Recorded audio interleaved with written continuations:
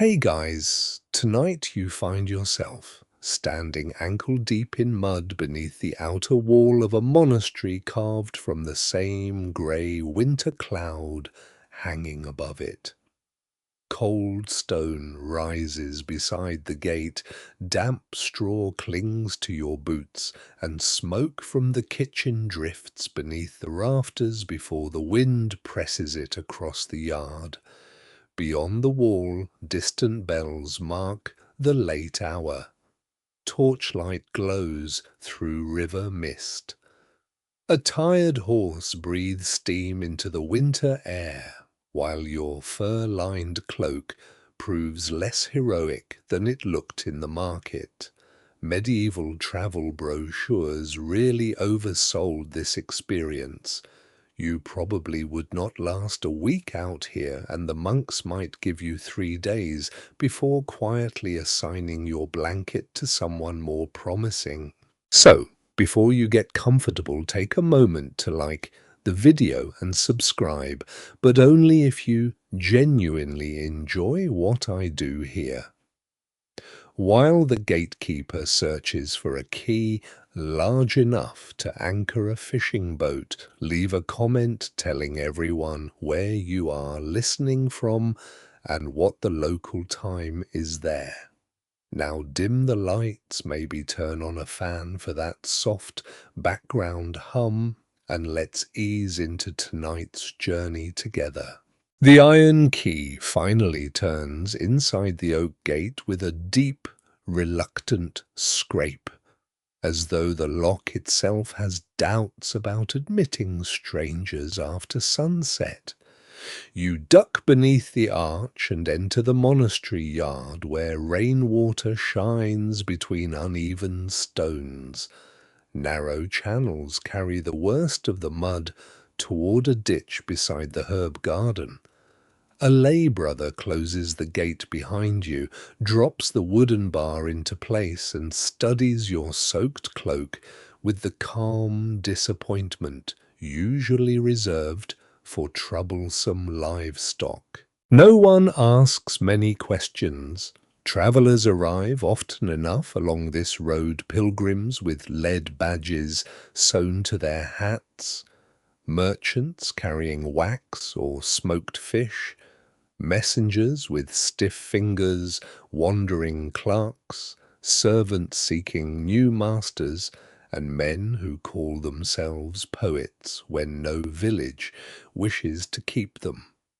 The monastery guest house receives them all, provided they surrender their weapons, behave during prayers, and do not complain too loudly about supper. You cross the yard behind the brother. Your boot slips once on wet stone, but you recover with the dignity of someone pretending to inspect the paving. To your left stands the church, its doorway framed by carved saints whose faces have softened beneath decades of rain. To your right, low buildings gather around the cloister kitchen, refectory, dormitory, infirmary, bakehouse, storehouse, and the writing room where men spend their lives copying other men's thoughts by candlelight. The air carries damp wool, wood smoke, boiled onions, horse sweat, beeswax, and the bitter scent of herbs drying beneath the infirmary eaves. It is not the perfume of a royal chamber, but it has the reassuring honesty of a place where everything serves some purpose.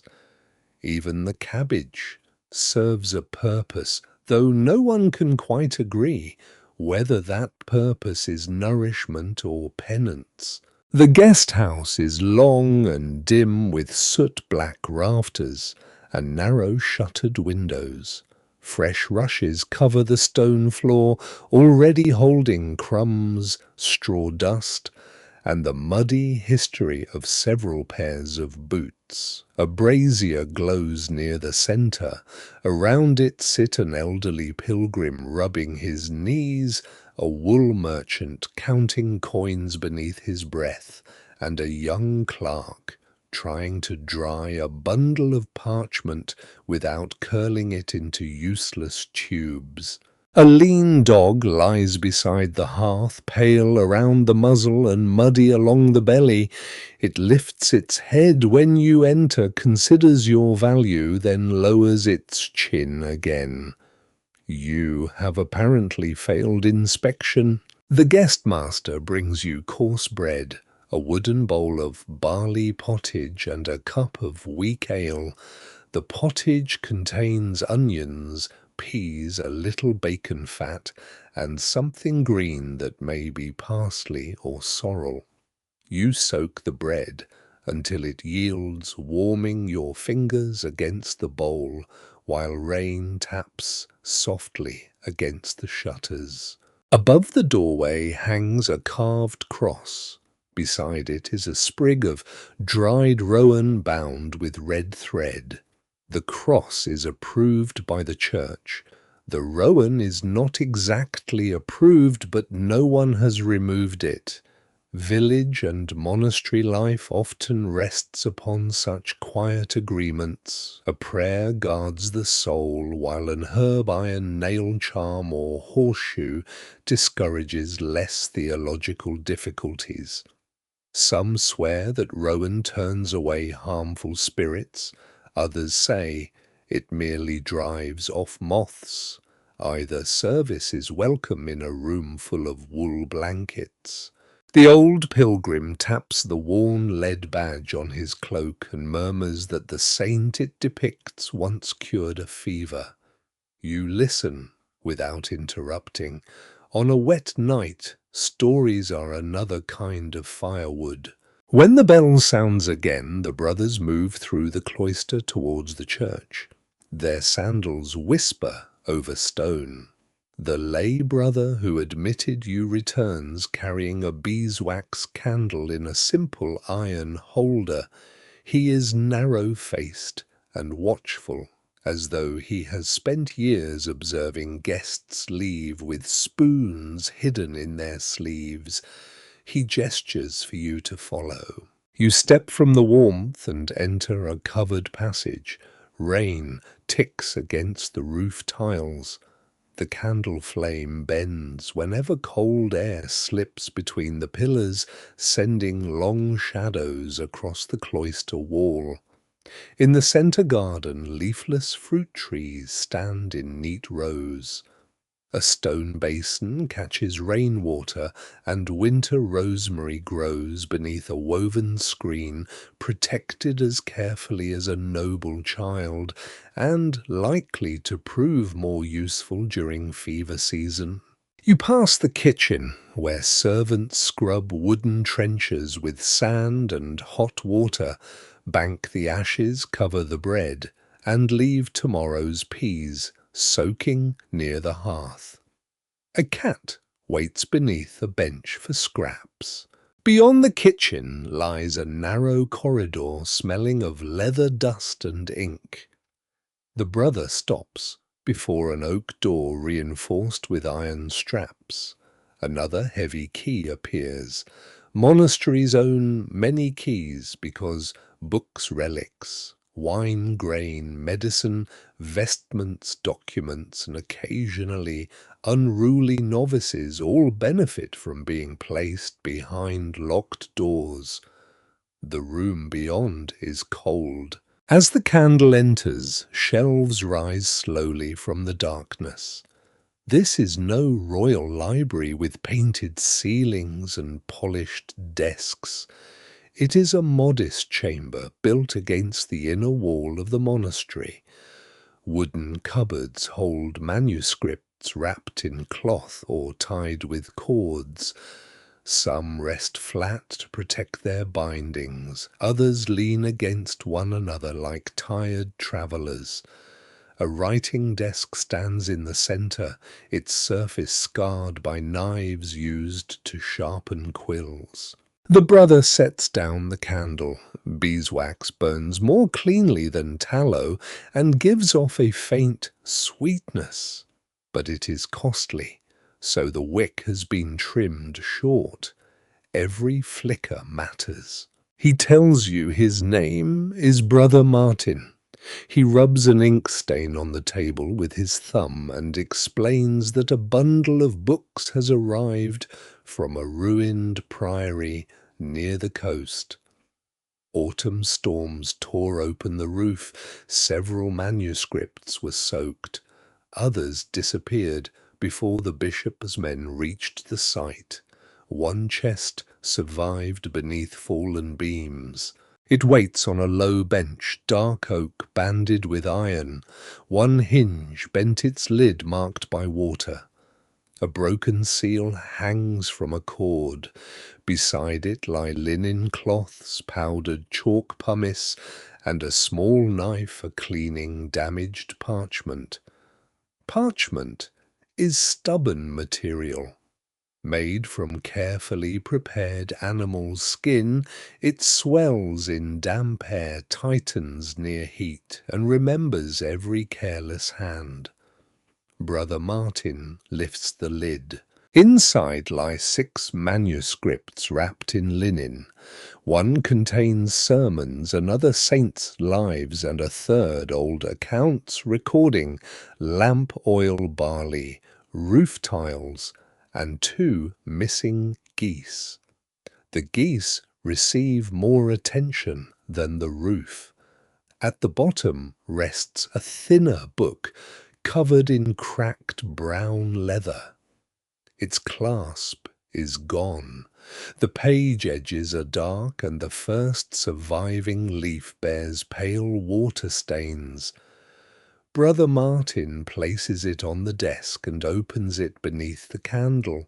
The writing is unfamiliar at first. It is not the square Latin hand copied in the monastery, nor the narrow script used by royal clerks. The letters curve and hook across the page, some like small temples, others like waves or branching twigs. Greek. You lean closer. Notes have been added between the lines by a later reader. Certain words are translated into Latin, though not always confidently. In one margin, a hand points toward an important sentence. In another, someone has drawn a tiny face with heavy eyes and a downturned mouth. The sketch is scarcely more than a few strokes, yet its tired expression seems strangely familiar. Brother Martin turns to a damaged passage. The words describe a person overcome by a lasting heaviness of mind, sleep broken before dawn, appetite fading, conversation becoming burdensome, fear arriving without an obvious danger. The ancient writer observes carefully. He notices silence, restlessness, suspicion, troubled dreams, and the way sorrow can separate someone from ordinary life, even while that person remains among family and neighbors. Then the explanation becomes uncertain. A few words survive clearly, others vanish beneath stains. A later note mentions bodily balance, another refers to a dark humor. A third suggests that the passage belongs to a famous physician, though the name is partly scraped away. No one can quite agree whether this manuscript preserves one author's work or fragments gathered from several older texts. You read the lines again. The ancient Greeks could recognize suffering, yet they could not fully explain it. They had no modern understanding of the brain, no clear map of the nervous system, and no single word that perfectly matches what later ages call depression. Their physicians, philosophers, priests, families, and poets approached sadness from different directions. Some saw bodily imbalance. Some saw a wounded soul. Some suspected grief.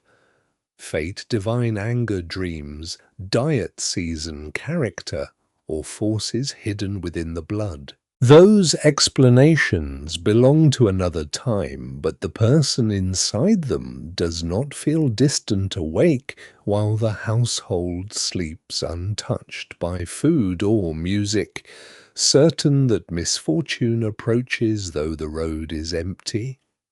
Brother Martin remains beside you.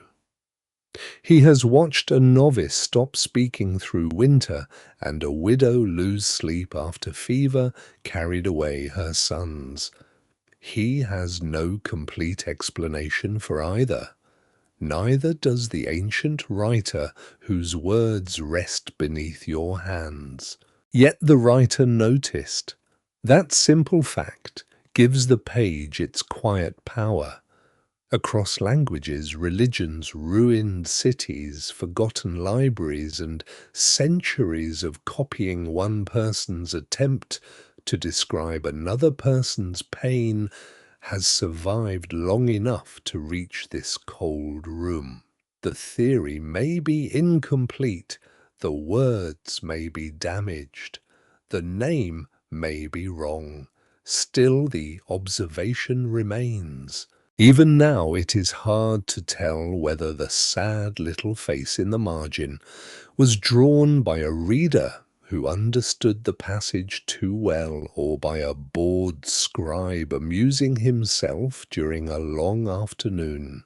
Medieval manuscripts preserve solemn prayers beside rabbits, fighting knights, snails confronting armored men, and dogs behaving with more dignity than bishops. Human attention wanders even when eternity is being copied. Brother Martin closes the book gently. The abbot wants it examined before the damp worsens. Some leaves may be copied, others may be repaired. If judged unimportant, a page could be scraped and reused, for parchment is expensive. Old words sometimes survive faintly beneath newer prayers, legal records, or accounts. Knowledge endures not only because people treasure it, but sometimes because they fail to erase it completely. The candle burns lower. Brother Martin wraps the manuscript again, leaving its damp edge open to the dry air. He asks whether you can read enough Greek to help compare it with another fragment kept at an abbey farther south. You are not entirely certain. Still, the road behind you is flooded, the guest house is warm by local standards, and the dog has not bitten you. These are respectable reasons to remain. You carry the thought of the manuscript back through the cloister. The rain has softened to a whisper. Wind moves beneath the eaves. In the kitchen, embers sink into ash. Horses shift in damp hay. The river beyond the wall slides unseen through darkness. When you return, the dog lifts its head and makes room near the hearth. You sit beside it, stretch your cold hands toward the coals, and listen as one final bell passes slowly above the roofs. Behind an iron-bound door, the Greek manuscript rests beneath linen, waiting for morning. Its old, uncertain words remain awake a little longer in your mind, the beginning of a path that will lead through temples, marketplaces, healing rooms, philosophical gardens, crowded feasts, sacred games, Roman halls, and all the strange places where ancient people tried to understand the burdens carried inside the human heart. The bell you heard before sleep returns while the sky is still black, passing through the guest house walls in a slow bronze tremor. You wake beneath a coarse wool blanket, with one hand numb beneath your cheek and the lean dog curled against your boots as though it has owned them for years. Around you, travellers breathe, cough, turn in the straw and bargain silently with the cold. For a few moments you do not remember the Greek manuscript. Then you smell damp leather and beeswax upon your sleeve, and the strange little face drawn in the margin returns to you, lowered eyes, a bent mouth, a sorrow reduced to 3 strokes of faded ink. Brother Martin is already waiting beyond the guest-house door. He stands beneath the covered cloister with his hood raised and a horn lantern in one hand. Frost whitens the garden beds, making the rosemary and sage appear dusted with flower. The rain has passed, but water still falls from the eaves in patient drops. Somewhere near the stable a servant curses softly at a frozen latch, then remembers where he is and changes the curse into a prayer. You follow Martin toward the infirmary. The dog follows you. Brother Martin glances back once. He does not object, though his expression suggests that the monastery already supports enough creatures that contribute little to the copying of manuscripts. The dog, unconcerned by criticism, trots beside you with its tail low and its nose close to the stones. The infirmary occupies a warmer building near the kitchen, where heat can be carried through a narrow passage and water does not need to travel far. Inside, the air is thick with smoke, vinegar, dried plants, and boiled linen. 3 low beds stand against the wall. A grey-haired brother sleeps in one wrapped so tightly that only his nose is visible. Another patient sits near the brazier with a cloth around his throat, drinking an infusion that smells of thyme and disappointment. Bundles of herbs hang from the rafters. Clay jars line a shelf marked with names for fennel, rue mint, comfrey, horehound, poppy mustard, and wormwood. There are small boxes of powdered minerals, a brass mortar, linen bandages, a bone-handled knife, and a polished wooden case containing instruments that no sensible traveller enjoys examining before breakfast. At the end of the room, an elderly infirmary named Brother Anselm bends over the Greek manuscript.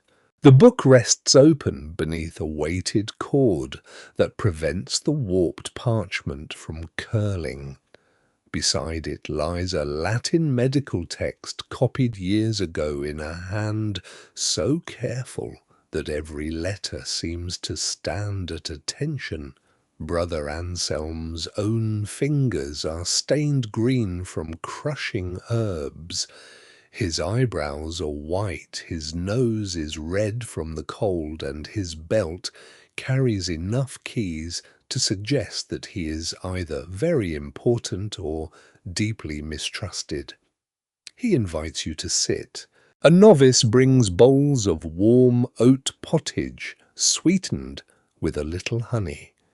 This is a generous addition, though the honey may have medicinal motives. Medieval healers recommend it for sore throats, weak digestion wounds, fatigue, and nearly any illness that improves when life becomes slightly less unpleasant. Brother Anselm points to the damaged line in the Greek manuscript. The translated note beside it contains the word melancholia. The word is formed from 2 older Greek terms, one for black and one for bile, black bile. It sounds more like something scraped from the bottom of a burned cooking pot than an explanation for human sorrow, yet for many Greek physicians it becomes one part of an intricate system used to understand the body and mind. You dip coarse bread into your pottage, while Anselm explains. Ancient medicine imagines the body as a place of balance. Four principal humours move within it: blood yellow, bile, black bile, and phlegm. Each has its own qualities.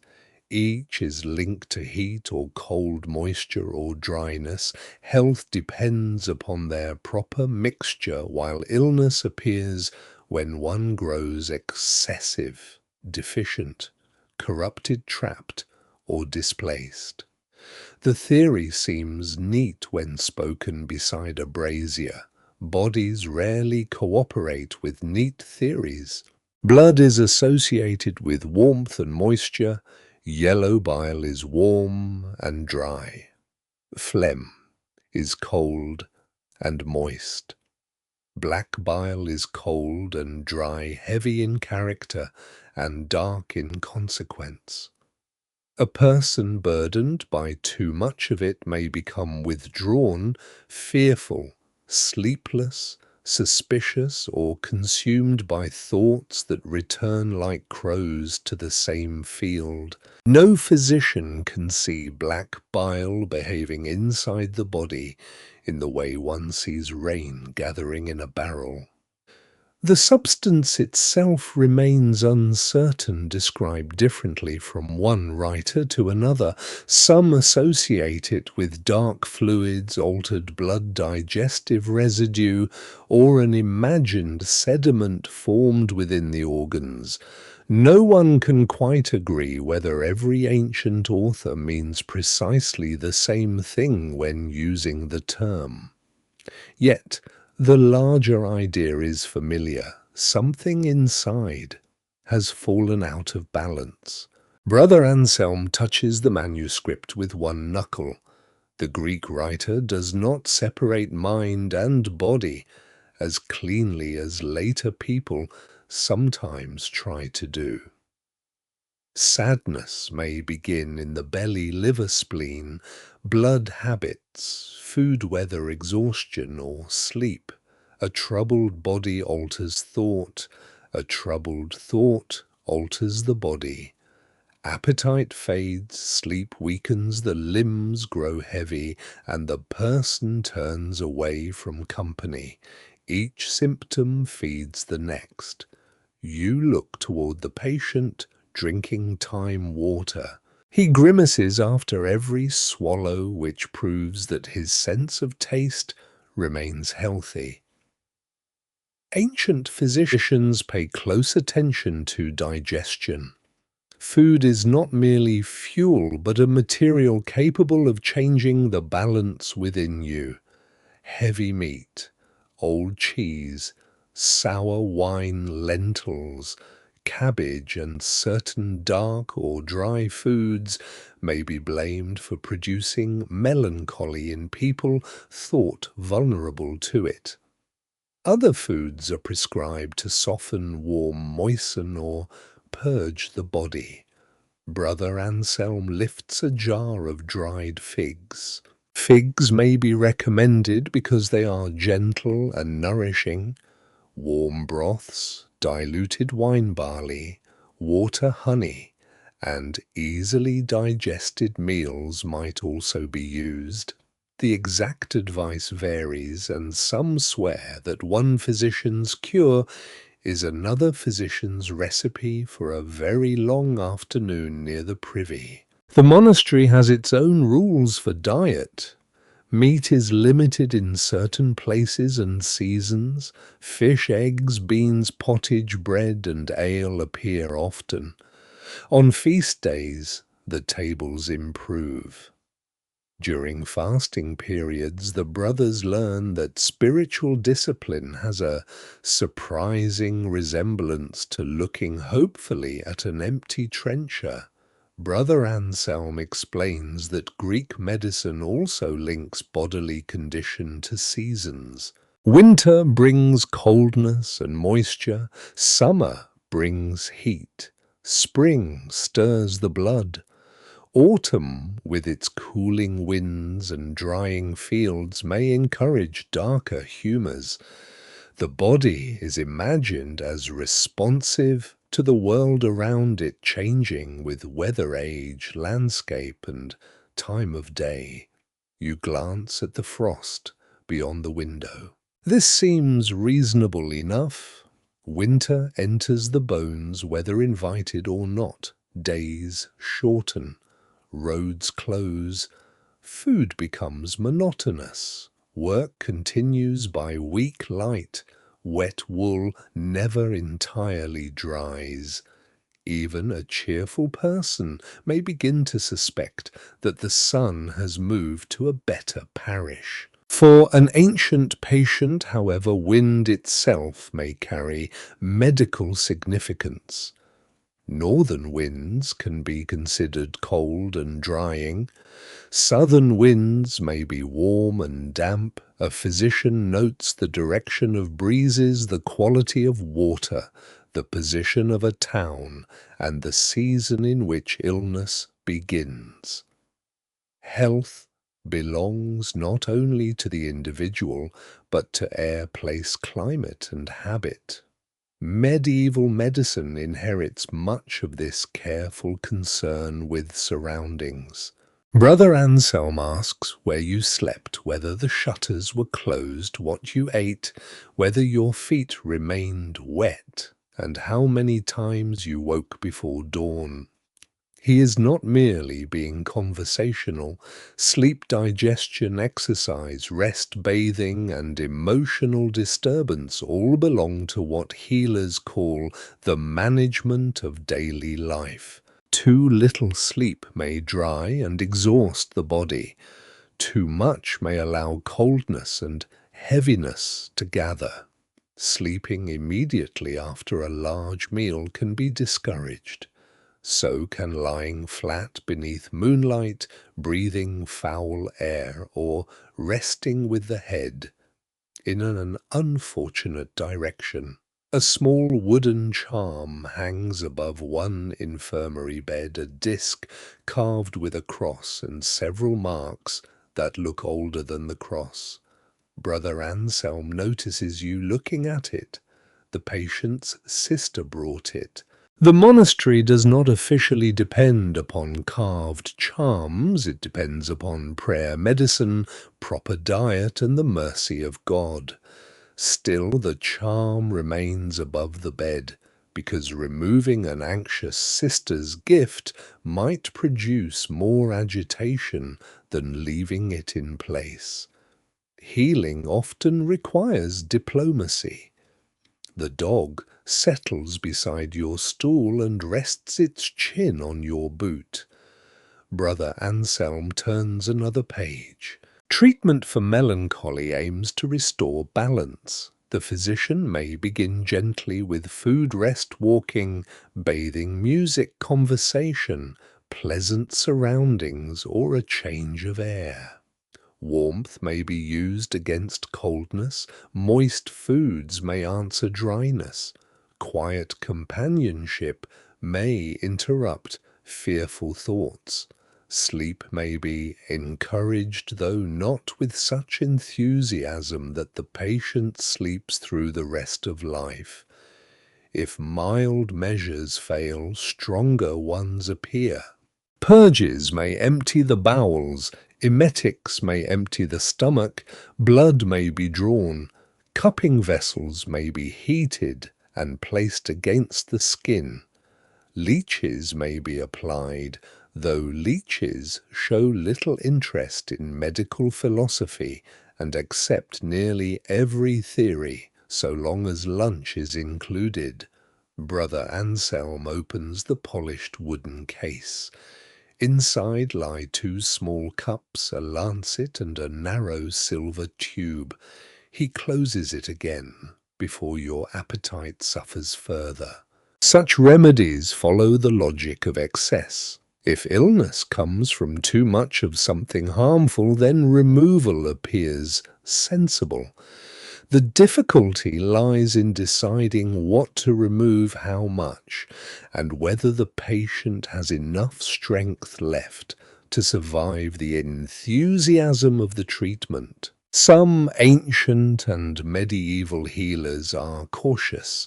They watch closely, adjust diets, and avoid dramatic intervention. Others possess the confidence of men who have never personally been asked to swallow their own prescriptions. Brother Anselm has seen bloodletting help swollen, feverish patients. He has also seen weak men become weaker. He says this without challenging the medical books directly. Monastic obedience encourages respectful disagreement, usually spoken in a tone soft enough that dead authorities cannot complain. The manuscript describes fear as well as sadness. A person with melancholy may dread a disaster that has not occurred. One believes enemies surround the house. Another fears divine punishment. Another imagines the body transformed or ruined. Ancient medical writers preserve strange examples: a man convinced he is made from fragile pottery, another certain that he has no head, another who avoids sitting because he believes his body cannot bear the pressure. Those stories may be accurate case descriptions, teaching examples, or tales polished by repeated copying.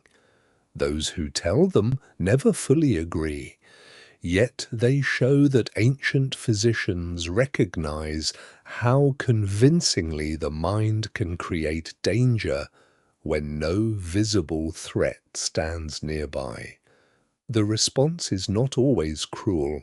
Some healers recommend reassurance, others advise gentle contradiction, distraction, travel music, familiar voices, or a carefully arranged shock intended to break the pattern of thought. The last method is risky. Startling a sorrowful person into health is the sort of idea that sounds far better when performed on someone else. Brother Anselm speaks of a farmer from a nearby village who stopped sleeping after his barn burned. The man became certain that every spark meant another fire. His family brought him to the monastery, where he spent several nights near the bakehouse because the scent of smoke frightened him. The infirmary did not bleed him. Instead, the man was given light work in the herb garden during daylight. At night, someone sat nearby while the ovens cooled. He drank watered ale with lettuce seed and listened to the bells. After many days, he slept. Brother Anselm does not claim a miracle. He does not know whether the work, the herbs, the company, the passing of time, or simple exhaustion helped most. Perhaps all of them did. The Greek system of humours cannot fully explain despair, but it gives healers a language for observation. It invites them to ask when the suffering began, how the person sleeps, what they eat, whether they move, whether they live in fear, and whether the world around them has become cold, lonely, or unstable. The theory fails when it treats every sorrow as a fluid problem. Grief does not always arise from the spleen. Fear is not always caused by winter wind. A person may eat correctly, sleep beneath warm blankets, and still wake before dawn with a heaviness no broth can lift. Yet, in a world without modern knowledge of brain chemistry, trauma, mood disorders, and the complex interaction between mind and body, the humours offer a map The map contains imaginary rivers, uncertain mountains, and several roads leading directly into swamps, but it is still an attempt to cross unfamiliar country. The morning brightens gradually. A novice opens the shutters. Pale light enters the infirmary, touching the clay jars, the linen bandages, and the warped Greek pages. Outside, brothers sweep water from the cloister walk. The suspicious lay brother passes carrying a basket of coarse loaves. He notices the dog beneath your stool and appears personally betrayed. You finish the last of your pottage. Brother Anselm mixes warm water with a little honey and dried mint, then places the cup beside the sleeping, grey-haired patient. He adjusts the wool blanket, checks the man's brow, and pauses long enough to make certain his breathing remains easy. The gesture is simple, older than any medical system. Theory may describe coldness, dryness, bile, wind, sleep, diet, and imbalance. Care still requires one person to remain beside another, to watch through the night, to warm a drink, to notice a change, and to believe that suffering deserves attention even when its cause cannot be named. The abbey bell sounds again. You and Brother Martin wrap the manuscript in linen and carry it from the infirmary. The dog rises and follows. Beyond the gate, mist lies over the fields and the southern road disappears between bare trees. Farther along that road stand places where ancient sufferers once sought help, not only from physicians, but from gods who were believed to speak through dreams. For now, however, black bile remains behind you in the cold infirmary, dark and uncertain upon the page, while the smell of mint smoke and damp wool follows you into the morning. The southern road leaves the monastery beneath a sky the colour of old pewter. Frost lies along the field edges, shining faintly between furrows where winter wheat hides below the soil. Brother Martin walks beside you, with the Greek manuscript wrapped in waxed cloth beneath his cloak, while the lean dog follows several paces behind, stopping whenever a hedge offers information too important to ignore. The abbey bells continue to sound until the road curves behind a low ridge. First, they are clear, then softened by distance and at last reduced to a faint trembling carried through the cold air.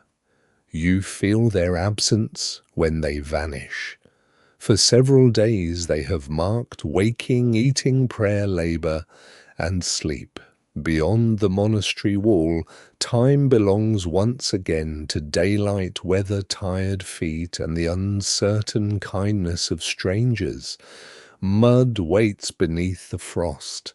By mid-morning, the thin, frozen crust breaks under your boots, and every step lifts a little more of the road with it. A cart has passed before dawn, leaving deep ruts filled with brown water. One wheel must be damaged, for its track wanders toward the ditch and returns again in a pattern suggesting either broken wood or a driver with great confidence and very little control. Brother Martin studies the marks. You remember the cartwheel mentioned by a merchant in the guest house, though no one can quite agree whether it broke near the river or beside the old gallows hill. Roadside information is like monastery ale, plentiful, weak, and best accepted without too much examination. The dog trots into one rut and emerges with all four legs darkened to the knee. You stop near a roadside shrine before noon. It stands beneath a bare hawthorn tree, little more than a stone niche, containing a weathered image of a saint. Travellers have left scraps of ribbon, a bent coin, 3 hazelnuts, a clay bead, and a strip of wool tied around the branches. A beeswax candle has burned down inside the niche, leaving a pale river along the stone. Brother Martin bows his head. You do the same, partly from reverence and partly because the wind has found the opening of your hood.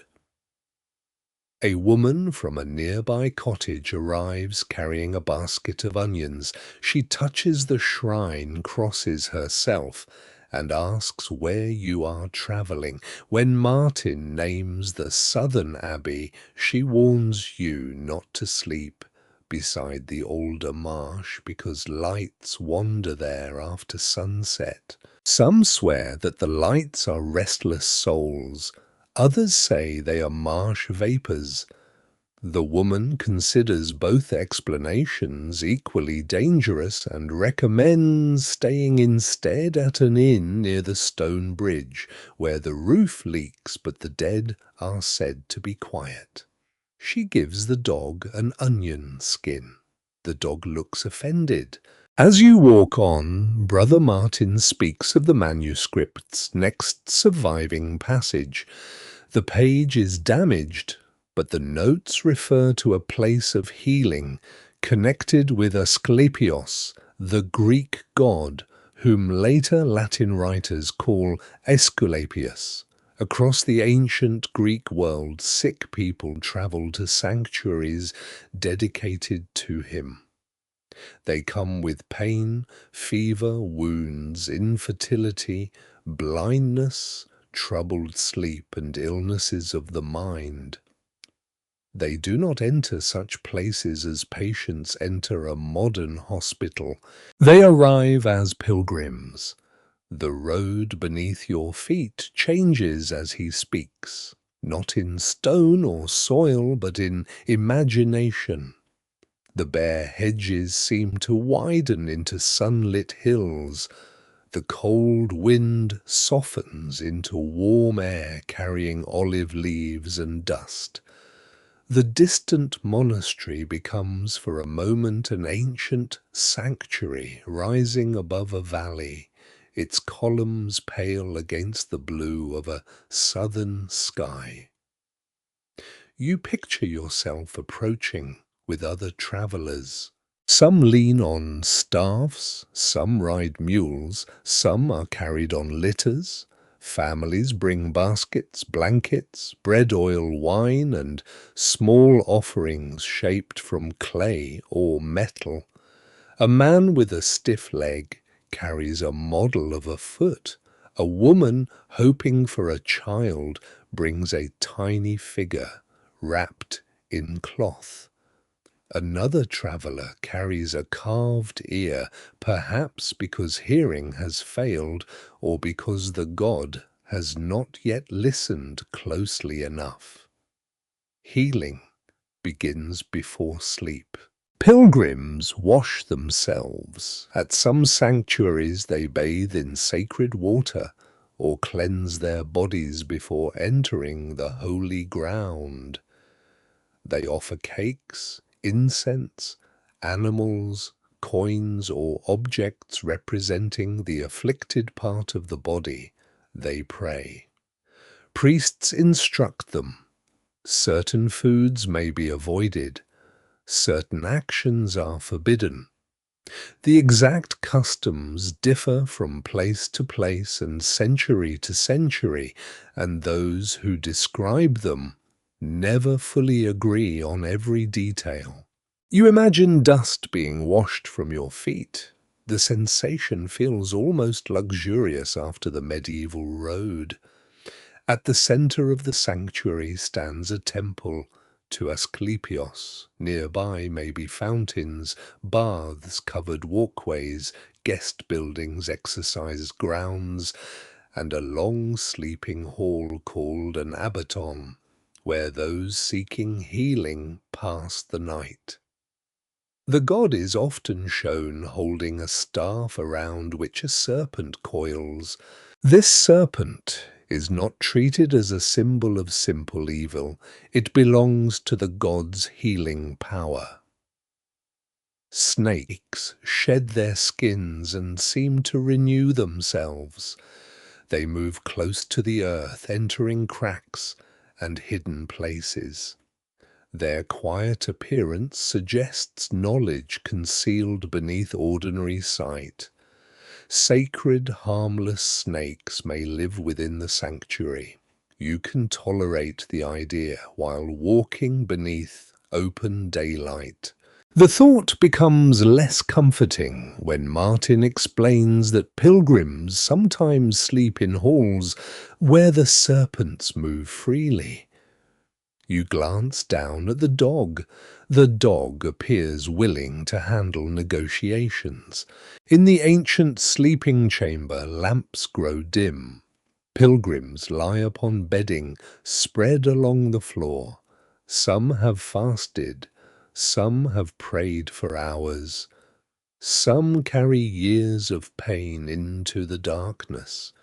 Priests may have prepared them with stories of earlier cures, building hope through accounts of the blind, restored the lame, walking wounds, closed children conceived, and despair lifted. Then the sanctuary becomes quiet. The sick wait for the god to come in a dream. This sacred sleep is known as incubation. The dream may reveal a cure, offer instructions, or present the god himself. Asclepios may appear as a bearded physician.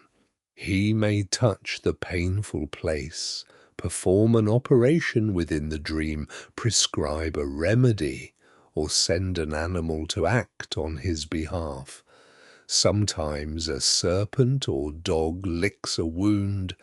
Sometimes the dreamer receives a command to bathe, walk, eat a particular food, make an offering, or undertake some action that seems ordinary only after the sacred night has given it meaning. No one can quite agree whether every recorded dream was spontaneous. Priests may have guided expectations.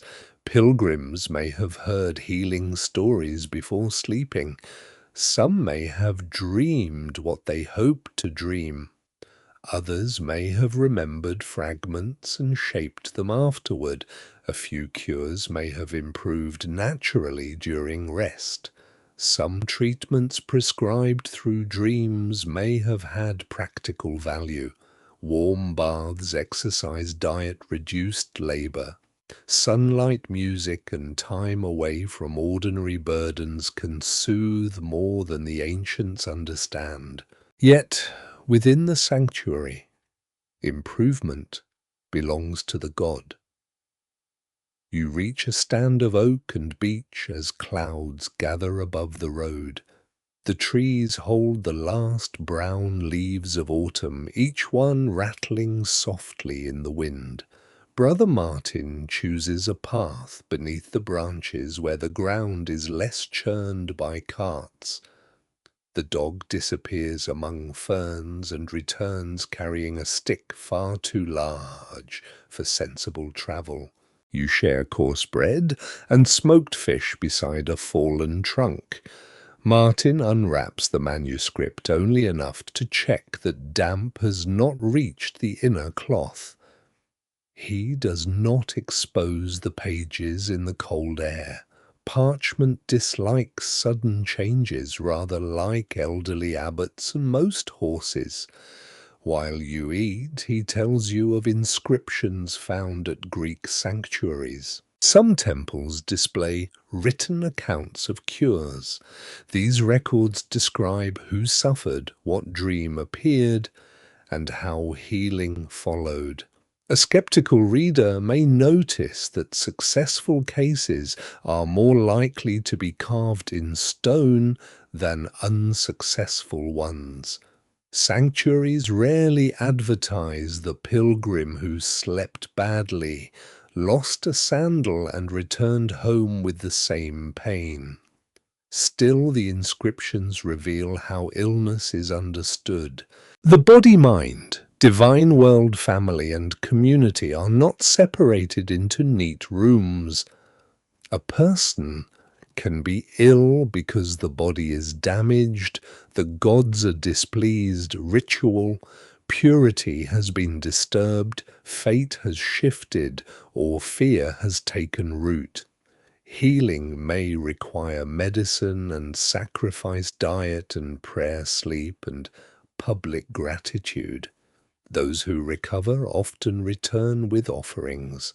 A healed hand may be represented by a clay hand, a restored eye by a carved eye. These objects gather around the sanctuary until the temple seems filled with fragments of human bodies, feet, breasts, ears, arms, wombs, faces, and fingers, each one a small record of pain brought into sacred space. You imagine candlelight moving across them. A wall of silent limbs is not especially soothing, yet each object carries hope.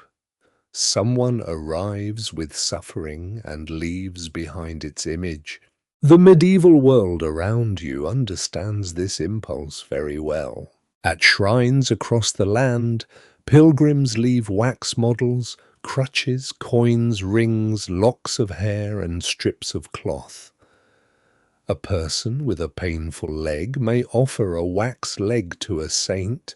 A mother may leave a small shoe after a child recovers. Chains hang near some tombs where prisoners claim miraculous release. The forms change, but the desire remains to make invisible suffering visible, to bargain, to thank, to leave proof that help once came. Brother Martin touches the pilgrim badge sewn inside his cloak. It bears the image of a saint whose relics rest in a church beyond the southern hills. He does not claim that the badge itself heals, still he keeps it close. The path descends toward a narrow river by late afternoon. A stone bridge crosses the water in 3 low arches. Beside it stands the inn the onion seller mentioned, its roof patched with reeds and slate. Smoke rises through a hole near the ridge. 2 geese patrol the yard with the authority of minor nobles. The innkeeper demands a bridge toll even though he does not own the bridge. Brother Martin disputes this. The innkeeper explains that the payment is not for crossing, but for assistance should you fall in. This distinction pleases him greatly. Martin pays 1 small coin, mostly to prevent the discussion from lasting until Lent. Inside the room is low, smoky, and crowded with damp travellers. Rushes cover the floor. Iron hooks support kettles above a central hearth. A pot of pottage contains beans, leeks oats, and a piece of salted pork that appears to have survived several dynasties. You sit near the wall beneath a wool blanket while the dog dries by the fire. A travelling herb seller shares the bench. Small linen packets hang from his belt, each marked with ink or tied in a different knot.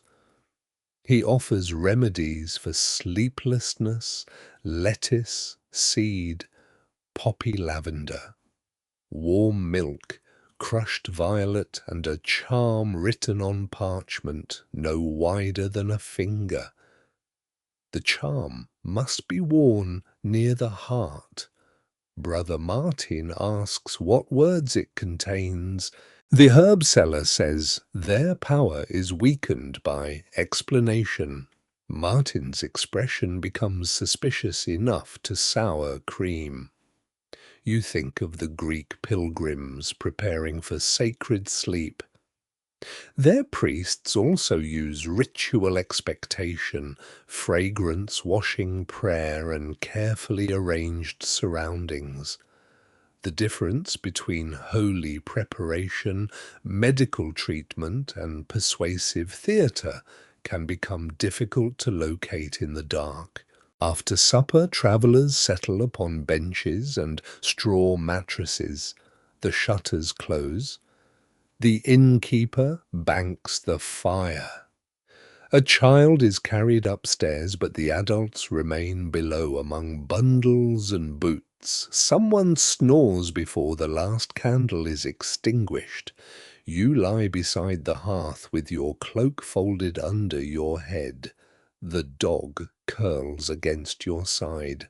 For a while you listen to rain begin on the patched roof. Water finds one opening and falls into a wooden bowl with a steady, hollow note. Across the room the herb seller mutters in his sleep. Brother Martin rests near the manuscript chest, one hand close to the strap. You imagine yourself again in the abaton. The inn becomes a sacred sleeping hall. Rain becomes the murmur of a Greek fountain. The smell of wet wool becomes incense and warm oil. Travellers around you become ancient pilgrims waiting in darkness, each carrying an illness no one else can fully see. A serpent moves between the beds. In your imagination it is smooth and quiet, its scales catching the final lamp glow. No one cries out. No one reaches for a stick. The creature belongs here. It passes like a living prayer through the sleeping hall. Then the god comes. Perhaps he appears with a staff. Perhaps he speaks. Perhaps he places a warm hand upon the brow of someone who has not slept peacefully for months. Perhaps he gives no miraculous cure, only a simple instruction: rise with the sun, walk beside the sea, eat lightly, speak with companions, return after 7 days. The dreamer wakes believing healing has begun. That belief matters. It may calm fear. It may restore routine. It may give the sufferer permission to rest, hope travel, or accept care. It may gather family members around a shared plan. It may transform random improvement into a story with shape and purpose. But belief does not cure everyone. Some pilgrims leave unchanged. Others grow worse. A dream may not come. A priest may blame insufficient purity, poor faith, hidden wrongdoing, or misunderstood instructions. The sufferer can be burdened not only by illness, but by failure to receive the expected miracle. The ancient sanctuaries offer comfort, rest, ritual, and community, yet they cannot fully explain persistent despair. A troubled person may sleep beneath the god's roof and wake beneath the same weight. Outside the inn, rain runs from the eaves. You wake briefly before dawn, uncertain whether you dreamed of serpents or only felt the dog's tail move beneath the blanket. The half-burned candle near the door gives one final tremble and goes dark. For a few quiet moments the whole room rests without bells, prayers, or instructions. You lie still among strangers, listening to their breathing and the river beneath the bridge. Somewhere beyond winter fields, an ancient temple exists only in broken stone and copied words. Yet its sleeping pilgrims remain easy to imagine. They close their eyes because knowledge has failed them. They close their eyes because hope has not. Dawn enters the inn reluctantly, first as a grey line around the shutters, and then as a pale wash across the rush-covered floor. The rain has stopped, though water still drops from the eaves into the wooden bowl beside the hearth. Each hollow note sounds farther apart than the last. You sit up beneath your wool blanket. The dog lifts its head from your side and yawns with such depth that for a moment it appears to be reconsidering the whole arrangement of creation. Across the room, Brother Martin is already awake. He checks the waxed cloth around the Greek manuscript, tightens the leather strap, and gives a small nod when he finds the pages dry. The herb seller sleeps on with one hand curled around his belt of remedies. His charm for sleeplessness has not improved his manners, but it has apparently worked very well on him. The innkeeper serves warm ale, yesterday's bread, and a thin onion broth. You eat beside the smoky hearth, while a servant gathers the old rushes with a wooden rake. Beneath them lie bones, nutshells, bits of thread, a lost buckle, and enough crumbs to support a private kingdom of mice. Fresh rushes will be spread later, perhaps mixed with sweet flag or dried herbs to soften the smell. A clean medieval floor is often less a matter of removing the dirt than persuading it to smell respectable.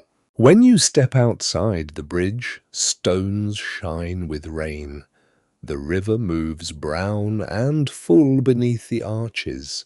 Mist hangs over the water, hiding the far bank, until the rising light slowly draws out older trees, a muddy track, and a field where 2 oxen wait beneath their breath. You cross without falling in, thereby wasting the innkeeper's promised rescue service. The southern road climbs through low hills. The cold is gentler than before, and by mid-morning the clouds begin to break. Sunlight touches the wet hedges. Crows rise from a ploughed field, turning together above the furrows before settling farther away. Brother Martin walks quietly. The manuscript rests against his chest, wrapped beneath his cloak, while the dog ranges ahead and returns as if making certain the road continues to exist. The healing temple follows you in thought. You remember the sleeping pilgrims, the sacred serpents, the hope that a god might arrive in a dream and offer the one instruction capable of making suffering bearable. Yet the Greeks do not seek answers only in temples. Some sit in gardens, shaded walks, gymnasia, porches, courtyards, and private houses, asking whether the mind can be trained to meet sorrow differently. The road bends through a grove of bare trees. In imagination, their branches grow silver-green leaves. The wet earth turns to pale dust. A winter field becomes an ancient garden beneath a warm sky, and you find yourself walking under olive trees while men in simple cloaks argue in voices kept low by the afternoon heat. No single philosopher gives you one Greek explanation for despair. Some place the problem in judgment, others place it in desire, some blame disorder within the soul, some speak of habit and character, others turn toward fate, nature, pleasure, virtue, or the limits of human control. Those who tell the story later often gather these thinkers together as though they share one long conversation. In truth, generations separate many of them. Their schools disagree. Their students quarrel over what their teachers meant. Even now it is hard to tell whether certain sayings belong to the famous master, a devoted follower, or a later writer, improving the memory of both. Still beneath the imagined olives the arguments begin. You first encounter the thought that sorrow can arise when the soul loses order. The soul in this view is not merely a ghost hidden inside the body. It includes reason, appetite, courage, anger, longing, and the forces that move a person toward or away from action. When these parts do not live in harmony, the self resembles a household in which every servant believes he is the steward, and the steward has locked himself in the pantry. Reason should guide, desire should accept limits, courage should support what is right. When appetite rules, a person becomes dragged from pleasure to pleasure without peace. When fear rules, danger multiplies in the mind. When anger rules, every face becomes an insult. You think of the Greek manuscript's description of sleepless suspicion. A physician might say that black bile has grown excessive. A philosopher might say that judgment has become distorted, or that the soul's parts no longer obey their proper order. Both look at the same suffering and draw different maps around it. At a low mound crowned by broken stones, you pause to share cheese and dried apples. Some swear a silent hermit once lived there. Others say he was only avoiding taxes. The dog receives the rind with the solemnity of a bishop accepting a relic, and the imagined conversation continues. Another philosopher tells you that sorrow grows from desire directed toward unstable things. Wealth can vanish, health can fail, beauty changes.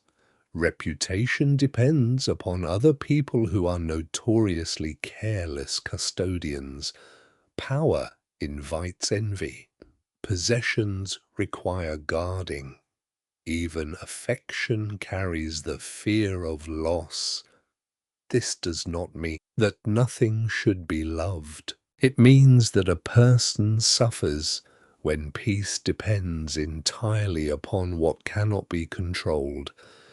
If you believe happiness requires perfect health, obedient children, loyal friends, secure property, public admiration and favorable weather, then happiness has been assigned a workload no human condition can support. You look at your muddy boots. Favorable weather alone has already failed. Some ancient schools advise reducing desires, eat simply, rest when tired, seek friendship, avoid needless ambition, learn which wants arise from nature and which are manufactured by vanity, comparison, or fear. A loaf shelter, water companionship, and freedom from immediate pain may be enough for contentment. A jeweled cup, a louder title, a larger house, and a better seat at a feast often create fresh anxiety, rather than ending old anxiety. The idea sounds peaceful beneath an olive tree. It becomes more complicated when hunger is real, winter stores are low, or a lord's tax collector appears before the grain is threshed. Philosophy can teach restraint, But poverty does not always wait to be interpreted. The peasants you pass later understand desire in practical terms. Women mend wattle fences, a man repairs a cowshed roof, and turnips are packed into straw-lined baskets for winter. The reeve records manna dews with notches cut into a tally stick. An excellent system until a half is lost or interpreted by someone with an imaginative sense of arithmetic. At the village well, a woman hides a blue bead beneath her cloak to guard against the evil eye. The priest condemns such charms and has somehow failed to notice this one for 6 winters. Some customs survive because everyone agrees not to look directly at them. The road leaves the hamlet and enters higher ground. Wind passes through brown grass. Far below, the river shines between fields. Brother Martin says that another family of philosophers would ask not how to eliminate every painful feeling, but how to judge events correctly. You cannot command the world. You can command, or at least practice commanding your response. Illness, exile, insult, poverty, and death may not belong to your choice. Your judgments, intentions, and actions belong more closely to you. Suffering deepens when you demand that the outer world obey your wishes. Peace becomes more possible when you distinguish what lies within your control from what does not. The teaching is stern.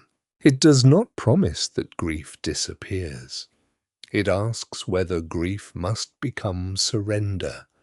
It tells you that another person's cruelty can damage your body property or standing, yet cannot force you to become cruel in return. You suspect this is easier to say while wearing a clean cloak in a shaded school. Still the thought has weight. Brother Martin knows it in another language. Monastic life trains the brothers to endure cold offices before dawn, poor sleep, thin meals, difficult companions, and tasks that repeat whether the spirit feels willing or not. A monk cannot choose the weather, the bell, or the temperament of the man seated beside him in the refectory. He can choose whether to slam the psalter shut. Most days this counts as progress. The bell interrupts preference, calling the body from bed and the hand from work. Whether this brings freedom or merely punctual irritation depends upon the monk and the morning. You walk until the light begins to soften. The road enters a broad wood where oak leaves lie copper brown beneath your boots. At a crossroads chapel, a charcoal burner gives you water warmth near his turf-roofed hut and news of a toll keeper whose honesty changes after sunset. Inside, a faded saint watches over a clay lamp, a shriveled apple, 2 pins, and a twist of wool. Offerings collect even in lonely places. You sit on a bench while Brother Martin unwraps the manuscript. The Greek page contains no full philosophical argument, only a later marginal note mentioning fear judgment and the governance of the soul. The hand is Latin and several centuries younger than the main text. An ink-stained reader has connected medical melancholy with moral philosophy. That connection can comfort, but it can also wound. If sadness comes from poor judgment, weak character, uncontrolled desire, or failure to discipline the soul, then the sufferer may be blamed for suffering. A person already burdened by despair can be told to reason better, pray harder, work more, or stop yielding to thoughts that feel beyond control. Ancient philosophers often offer subtle teachings, yet ordinary listeners can turn subtlety into accusation. The difference between your response has some power and your pain is your fault is enormous. Spoken carelessly, one becomes the other. Brother Martin traces the note without touching the ink. He remembers a novice named Peter who once feared that every distracted prayer revealed a corrupt soul. The more Peter tried to force perfect devotion, the more his thoughts scattered.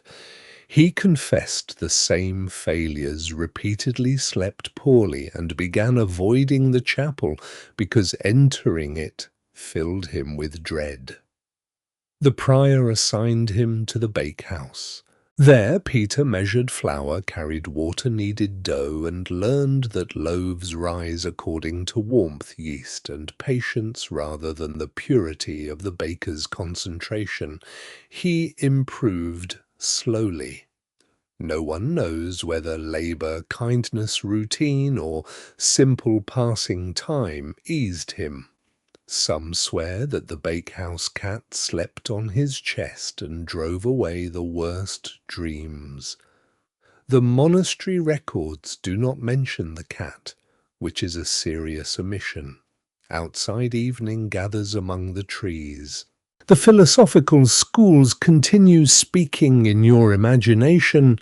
One tells you to govern desire, one asks you to examine judgment, one asks you to build virtue through habit.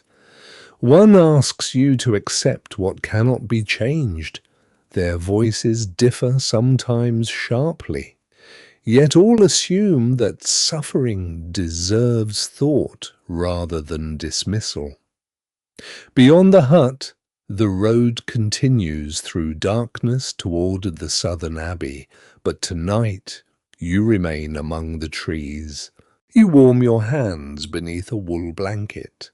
Hear the dog breathe near the embers and let the arguments grow quieter, until reason, desire, fate, and the restless soul become only names passing through the dark. The forest releases you slowly. At first light, the charcoal burner lifts the bar from his door, and cold air enters the hut with the confidence of a tax collector. The dog rises from the embers, stretches each leg in turn, and looks toward the road as though it has personally arranged the weather.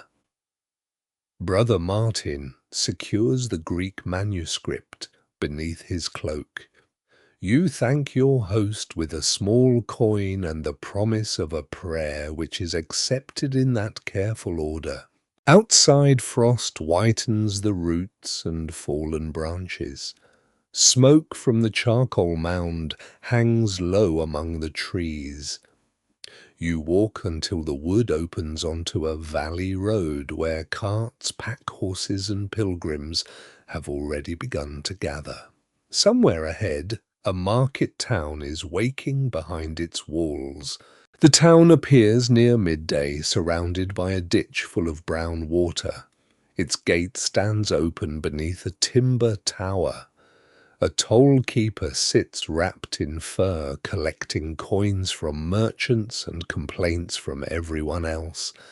A basket of eggs costs one rate, a cart of wool another, and a traveller with no goods is charged according to how prosperous he looks. Brother Martin suddenly looks very poor. You attempt the same expression, though your cloak is already helping. Inside the walls, streets narrow between houses whose upper floors lean toward one another. Gutters run along the center. Bakers display round loaves beneath linen cloths. A fishmonger arranges smoked eels in rows. A woman shouts the price of onions while a boy carries hot pies through the crowd and trusts everyone far more than history recommends.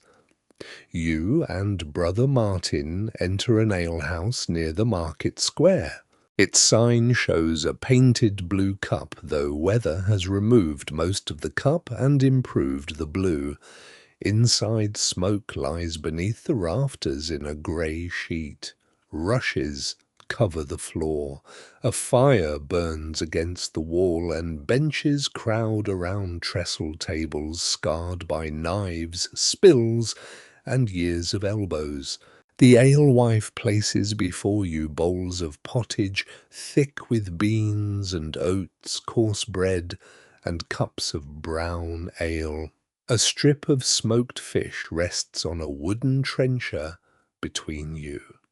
The dog settles beneath the table, where it immediately begins studying the moral weaknesses of nearby diners. At the far end of the room, a travelling scholar speaks to three merchants. He is narrow, ink-fingered, and bearded in a way that suggests trimming during an earthquake. A leather satchel rests beside him.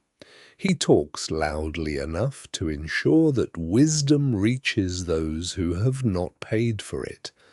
He claims that the greatest minds are often the most troubled. One merchant asks whether this explains scholars. The scholar says it explains greatness. The merchant says he was asking about scholars.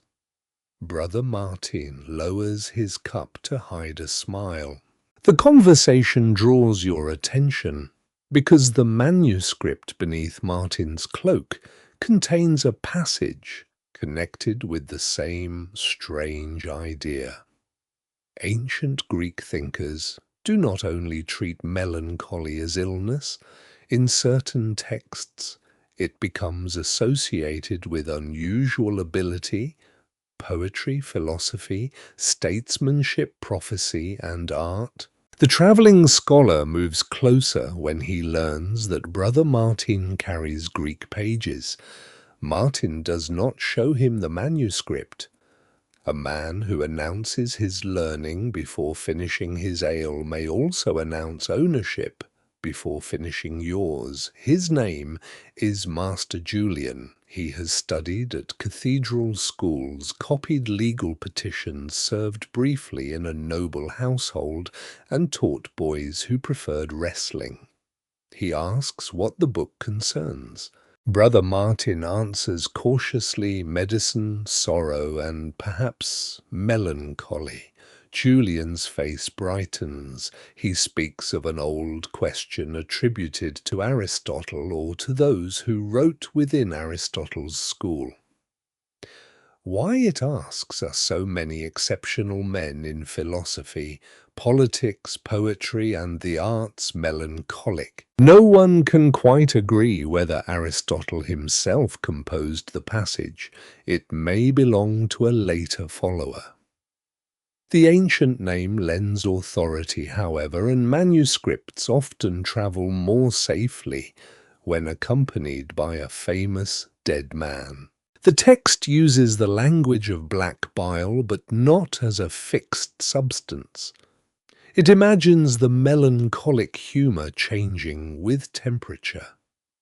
When excessively cold, it may lead to dullness, fear, and despondency. When heated too far, it may bring agitation, ecstasy, recklessness, or frenzy. In a balanced state, it may contribute to unusual concentration, sensitivity, imagination, or courage. This gives bodily form to a visible mystery. Why does one poet hear meaning in ordinary grief? Why does a prophet speak with terrifying certainty? Why does a ruler remain awake, imagining dangers hidden from calmer people? Why does a philosopher refuse simple answers that satisfy everyone else?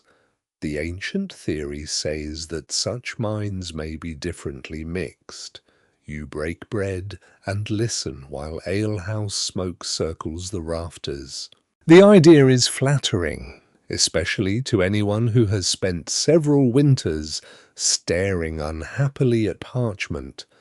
A scribe with cold hands can call himself tormented by genius rather than underdressed.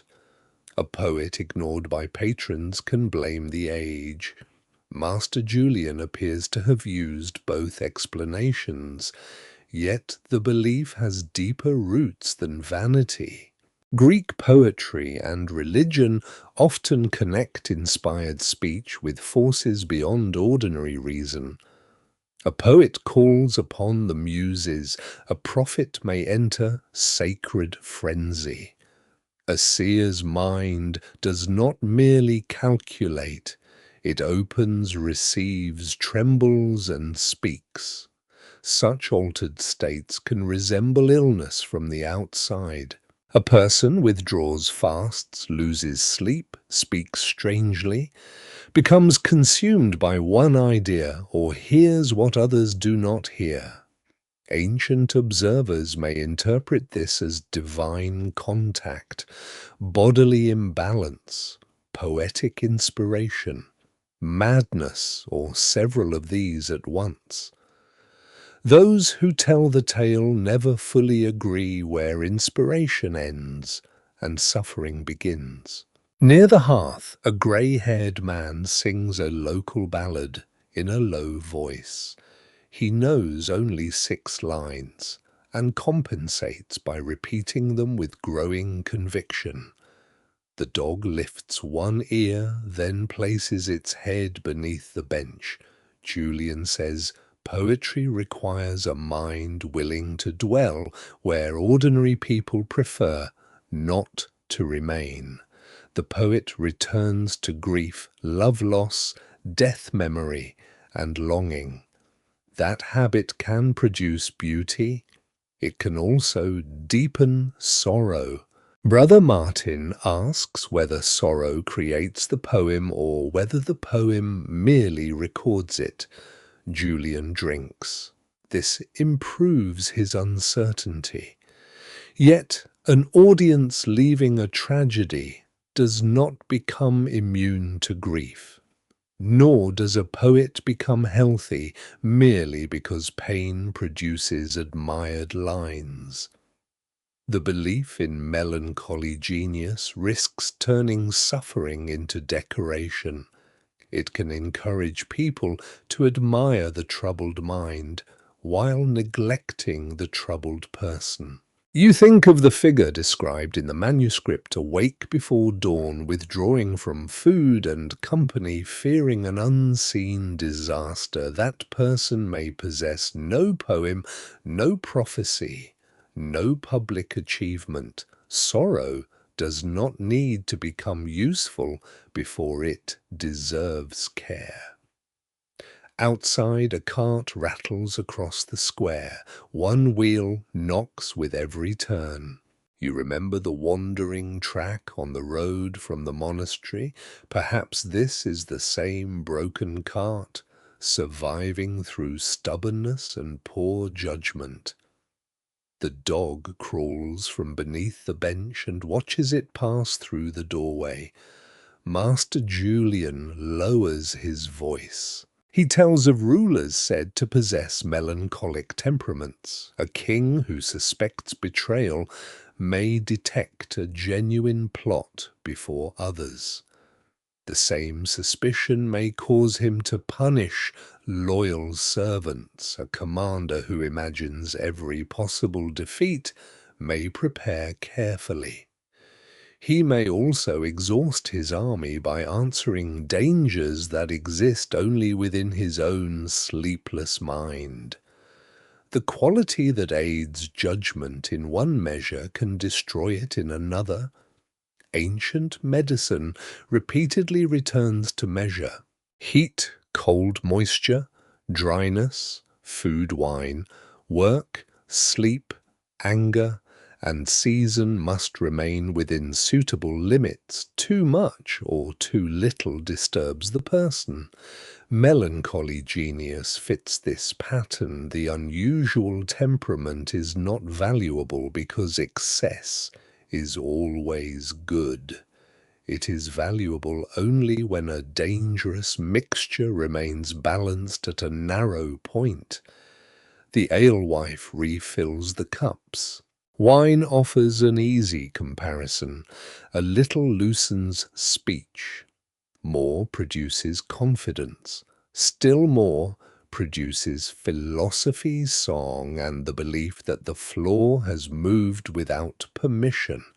What appears as inspiration at 1 cup becomes confusion at 5. Julian claims black bile behaves somewhat like wine within the body, altering the mind according to its condition. Brother Martin asks how anyone proves this. Julian says ancient authorities observed it. Martin asks how they observed black bile becoming hot. Julian takes another drink and says some truths are known through their effects. The suspicious monk at the abbey would enjoy this answer very little. Afternoon clouds darken the room. The alewife lights a tallow candle in a wall bracket. Its flame throws uneven light across faces, making each traveller appear wiser or more criminal, depending on the angle. A woman near the door sells bundles of dried vervain and St. John's wort. She says they drive away gloomy thoughts and protect against night spirits. 1 bundle is tied with red thread and a tiny iron key. Brother Martin asks which part matters most. She says the full bundle costs 2 pennies. Medieval remedies often unite practical herbs, inherited symbolism, prayer, and salesmanship with admirable efficiency. As evening approaches, Master Julian opens his satchel and removes wax tablets. He reads a Latin verse of his own composition, comparing the human heart to a winter orchard. It is not terrible. This disappoints Brother Martin, who has prepared himself. Julian admits that he writes most easily when unable to sleep. Night quiets the streets. Household demands fade and thoughts grow louder. He calls those hours both gift and affliction. Sleeplessness provides time. Solitude provides focus. Sensitivity makes details vivid. Restless thought joins distant things. A person excluded from ordinary ease may observe ordinary life with unusual sharpness. But none of this means anguish is necessary for art. A rested poet can still write. A contented scholar can still think. A healer should not preserve suffering merely because someone admires what emerges from it. The fire that warms a hall can also consume the roof, and no sensible household praises the flames while refusing water. Melancholy itself changes meaning across centuries. It can be a humor, a temperament, a passing sadness, a medical illness, a spiritual trial, an intellectual pose, or a source of inspiration. The same word gathers many shadows. Night settles outside the alehouse. Merchants leave for lodgings. The singer by the hearth reaches the same 6 lines again, now with less melody and more personal feeling. The alewife sweeps nutshells toward the door. Brother Martin decides you will remain until dawn, for the town gates are closed and thieves are said to hide near a ruined chapel beyond the wall. Some swear the thieves are real, others say innkeepers began the rumour to discourage late departures. You receive a place in the loft above the common room. The ladder creaks under your weight, damp hay covers the boards and wool blankets hang from pegs. Through gaps in the floor, firelight rises in thin golden lines. The dog turns 3 circles beside you and lies down with its nose beneath its tail. Below, Master Julian continues speaking to Brother Martin. His voice becomes softer.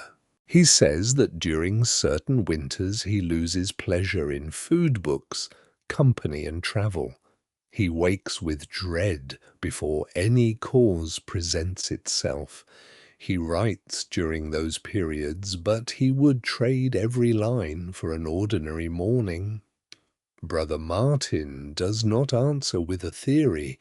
He does not mention black bile, divine frenzy, weak character, or exceptional gifts.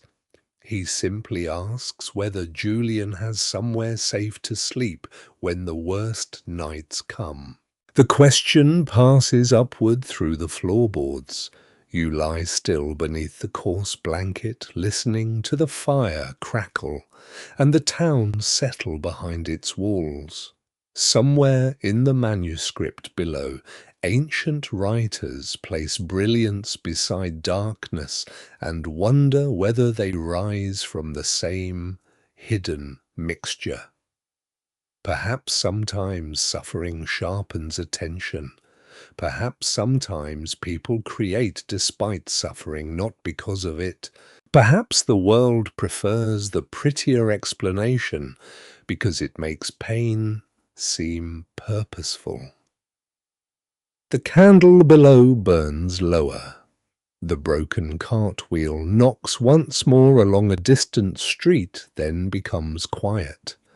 The dog presses its warm back against your boots.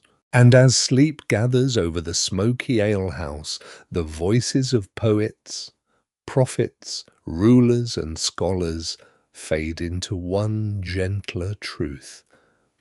A troubled mind may produce remarkable things, but it remains a troubled mind, deserving warmth before admiration bred, before legend and companionship, before anyone asks it to become immortal. Morning finds the alehouse quieter than it deserves to be. The grey-haired singer sleeps beneath the table with one hand still curled around his cup. Master Julian has gone before dawn, leaving behind a folded scrap of verse, an unpaid halfpenny, and the impression that genius travels light by ensuring others carry the cost. Brother Martin reads the verse, once places it inside his sleeve, and pays the alewife without comment. You climb down from the loft. The dog follows and accepts a crust with the grave courtesy of a visiting lord. Outside, the market square is already loud with wheels, hooves, bells, and bargaining voices. Merchants raise awnings, women spread onions, cheese wool, thread candles, dried apples, and clay pots across wooden boards. A fish seller sprinkles water over his wares to make yesterday look more persuasive. The broken cart stands near the fountain. One wheel leans outward at an angle that no carpenter would call hopeful. Its owner kneels beside it with a mallet, 2 wedges, and a vocabulary unsuitable for a monastery road. You recognize the wandering track left in the frost. The cart has reached town by patience rope and the ancient belief that one more strike will solve a structural problem. Brother Martin leads you across the square toward the southern gate, but the crowd slows your steps. A manor steward collects market tolls, marking payments on a waxed tablet. Two women argue over the measure used for grain.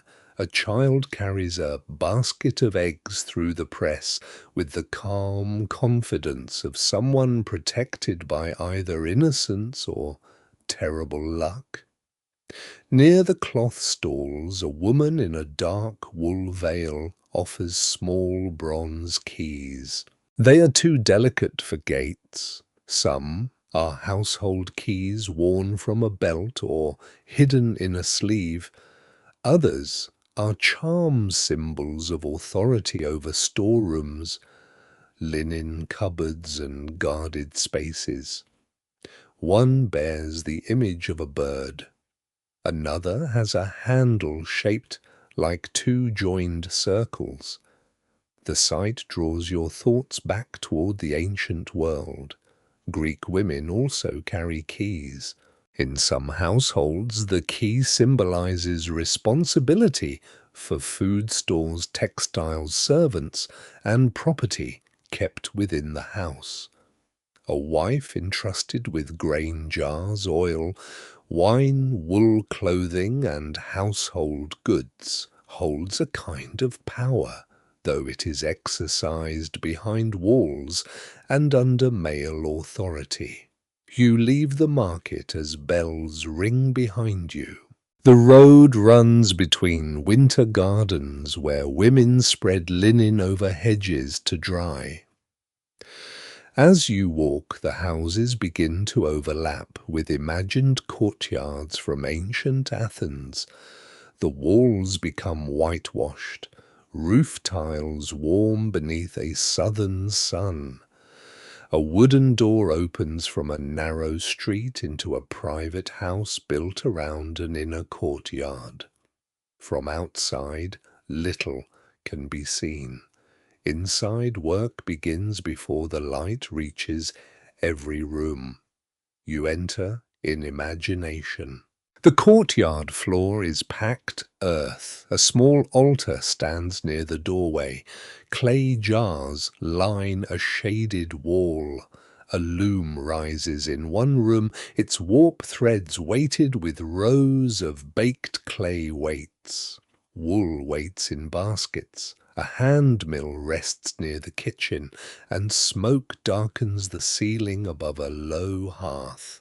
Women move through this space with practiced purpose. One spins wool with a spindle and distaff. Another checks bread beneath ash. A servant carries water.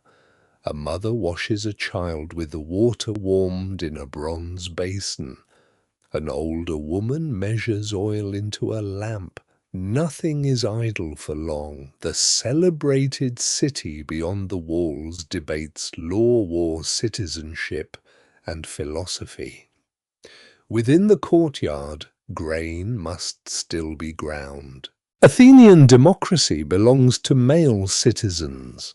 Respectable citizen women do not vote in the assembly, hold ordinary political office, or speak as equals in the institutions praised by later generations.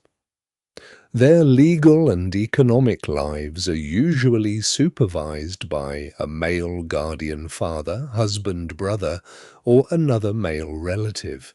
This does not make every woman powerless. It means power takes forms that public records often fail to describe. A household cannot function without management. Food stores must last through seasons. Cloth must be produced, repaired, dyed, folded, and distributed. Servants and enslaved workers must be directed. Children must be raised. Ritual obligations must be remembered. Marriages, births, funerals, illnesses, and visits from relatives all pass through women's labor. The wool thread in a woman's fingers becomes clothing, bedding, household wealth, and goods for exchange. Later storytellers admire heroes who cross seas, but rarely the people who weave what keeps the wind from passing through them. No one can quite agree how strictly women remain secluded in every Greek city or household. Wealth matters, status matters, region matters, age matters. A wealthy Athenian family may restrict a wife's movement more carefully because servants can perform outside tasks. A poor woman cannot remain hidden when she must sell goods, fetch water labor in fields, serve as a midwife, or help sustain the household. Ideals and daily life are rarely identical. Men praise female invisibility while buying bread from women in the market. You pass a roadside oven where 3 village women wait with loaves marked by different cuts, so each can identify her bread after baking. One loaf carries a cross, another 2 slashes, and the third a ring pressed into the dough. The baker charges by size and may keep a portion as payment. Everyone watches him closely because trust is a virtue best supported by witnesses. The dog sits beside the warm oven wall until Brother Martin calls it away. In the imagined Greek house, marriage arrives early, for many citizen girls, often to men older than themselves. It links families' property inheritance and legitimate citizenship. A dowry accompanies the bride, offering some protection because it may need to be returned if the marriage ends. The bride leaves her father's household for another house. She bathes. Offerings may be made. A torchlit procession leads her through the streets. Songs rise. Nuts or dried fruits are scattered. At the new home, she crosses a threshold that changes nearly every part of her life. You imagine her beneath a veil, hearing wedding songs while unable to know whether the household ahead will be kind. Some marriages become partnerships, others become prisons. Most survive in the uncertain country between. A husband moves freely through civic life while a wife's fidelity is tied to legitimate heirs and family honor. Yet women develop networks. Mothers, sisters, neighbors, servants, nurses, midwives and vendors carry news through courtyards and fountains. Information travels with water jars, wool baskets, funerals, festivals, and visits after childbirth. Men may imagine the walls silent. Walls rarely achieve this. By midday you reach a village manor where Brother Martin hopes to obtain permission to use a private path across the Lord's land.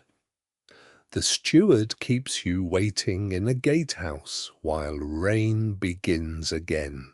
You sit on a bench beneath hanging shields and antlers. Rushes lie damp over the floor. A servant brings ale in wooden cups and bread spread with soft cheese. The dog curls beneath your cloak. Across the yard, women carry baskets from a storehouse. One wears an iron key at her belt. The steward's wife appears briefly in an upper gallery. She gives instructions to a maid, checks a tally of smoked fish, and vanishes behind an oak door. Her husband holds legal authority over the estate, but the winter stores clearly fear her more. The gatehouse becomes another ancient courtyard in your thoughts. Women's religion offers one path into public importance. Priestesses can hold respected offices. Women take part in processions, sacrifices, Festivals, funerals, and rituals essential to the city's relationship with the gods. Some festivals belong especially to women. At the Thesmophoria, married citizen women gather to honor Demeter and Persephone, goddesses tied to grain, fertility, loss, and return. Men are excluded from parts of the ritual. Women camp together, fast, pray, joke, and handle sacred objects whose exact meaning remains difficult to recover. Some swear that decayed remains of sacrificed piglets are brought up from underground pits and mixed with seed grain as a blessing for fertility. The rite links death, decomposition, and future growth. Ancient religion is often less concerned with appearing tidy than with recognizing that the soil feeds on what has fallen. Even now, it is hard to tell precisely what every ceremony involved. Men write many surviving accounts, and men are often least informed about rites from which they are excluded. Priestesses guard temples and sacred keys. Women carry baskets in processions, weave ceremonial garments, sing laments, and maintain family cults. Religion does not erase legal restriction, but it creates spaces where female presence becomes necessary. Birth and death also draw women into roles men cannot easily replace. Midwives attend labor with oilcloths, stools, water herbs, prayers, and experience. Birth is dangerous. Families appeal to Artemis, Eileithyia, Hera, and other divine figures. Amulets may be tied near the body. Knots may be loosened because closed bindings are thought to hinder delivery. Some believe every knot in the room should be undone. Hair is unbound, belts are loosened, doors may be opened. The body is encouraged through symbols of release, because when medicine is uncertain, symbolism gives the hands something to do. Medieval midwives know similar habits. They carry herbs, whisper charms, and borrow saints' relics.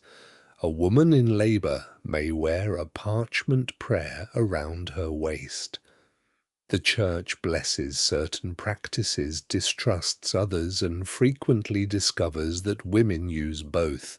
Greek women also wash and dress the dead, lead laments, and keep memory within the household.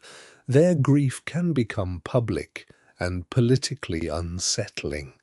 Laws sometimes attempt to limit funeral display, costly offerings, or the number of mourners. A woman's voice is restricted in civic debate, yet at a funeral it can name loss before the whole community. You hear rain striking the gatehouse roof. Brother Martin opens the Greek manuscript upon his knees, protecting it from drafts with his cloak. A marginal hand has added a note beside a passage on women's bodies. The note assumes that female illness arises from physical difference, moisture, reproductive cycles, and the movement of the womb. Ancient medical writers often treat women as altered versions of men. They connect health closely to menstruation, pregnancy, childbirth, and fertility.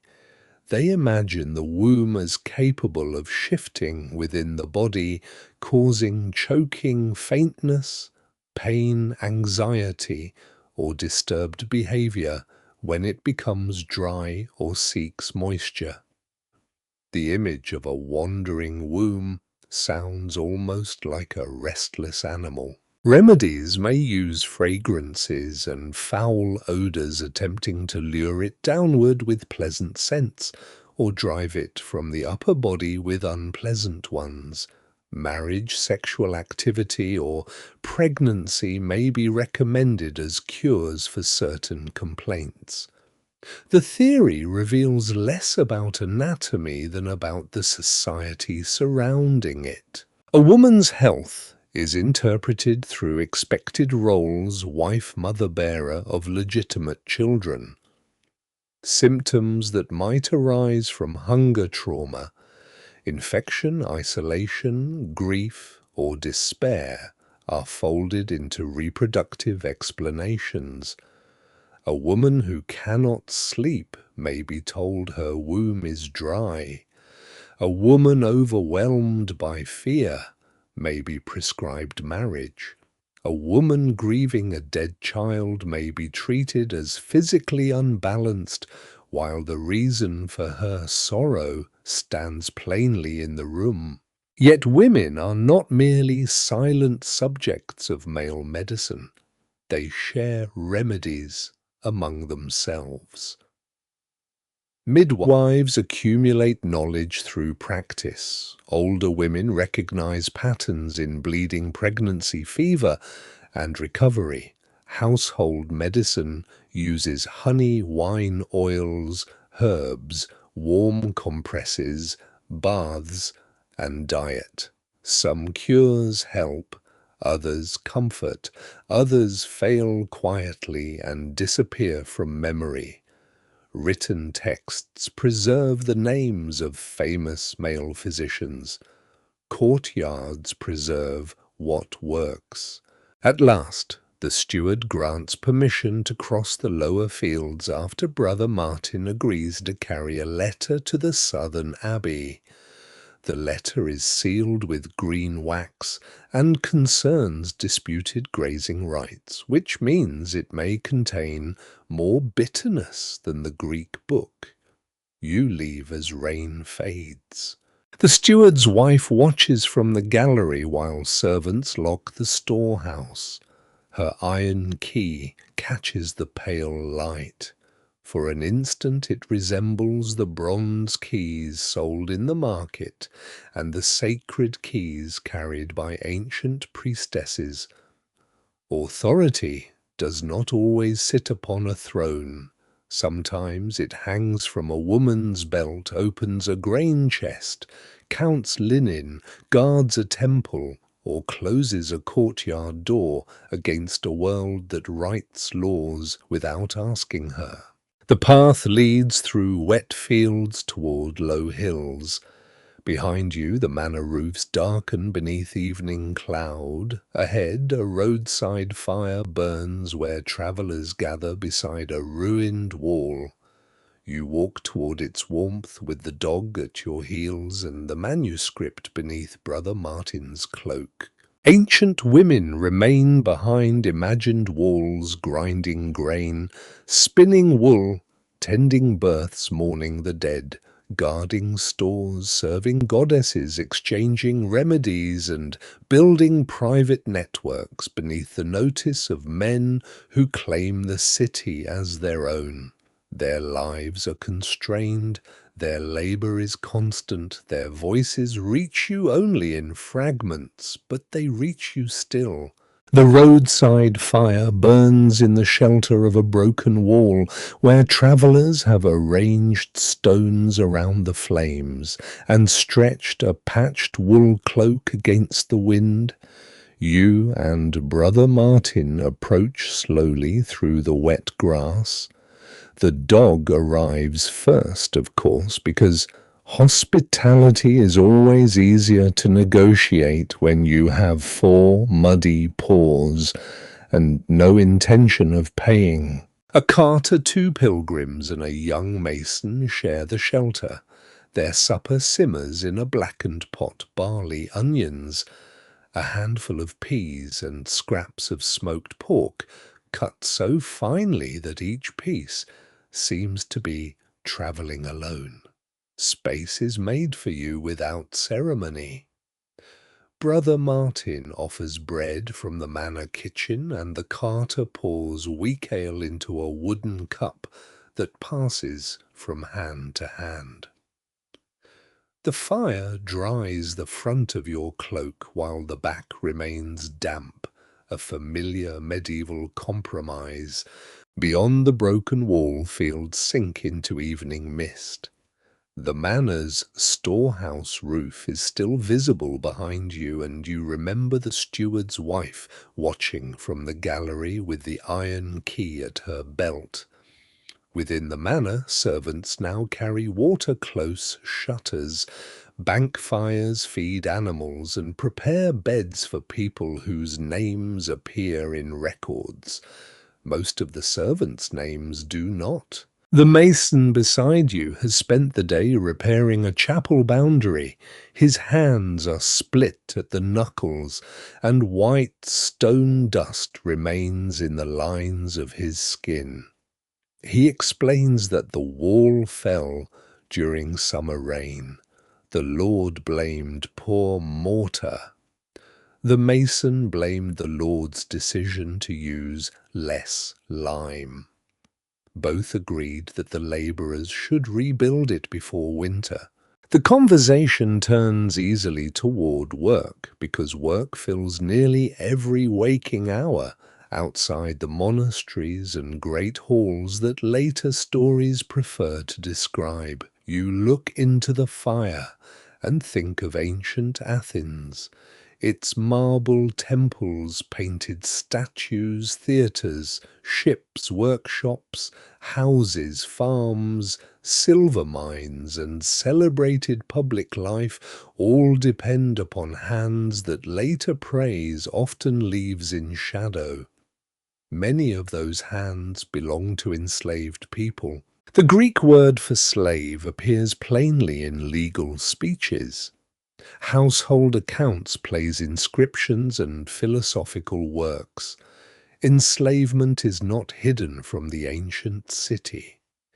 It is woven into daily existence so thoroughly that free citizens often discuss liberty, while enslaved servants stand beside them. No one can quite agree on the exact number of enslaved people living in classical Athens at any one time. Ancient figures are uncertain, surviving evidence is incomplete, and later estimates vary widely. Yet there is no doubt that enslaved labor is fundamental to the city's wealth and rhythm. In your imagination, dawn rises over Athens. House doors open. Smoke lifts from courtyards. Vendors begin calling in the streets. A citizen dresses for the assembly while an enslaved attendant brings water, fastens his cloak, prepares breakfast, and checks whether his sandals need repair. The citizen walks toward a public debate concerning freedom. The attendant remains behind. Within wealthy households, enslaved women grind grain, bake bread, spin wool, weave cloth, fetch water, clean rooms, care for children, prepare baths, serve meals, and accompany female members of the family outside. Enslaved men may work as porters, tutors, scribes, craftsmen, cooks, stewards, or personal attendants. Some are born into slavery. Others are captured during war, seized by pirates, sold by impoverished families, or traded across long networks connecting cities and distant coasts. Their languages, clothing, and memories may come from Thrace, Anatolia, Syria, Scythia, or regions farther away. A person can arrive in Athens as merchandise after losing home, relatives, and name. A buyer inspects the body, asks about skills, examines teeth, and listens to claims made by the seller.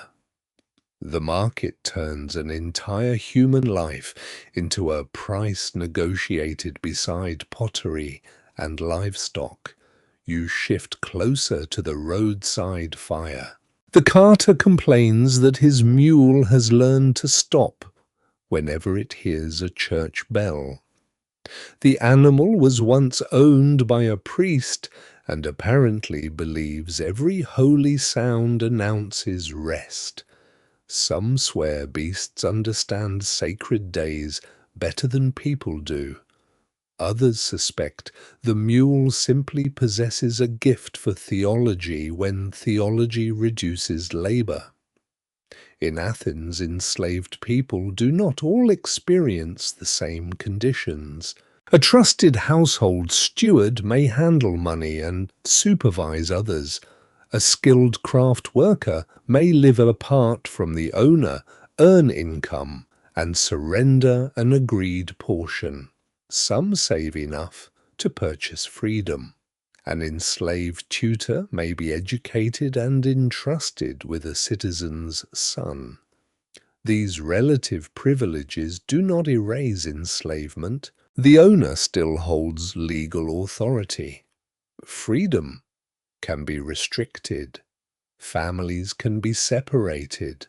Punishment can be imposed. Testimony from an enslaved person may be treated differently in court, sometimes considered reliable only if extracted under torture, because free citizens imagine pain reveals truth more effectively in the enslaved than in themselves. This is one of those ancient ideas that manages to be both cruel and logically convenient.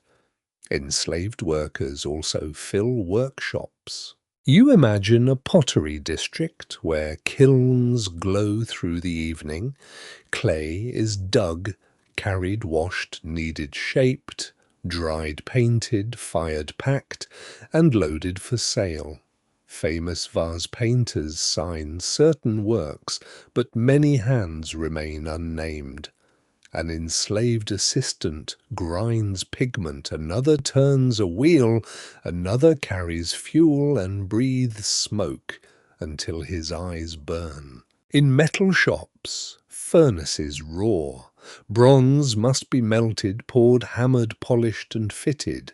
Leather workers scrape hides, builders lift stone, shipyards consume timber, rope, pitch, and muscle. The products survive in museums and ruins, the workers disappear. Brother Martin adds another branch to the fire.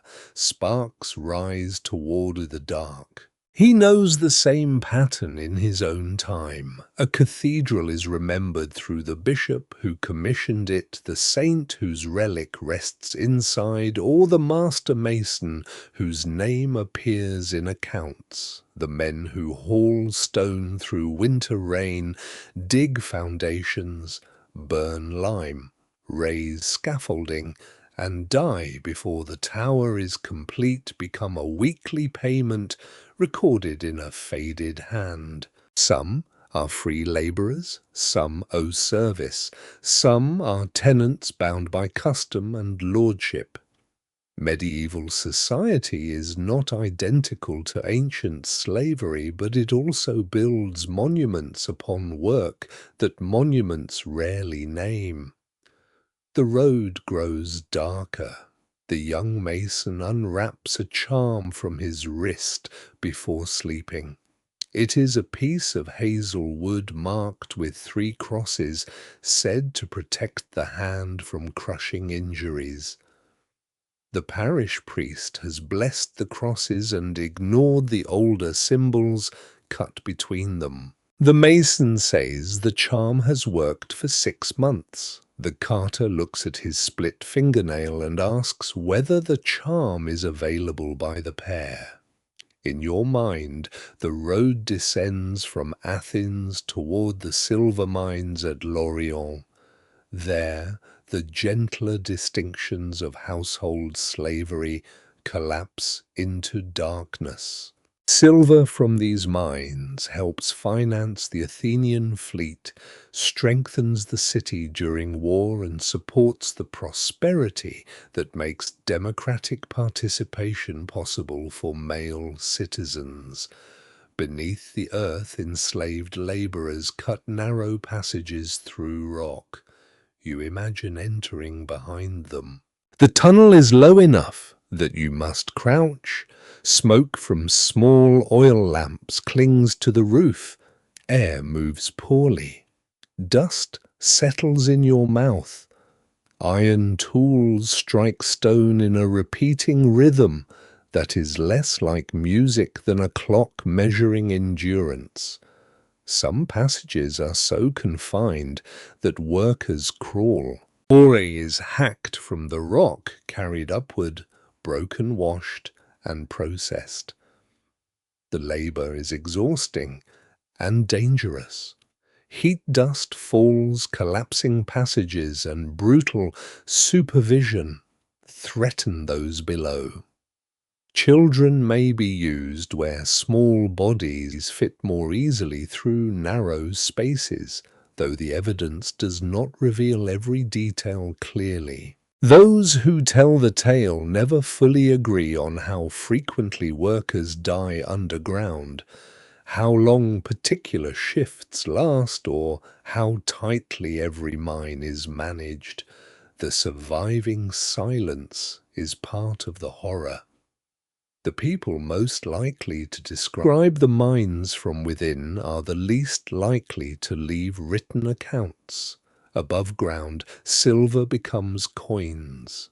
Coins become ships. Ships protect commerce and empire. Citizens gather to vote. The shining surface of democracy rests upon darkness beneath the hills. Athens is rightly remembered for developing a remarkable form of direct political participation among its male citizens. They debate laws, serve on juries, vote on war, hold offices, and shape public decisions to a degree unusual in the ancient world. Yet the category of citizen excludes women, resident foreigners, and enslaved people. The democracy does not merely coexist with slavery. In practical ways, slavery provides some citizens with the leisure required to participate. A man can attend the assembly because someone else remains in the workshop, field, kitchen, or mine. This does not mean every citizen is wealthy. Many work hard as farmers, craftsmen, sailors, or laborers. Political participation can cost time and income. Payments are eventually introduced for certain civic duties. Even so, the city's freedom remains selective. A citizen's liberty is made more visible by the unfreedom surrounding him. The roadside fire settles into red coals. The pilgrims wrap themselves in cloaks and lie near the wall. One carries a scallop shell badge from a distant shrine. He warns you not to place your boots with their toes facing the fire, because wandering spirits might enter them through the heels. Brother Martin quietly turns his boots sideways.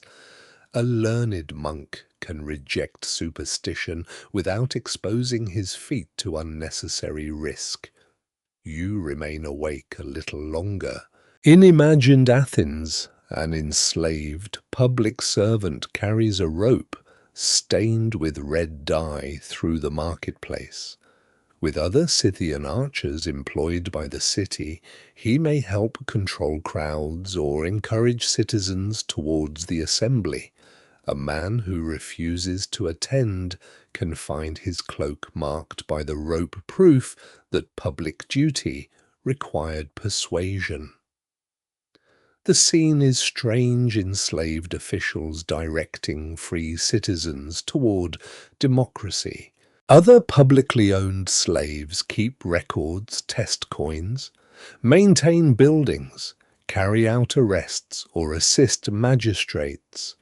Their positions may grant skills and authority unavailable to some privately enslaved workers, but their status remains ownership by the city rather than by one household.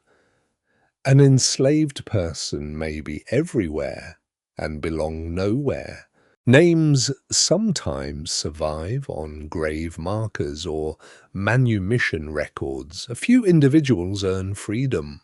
Freedom itself may come with conditions, continued service, payments, obligations to a former owner, or restrictions on residence. An emancipated person does not automatically become a citizen. The door opens, but the road beyond remains fenced. Brother Martin speaks quietly from beside the embers. He recalls a monastery account describing a man given to the abbey as a child during famine. The words are brief. They say his mother could not feed him and placed him under religious protection. He later became a servant in the bakehouse, then an oblate, and finally a brother. No one can tell from the account whether the gift saved him, separated him from his family, or did both at once. History likes categories, lives resist them. In ancient Athens, some enslaved people may develop affection for members of a household. Nurses raise children from infancy. Tutors guide boys into adulthood. Servants share private griefs, illnesses, births, and deaths. Human bonds grow even within unjust structures. Such bonds do not make ownership kind. A beloved nurse can still be sold. A trusted steward remains unable to leave freely. Affection may soften individual treatment while helping the institution appear less violent to those who benefit from it. The dog beside you dreams and gives a soft bark. You rest a hand on its side until it settles. Later ages admire Athenian philosophy, drama art, and democracy. That admiration need not be discarded, but it must be widened. The city becomes more real when you see everyone moving through it, citizens speaking in the assembly, women working within courtyards, foreigners trading in the port, enslaved miners, breathing dust servants carrying water craftsmen, tending kilns, and unnamed children running messages through crowded street. The ancient world is not a marble stage occupied only by philosophers. Someone sweeps the stage. Someone lights the lamps. Someone carries away the broken cups after the philosopher goes home. Near midnight, wind passes over the ruined wall. Brother Martin checks the manuscript beneath his cloak and shifts closer to the coals. The mason's hazel charm glints at his wrist. The pilgrims sleep beneath their badges. The carter snores while his mule, tethered nearby, enjoys freedoms its owner has not granted anyone else. You lie down upon damp hay with your folded cloak beneath your head. In the dark behind your eyes, Athens continues moving. Hammers strike bronze. Loom weights tap against one another. Water jars scrape along stone. Silver ore rises from black tunnels. Men gather beneath the open sky to speak of liberty.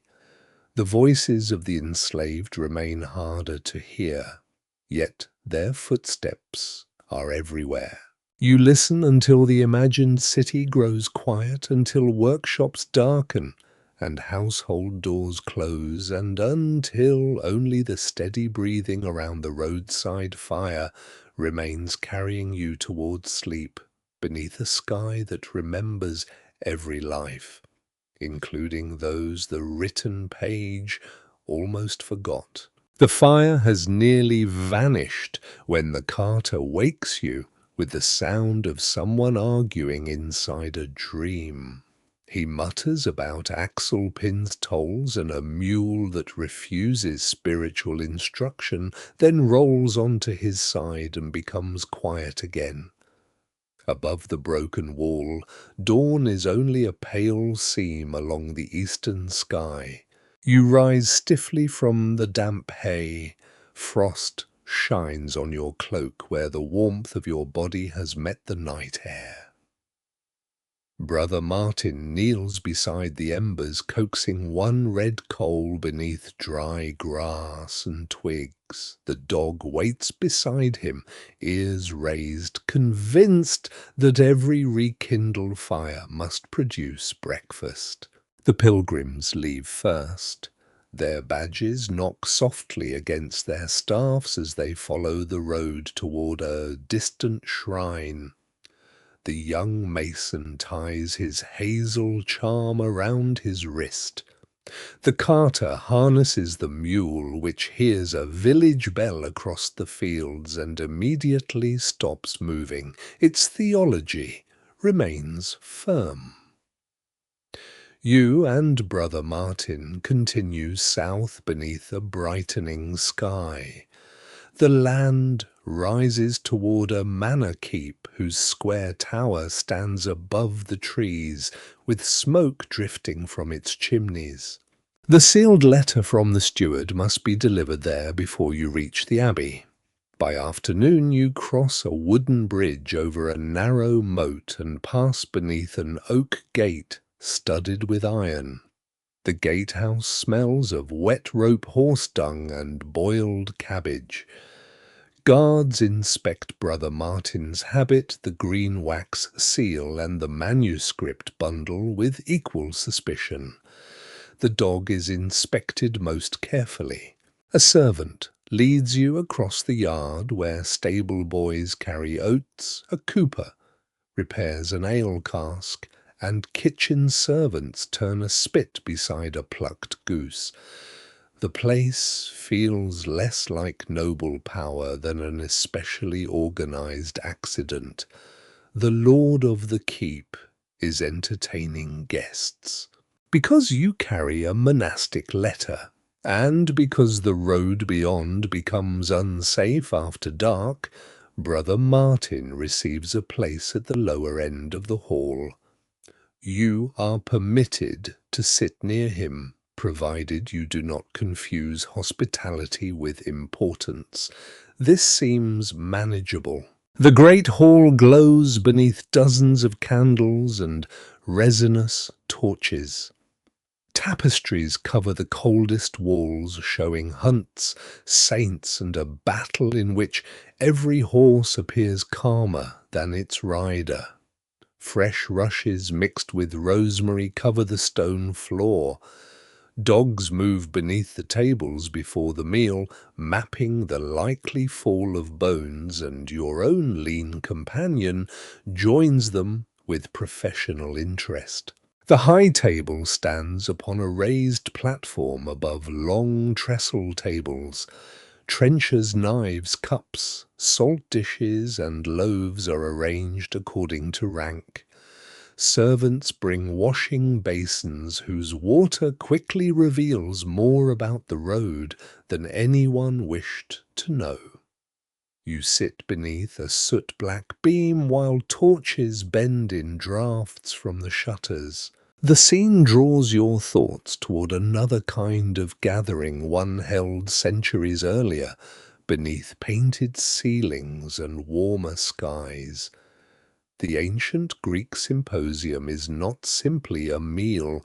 The word concerns drinking together after dinner, though the evening may also include music, games, poetry, debate, flirtation, boasting, prayer. and the discovery that a man who claims moderation often defines it differently after his fourth cup. In the imagined house, male guests enter a special dining room. Couches line the walls.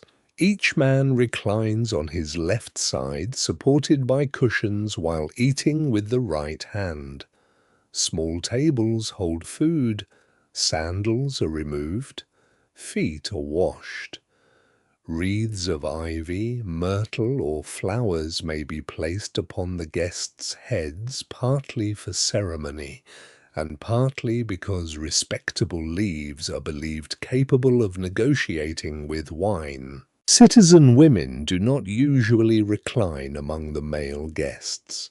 The women present may be servants, musicians, dancers, enslaved attendants, or hetairai, educated companions whose freedom remains shaped by wealth, patronage, and vulnerability. No one can quite agree how closely surviving vase paintings reflect ordinary evenings rather than fantasy comedy or carefully arranged male self-display.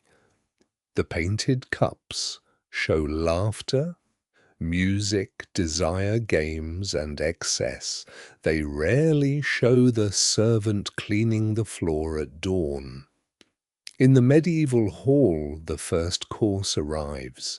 Pottage thickened with oats is followed by roast goose, coarse bread, smoked fish, onions, soft cheese, and a dark sauce flavored with vinegar and spices. Most guests share dishes. Knives are personal possessions, but forks remain rare and deeply unnecessary to anyone confident in fingers. A servant places a thick bread trencher before you. By the end of the meal, it will contain fat sauce and every flavor that has escaped discipline before being given to the poor servants or dogs.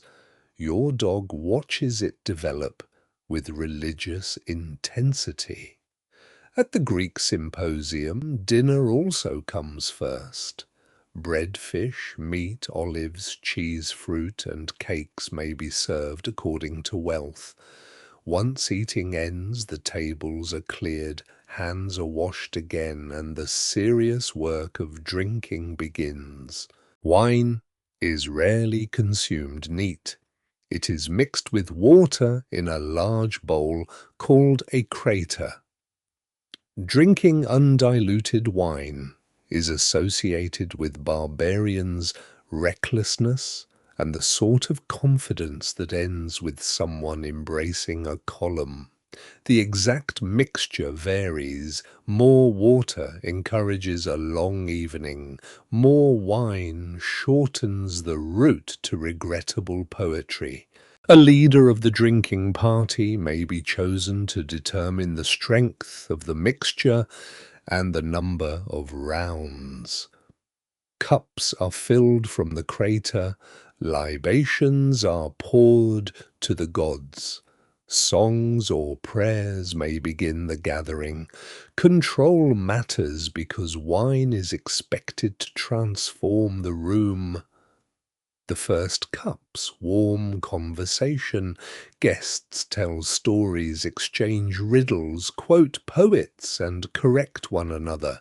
Later cups encourage louder music, sharper argument, and philosophies discovered only after midnight. In the keep, the Lord Steward controls the flow of wine and ale with similar concern.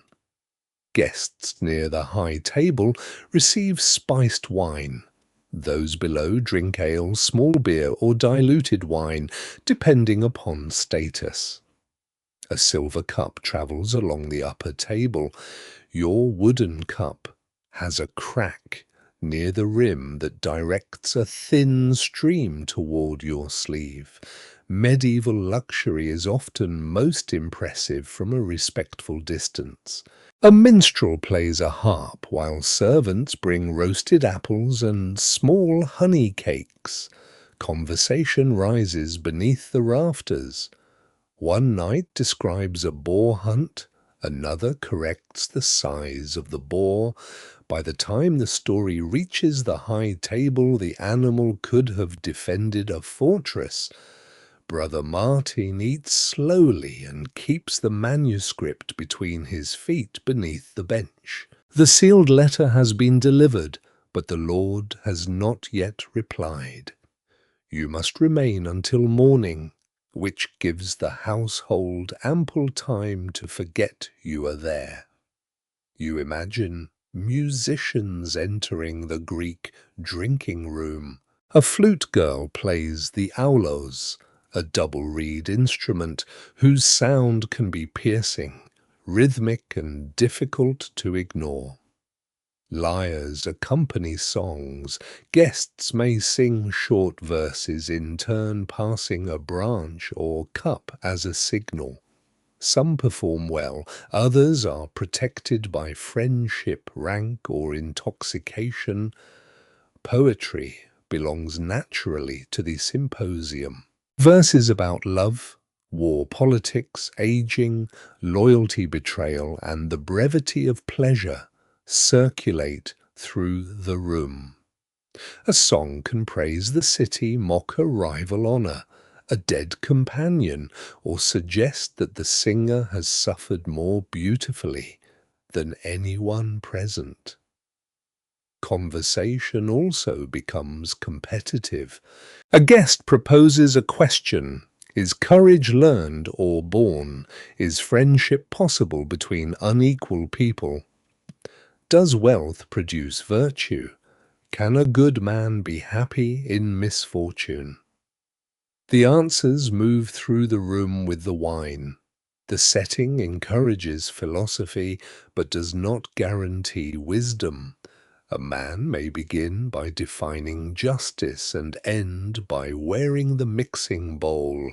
Ancient writers place famous conversations at such gatherings.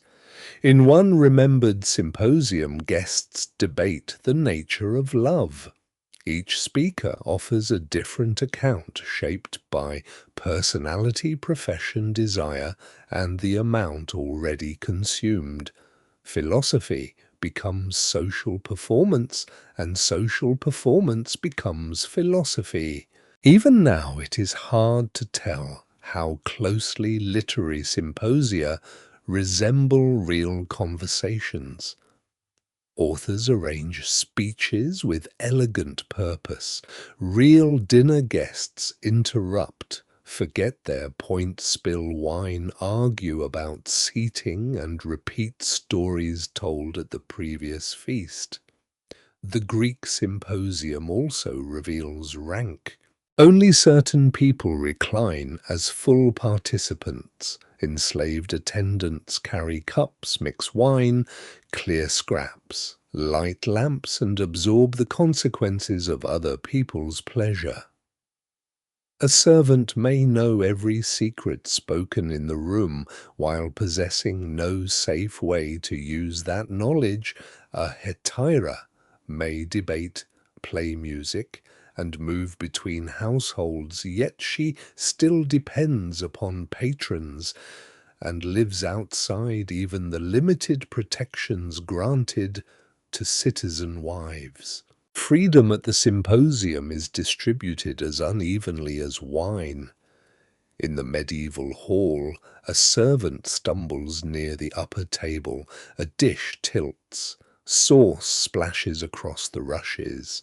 The steward gives the boy a look, capable of aging milk, but the lord is laughing too loudly at the boar story to notice. The boy escapes with his ears and employment intact. The dog reaches the sauce first.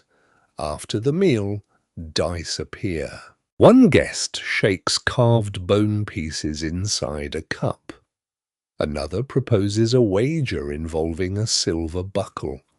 Brother Martin refuses to participate. A travelling clerk accepts at once and loses the buckle before anyone establishes whether it belongs to him. Greek drinkers have games of their own. The most famous is kotabos.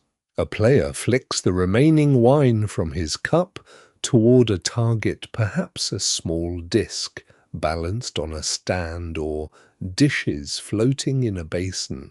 Success requires grace of wrist and sufficient wine left to waste. Players may dedicate the throw to a beloved person.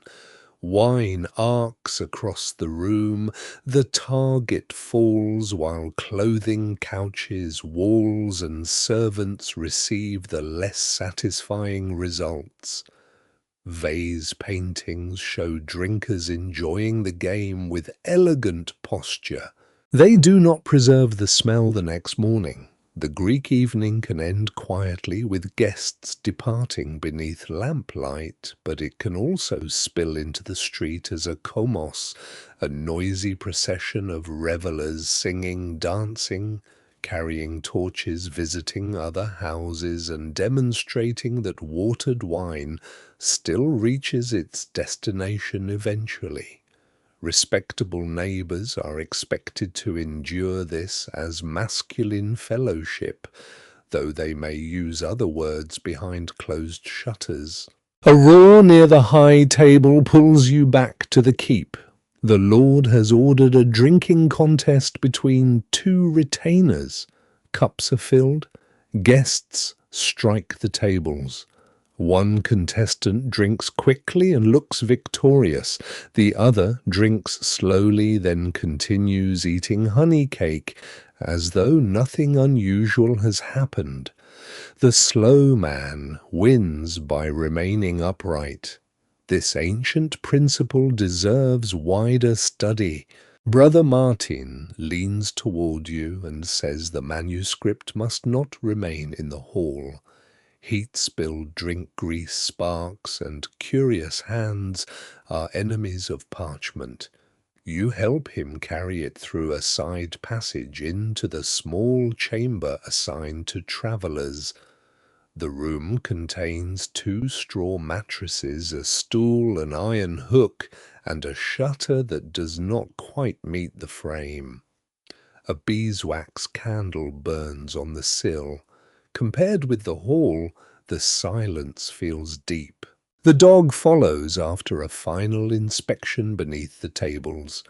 From beyond the wall come harp strings, laughter, and the dull rhythm of cups striking wood.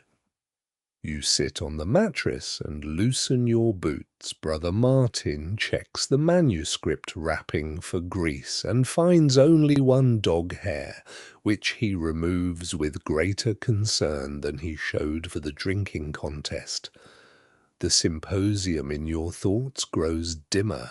You remember its wreaths, lamps, couches, diluted wine songs, arguments, riddles, flirtations, servants' painted cups, and the careful rules designed to keep pleasure within bounds. Rules are needed because feasts invite people to become briefly larger, louder, wiser, braver, and less coordinated than they are by daylight. Yet such gatherings offer more than excess. They create memory. A song is learned.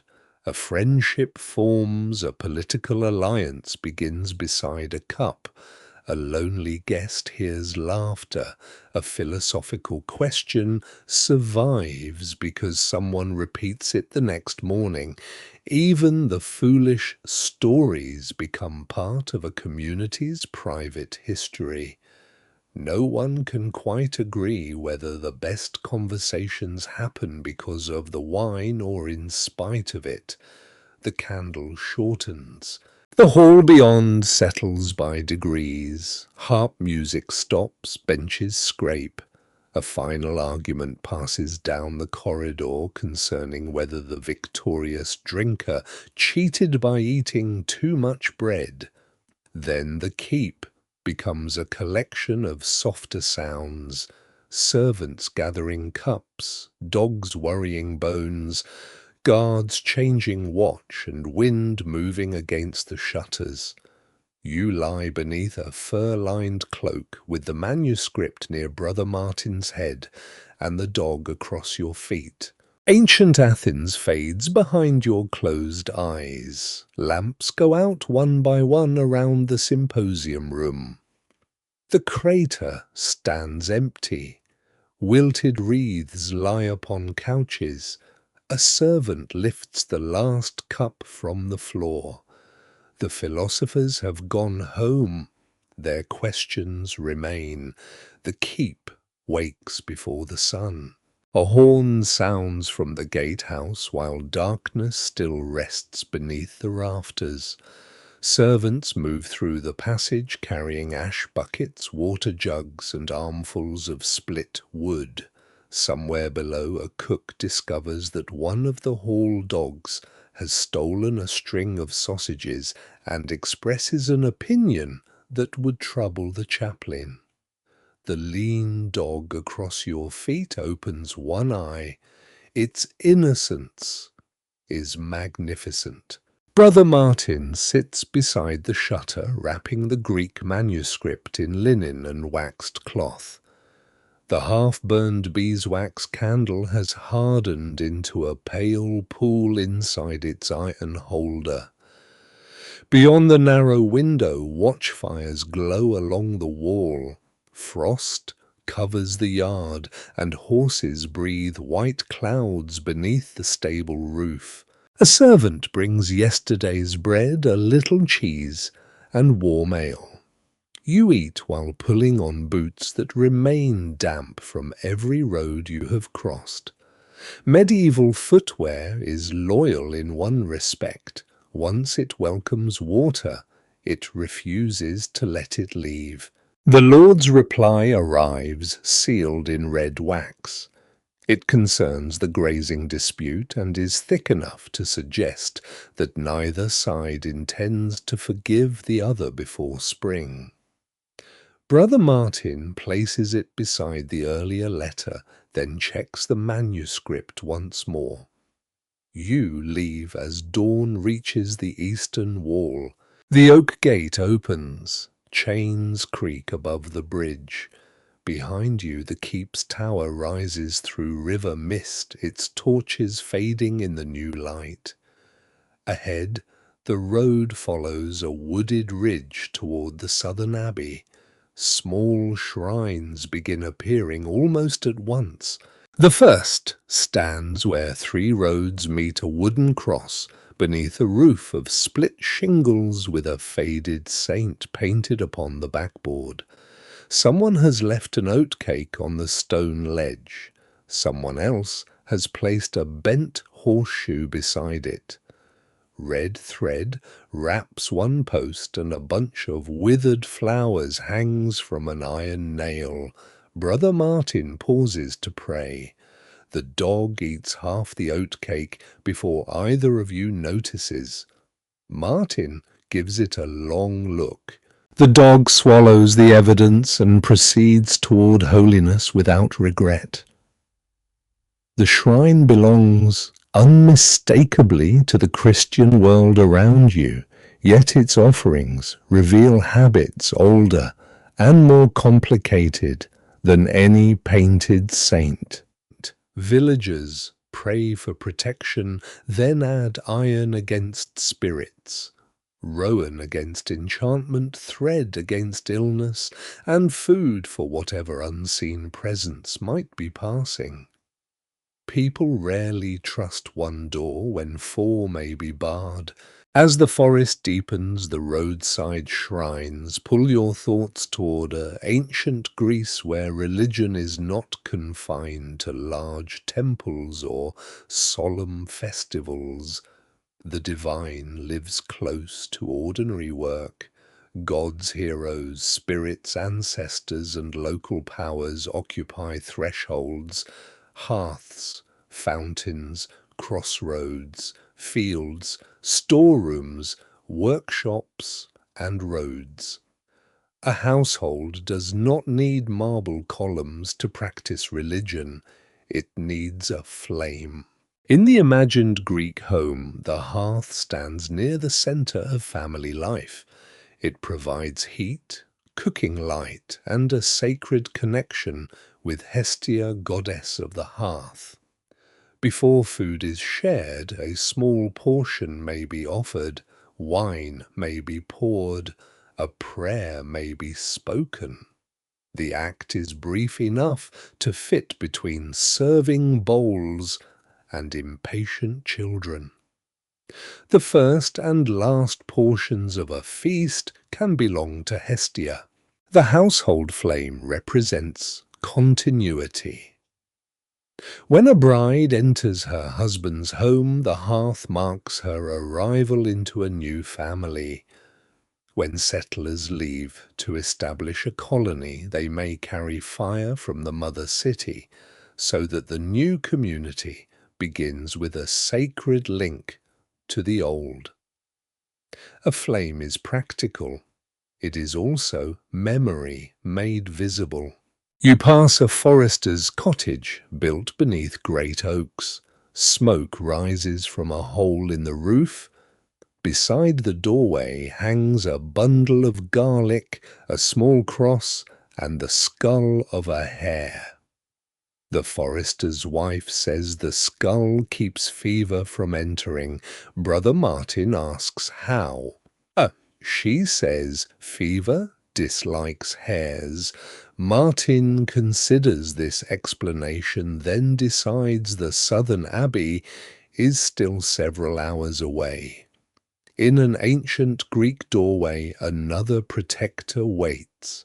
Herms, stone pillars, topped with a carved head, often of Hermes, stand beside roads' gates, property boundaries and public places. Some include a boldly displayed symbol of male fertility, which later ages may find less discreet than the Greeks apparently do. The Herm Guards movement travel trade boundaries and luck. Travellers touch it. They leave oil wreaths or small offerings.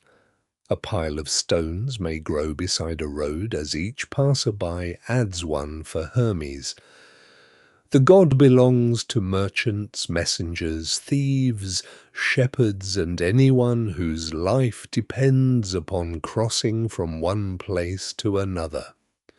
This is a broad collection of responsibilities, though merchants and thieves have always shared an interest in efficient roads. Other divine figures guard the house. Zeus may be honored as protector of property or enclosure. Apollo may stand against plague. Hecate receives attention at doorways and crossroads, especially at night. Small images and sacred objects remain near entrances. Libations are poured, incense burns, cakes are left outside. At certain times, households place food at a crossroads for Hecate. The meal may include eggs, fish, cheesecakes, garlic, or other offerings. The goddess is associated with thresholds, darkness, magic, ghosts, and uncertain spaces. The food is meant for her, but poor people may take it after dark. No one can quite agree whether those who eat such offerings believe they are stealing from a goddess, receiving her charity, or simply solving supper while theologians sleep. You continue beneath branches silvered by frost. At another shrine, a small bronze bell hangs from a cord. Brother Martin rings it once and leaves a crumb of bread. He explains that a child disappeared near this place years ago and was found sleeping beneath a thorn bush. Some say the saint guided searchers. Others say the family dog found the child. The local priest favors the saint. The local dogs have not been consulted. In ancient villages, local heroes receive similar devotion. A hero may be a legendary warrior, founder, dead king, healer, athlete, or person whose grave becomes powerful. Offerings are made at tombs, animals may be sacrificed. Wine, milk, honey, oil, or blood is poured into the ground. The dead are not necessarily distant. They may protect a city, punish neglect, appear in dreams, or influence the fertility of land. Families visit graves with garlands, ribbons, food, and small vessels. Women often lead mourning rites and maintain the memory of relatives who no longer sit at the household table. A meal shared with the dead makes absence part of daily life. You stop beside a stream at midday. The water runs clear over brown stones.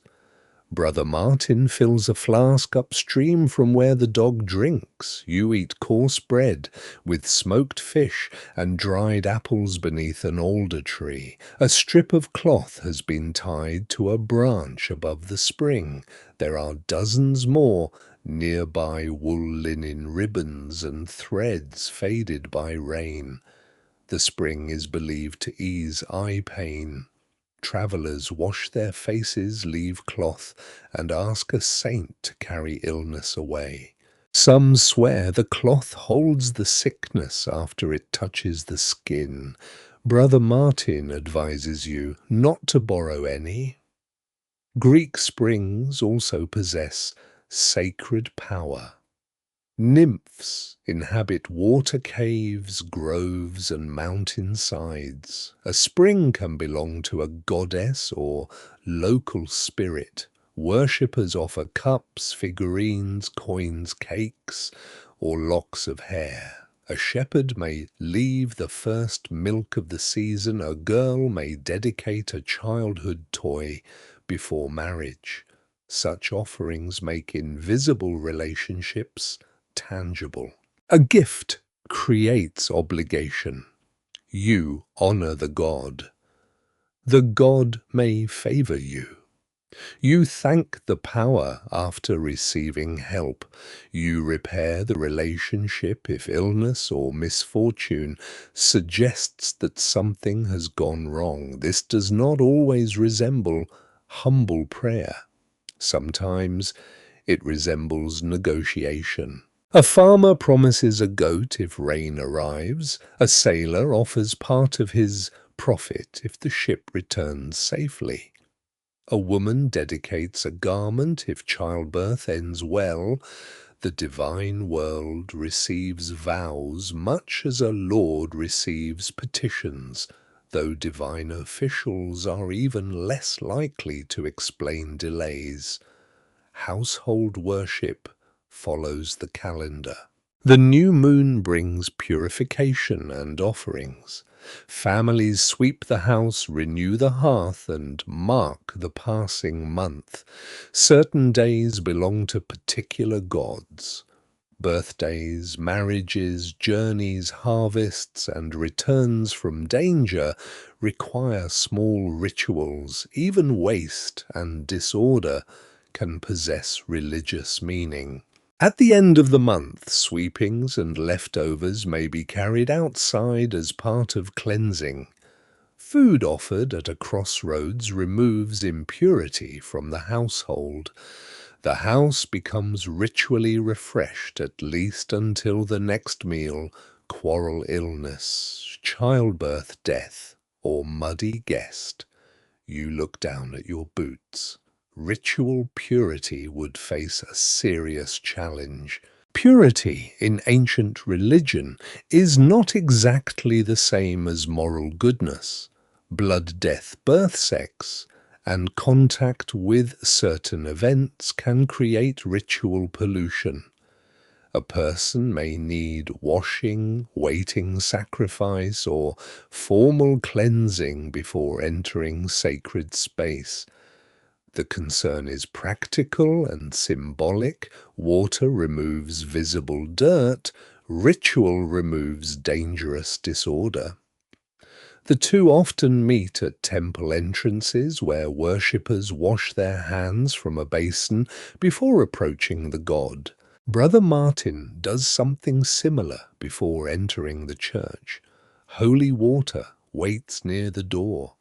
He touches it, crosses himself, and carries the world's dust no farther than necessary. The forest path narrows, roots rise like knotted fingers beneath fallen leaves. Every few hundred paces a sign or object marks danger. A cross cut into bark, a pile of stones, a horseshoe nailed to a post, a branch bent over the path. One tree bears several tiny wooden crosses. A woodcutter tells you that a rider once saw a pale woman there after sunset. No one can quite agree whether she is a murdered bride, a forest spirit, or the wife of a charcoal burner seeking a husband who has avoided work for 3 days. The woodcutter recommends carrying iron. Ancient Greeks used protective objects too. Children wear amulets. Adults carry engraved stones, small figures, knotted cords, or objects marked with words and symbols. A charm may guard against fever, envy, nightmares, difficult childbirth, wandering spirits, or the evil eye. The evil eye grows from harmful attention, often linked to envy. Success attracts danger. A beautiful child, prosperous harvest, fine horse, or admired household may draw a gaze that wounds without touching. Praise can therefore be dangerous when left unbalanced. People spit lightly, make protective gestures, wear symbols, or speak words meant to turn envy aside. Some avoid praising children too openly. Others add a flaw to beautiful objects, so perfection does not tempt fate. A mother may blacken a child's face with soot or tie a charm beneath the clothing. Medieval mothers use coral wolf teeth, amber prayers, saint medals bells, and red thread for similar reasons. Learned clerics object to magical dependence, yet protective objects remain beneath cradles, inside walls, and around small necks. Fear is inventive. It also has excellent memory. At the edge of the forest you find a small clay pot buried upside down beneath a boundary stone. A ploughman has exposed it. Inside are bent nails, hair scraps of bone, and a piece of parchment covered with cramped writing. Brother Martin does not touch it. He says it may be a healing charm. He also says it may not.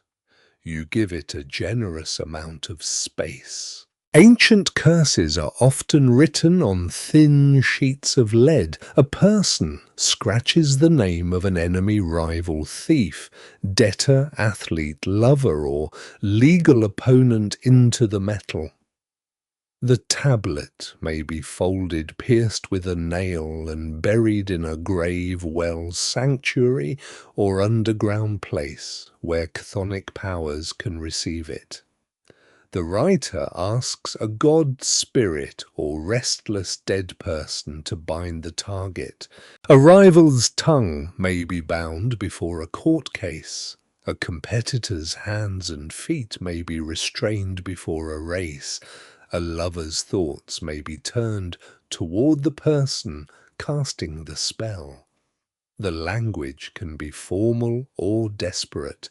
Not every curse comes from a professional magician. Ordinary people use them when law, persuasion, or patience has failed. Some tablets concern stolen cloaks, missing tools, debts, and romantic betrayal. Humanity discovers writing and quickly uses it to complain about neighbours. The distinction between prayer and magic is not always clear. A public sacrifice asking a god for victory is respected. A secret tablet asking an underground spirit to silence an opponent is feared. One is performed openly by accepted people, the other hides beneath stone. Authority often determines which ritual receives the better name. Evening light appears beyond the trees. The southern abbey's bell reaches you faintly across fields, the first you have heard since leaving the earlier monastery. The sound travels through mist, gentle and slow. You emerge onto a pilgrim road lined with small shrines. Shell badges, ribbons, coins, candles, and scraps of cloth gather around them. Travellers touch the stones as they pass. One man removes his hat. A woman leaves a pin. A young soldier presses 2 fingers to a saint's carved foot and whispers a name. No grand ceremony stops the road. Faith lives inside movement. It appears in the crumb left upon a ledge, the thread tied around a wrist, the water touched before a doorway, the prayer spoken beneath breath, and the stone added to an old pile, because every traveller before you has done the same. Brother Martin lights the half-burned candle at a sheltered shrine as darkness settles. The flame is small, but it brightens the saint's worn face. The dog sits beside you, watching the road. Ahead, formal questions wait, birds' dreams, sacred fires, prophets and uncertain answers sought by rulers and common travellers alike. But for now the divine remains close to the dust. It waits at the hearth, guards the threshold, drinks the first drop of wine, listens beside springs, receives cakes at crossroads, and travels quietly in the charms hidden beneath ordinary clothing. You warm your hands around the candle flame. Then you rise, leave one piece of bread upon the shrine, and follow the distant abbey bell into the deepening dusk. The abbey bell does not lead you directly to shelter. It drifts across the dusk from somewhere beyond low fields and a strip of marsh, close enough to promise warmth, but distant enough to remain irritatingly holy. The pilgrim road descends between bare hedges. Mud gathers beneath your boots. The half-burned candle Brother Martin carried from the roadside shrine has gone out, and the dog moves ahead through the mist like a small grey shadow, searching for a supper no saint has yet provided. Night arrives before the abbey gate does. A watchman eventually calls from a timber tower above the road. His lantern swings behind narrow shutters, and a spear tip appears between the rails. Brother Martin announces himself the manuscript, the sealed letters, your respectable lack of weapons, and the dog's uncertain position within Christian society. The watchman says the main gate has already closed. You look through the mist toward the walls, which appear only as dark shapes rising from wet ground. The bell has led you to the correct place and then allowed the door to shut, an arrangement familiar to anyone who has ever trusted religious punctuality. After a long discussion through the gate, you are admitted into a small outer gatehouse built against the wall. Travellers arriving after curfew can shelter there until morning. It is not comfortable, but it is dry in several important places. An old porter raises the bar and lets you inside. The chamber contains a brazier, 2 benches, a narrow table, and a ladder leading to the watchroom above. Damp rushes cover the floor. Hooks hold cloaks belonging to guards. A painted eye has been scratched into the beam over the doorway, half hidden beneath soot. Brother Martin notices it. The porter says it prevents night visitors from entering unseen. Martin points out that the doorway already has a lock. The porter replies that locks stop men. No one asks what the painted eye stops. You settle near the brazier. The porter gives you bowls of lentil pottage, coarse bread, and a small dish of pickled onions. The dog receives a strip of gristle and immediately forgives the gatehouse for every architectural weakness. Wind presses mist against the shutters.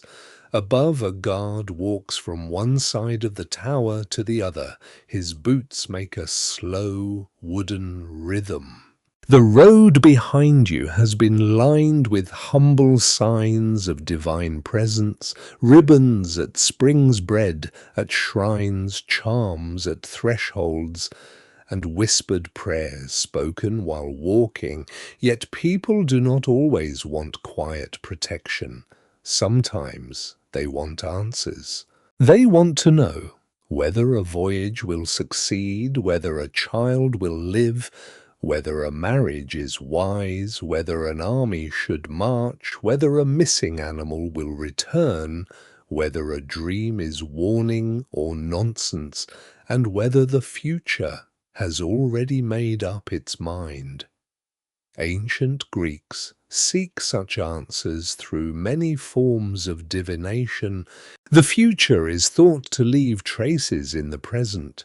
Birds turn at the wrong moment, thunder sounds beneath a clear sky, a flame bends, a victim's organs appear unusual, a dream repeats, a statue sweats, a sacred spring murmurs differently. The world is always speaking. The difficulty is deciding whether it has said anything. You sit beside the brazier while Brother Martin unwraps the outer cloth of the Greek manuscript. He does not open the book fully. Damp air still enters beneath the gatehouse door, and warped parchment is less forgiving than most abbots. A marginal note mentions an oracle. The word carries you southward in imagination, away from the cold gatehouse and into the mountains of central Greece, where the sanctuary of Delphi rests beneath steep cliffs. The road climbs toward the temple of Apollo. Pilgrims, ambassadors, merchants, generals, and rulers travel from distant cities to ask what should be done. The setting itself encourages belief. Rock rises above the sanctuary. Springs flow nearby. Sacred buildings, statues, treasuries, offerings, and inscriptions gather along the path. Wealth from many cities stands in one place, each gift announcing gratitude, pride, rivalry, or fear. Before consulting, the oracle visitors prepare. They purify themselves, they offer sacrifice, they pay fees. The order of consultation may depend upon status, privilege, or lots. A goat is sprinkled with cold water. If it trembles in the proper way, the god may be willing to speak. You imagine being responsible for interpreting a wet goat's mood before advising a king, the goat probably has the clearest understanding of the situation. Within the temple sits the Pythia, the priestess of Apollo. She delivers the oracle's response. Ancient and later writers describe her seated upon a tripod, breathing sacred vapors or entering a divine state, while priests shape or transmit her words. No one can quite agree how the process works in every period. Some accounts emphasize understandable speech. Others describe cries frenzy or obscure utterance. Modern attempts to explain the experience through gases rising from the earth remain debated. The surviving evidence is scattered across centuries, and the most dramatic descriptions may reflect later imagination as much as ordinary consultation. Still, the Pythia's authority is real. Cities delay decisions until she speaks. Colonies seek divine approval before settlement. Lawgivers, rulers, and generals consult Apollo. Private individuals ask about children, inheritance, illness, marriage, travel, and missing property. Questions may be submitted in forms that invite brief answers. Should this be done? Which god should receive sacrifice? Where should a new settlement be founded? The oracle does not always offer a clear command. Responses can be conditional, symbolic, or dangerously open to interpretation. This ambiguity becomes famous. A ruler asks whether he should cross a river and wage war. The answer promises that if he does, a great empire will fall. Encouraged, he attacks. The empire that falls is his own. Those who tell the tale never fully agree on every wording or historical detail, but the lesson survives because it is too useful to lose. Prophecies often become clearest after the disaster. The old porter beside you turns an iron key around his finger. He says a nobleman once asked a holy hermit whether his son would survive a battle. The hermit replied that the young man would return beneath his family banner. He did. He returned wrapped in it. Brother Martin looks towards the painted eye above the doorway and decides the porter has spent too many winters on night duty. Delphi is not the only oracle. At Dodona, Zeus may speak through the rustling leaves of sacred oaks, the sounds of bronze vessels, or interpretations made by priests and priestesses. Visitors write questions on thin sheets of lead. Many survive. The questions are often wonderfully ordinary. A man asks whether he should marry a particular woman. Another asks which god to honor for success. Someone wants to know whether stolen goods will be recovered.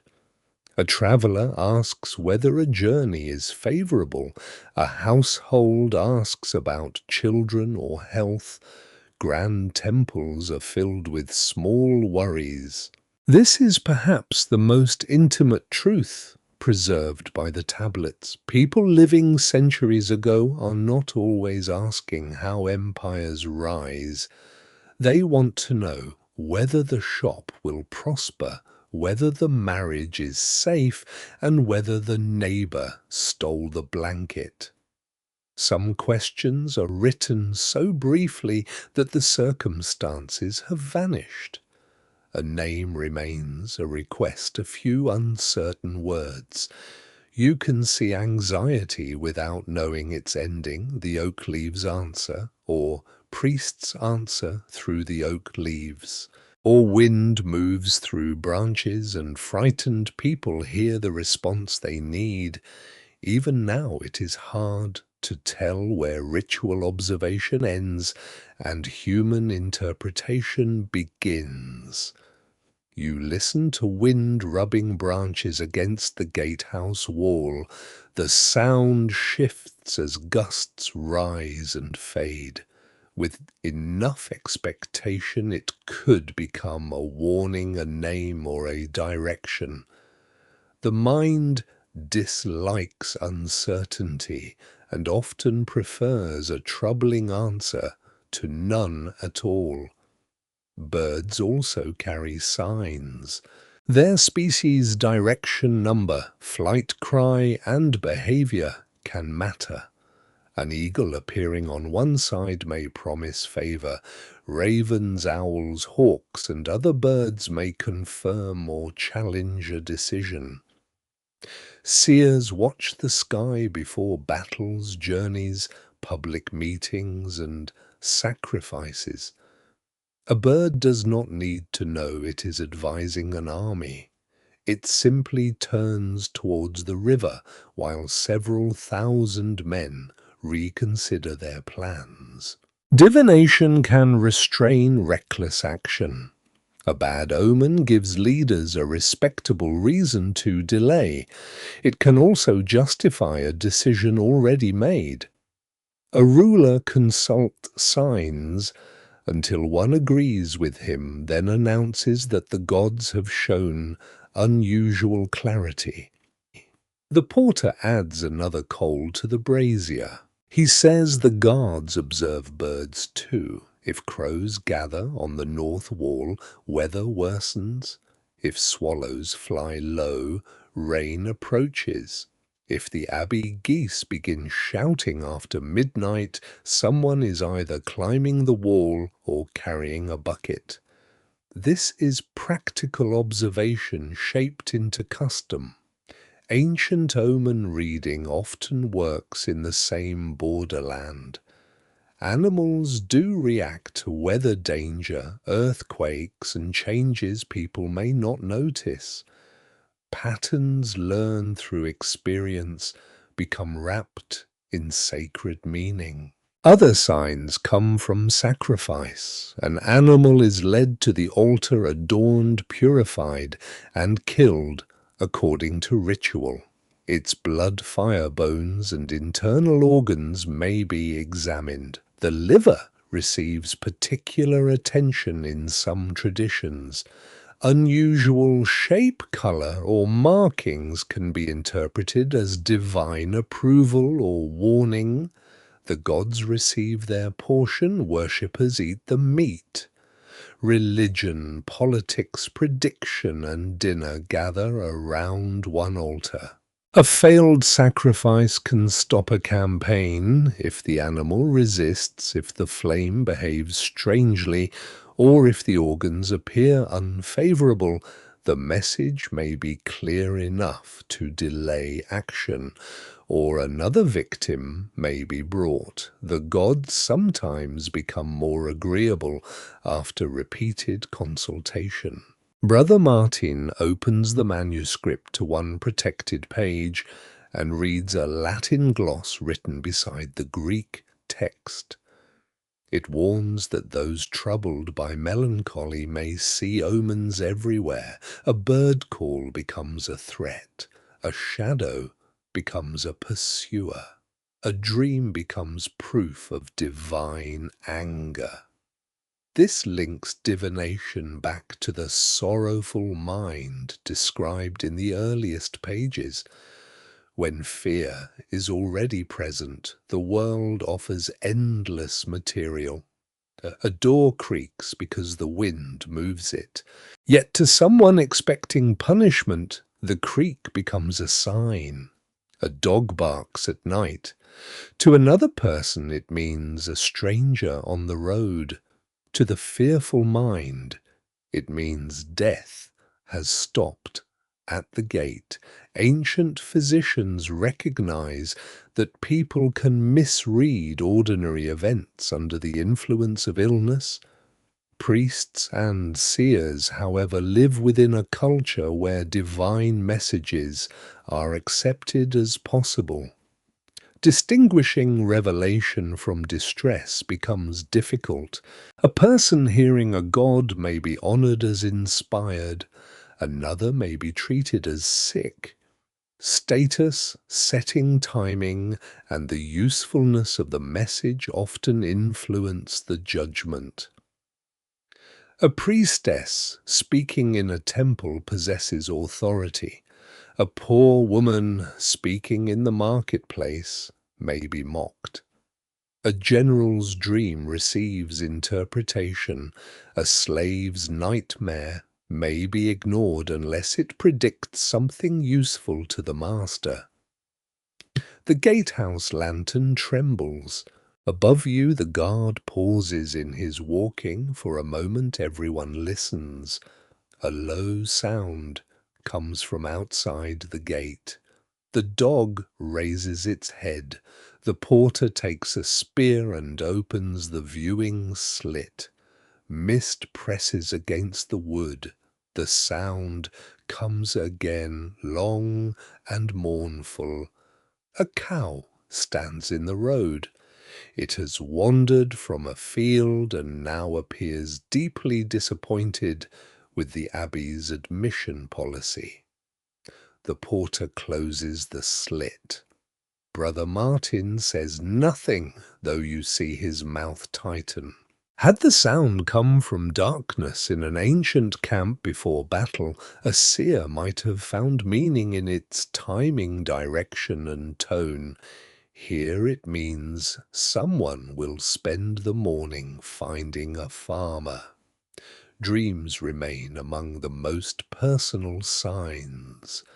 Ancient people distinguish between ordinary dreams produced by food memory and daily concern and significant dreams sent by gods or revealing hidden truth. Manuals eventually gather common images and interpretations. A journey may symbolize change. A storm may indicate conflict. Teeth falling out can be connected with family loss, though meanings vary according to which teeth, which relatives, and which interpreter wishes to remain employed. Dream interpretation becomes a craft. The dreamer's age, work status, health habits, and circumstances matter. The same symbol may promise fortune to one person and danger to another. A ship means something different to a sailor than to a farmer who has never seen the sea. This attention to context can be thoughtful. It can also ensure that no interpretation is ever fully wrong. If the predicted event occurs, the dream was clear. If it does not, the symbol was misunderstood, the timing remains hidden, or the gods changed their intention. The future protects its reputation. Medieval dream books circulate too. Monks copy lists explaining what it means to dream of fire, blood, water, trees, kings, serpents, or falling towers. The Church warns against forbidden divination while preserving ancient theories in libraries and occasionally interpreting royal dreams with impressive seriousness.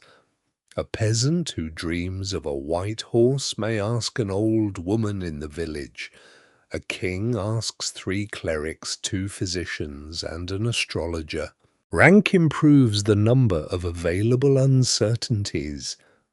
The porter removes a small leather pouch from beneath his tunic.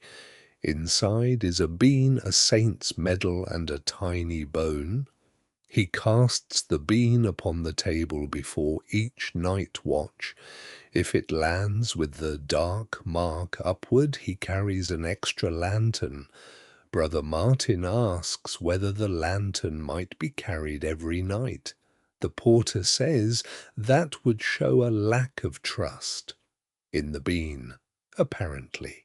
Lots, knucklebones, and other simple objects have long been used to seek answers. Pieces are cast, sticks are drawn, marked stones are selected.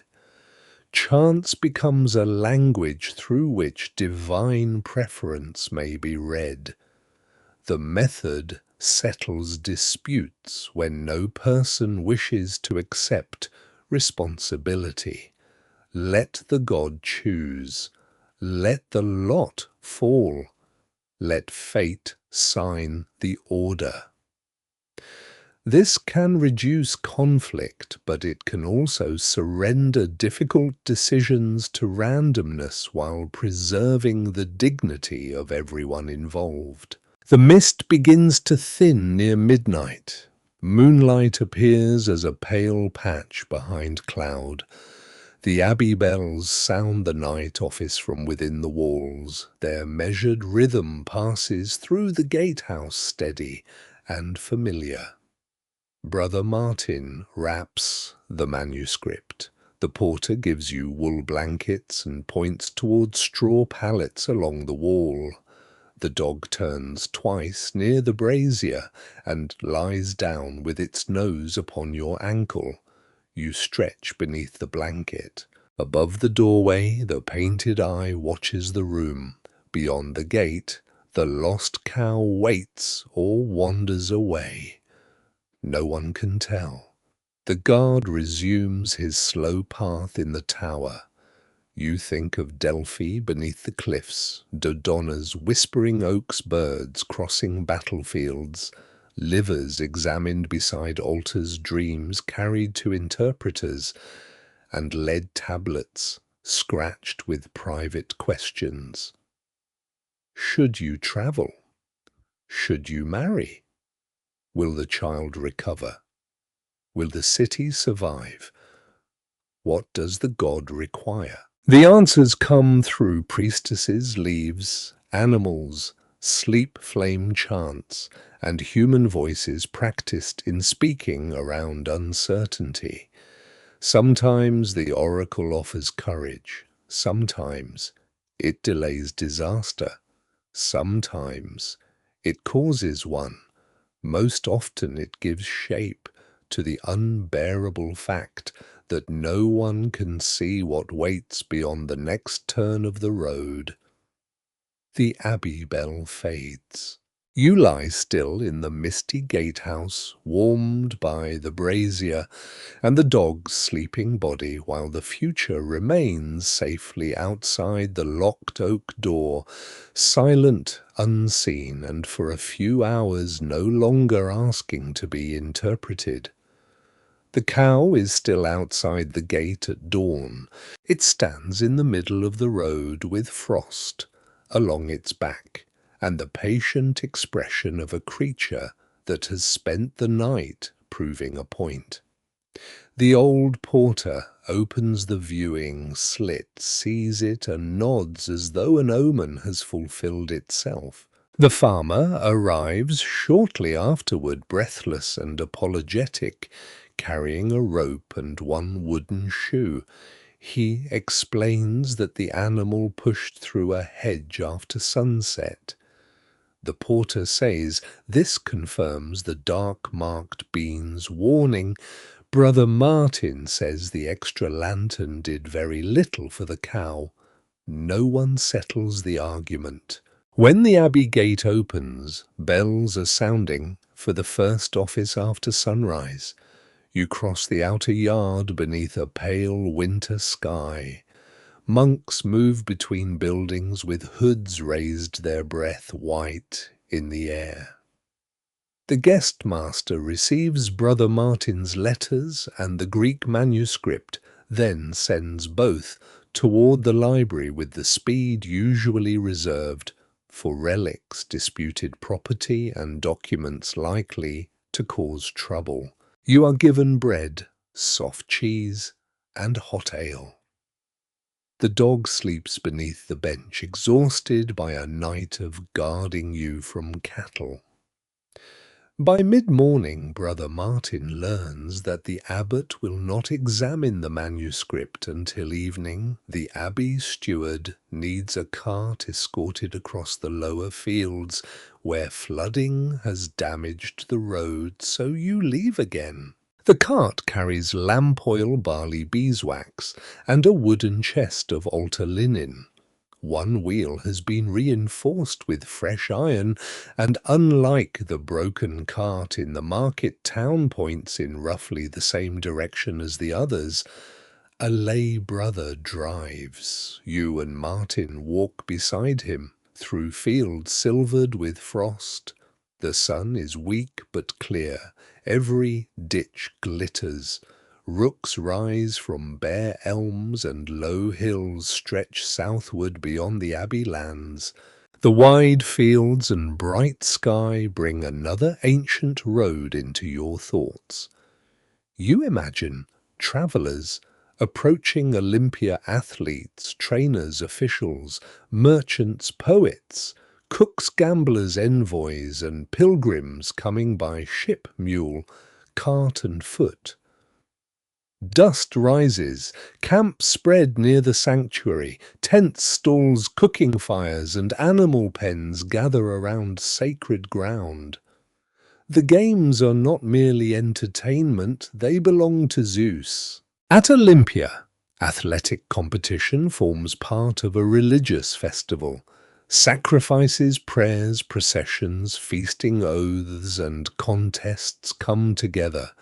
Victory is physical achievement, civic pride, divine favor, and personal glory folded into one wreath of leaves.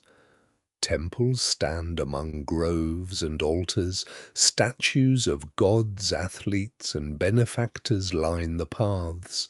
Treasuries display the wealth of rival cities. Smoke rises from sacrifice, while vendors discover that holiness creates an excellent market. Athletes arrive before the festival and train under supervision. They do not simply appear after a large breakfast and an inspiring dream. Preparation is long and disciplined. They practice running, wrestling, boxing, jumping, throwing the discus, and casting the javelin.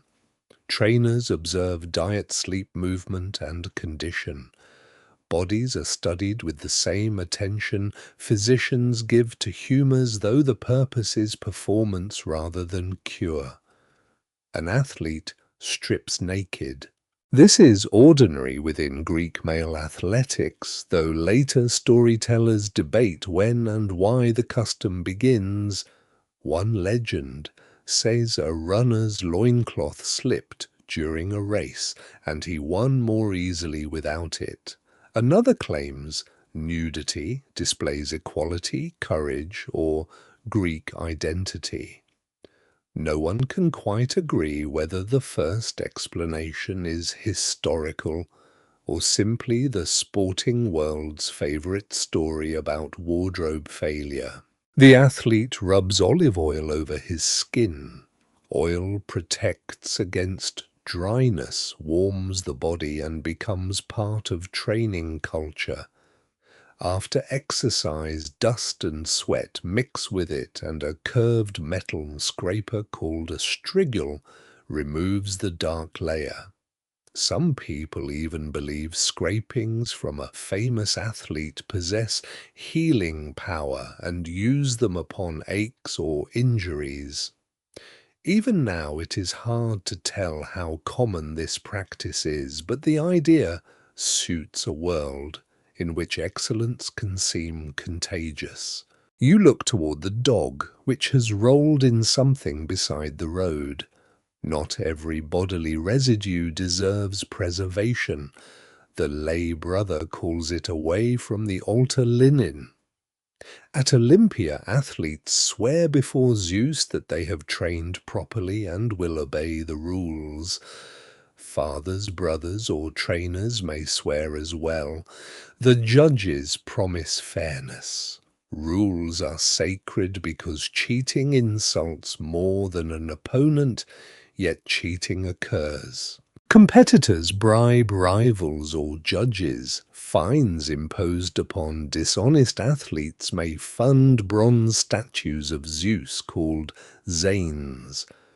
These stand where competitors can see them, warning that victory should come through speed and strength rather than money.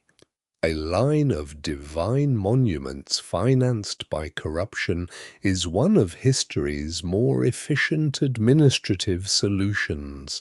Crowds gather along the stadium banks beneath sun and dust.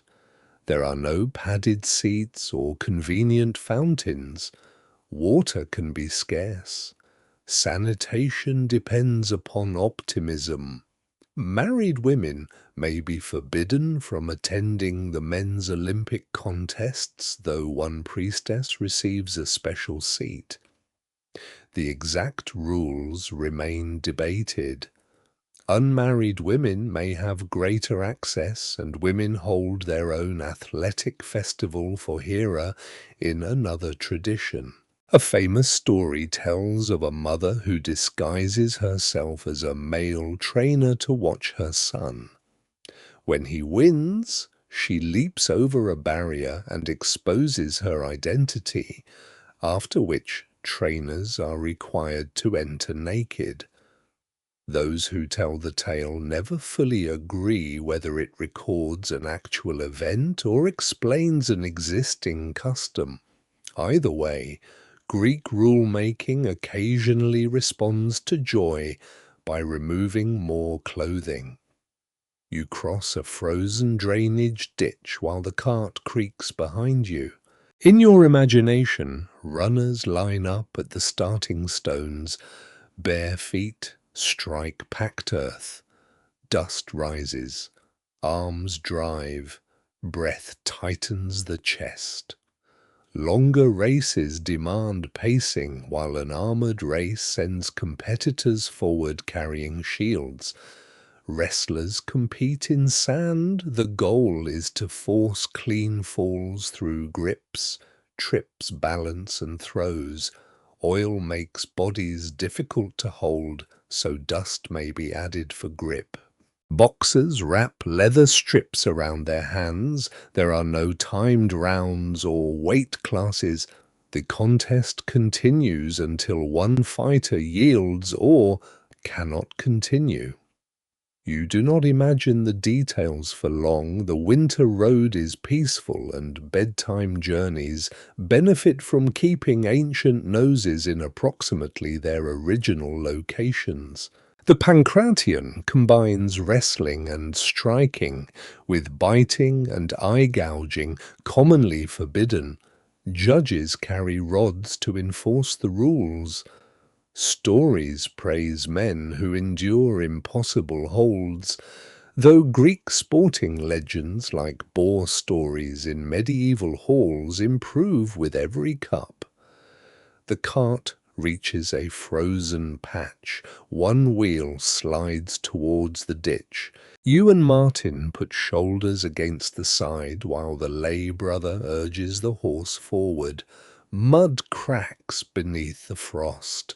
The wheel catches and returns to the road. Everyone stands panting.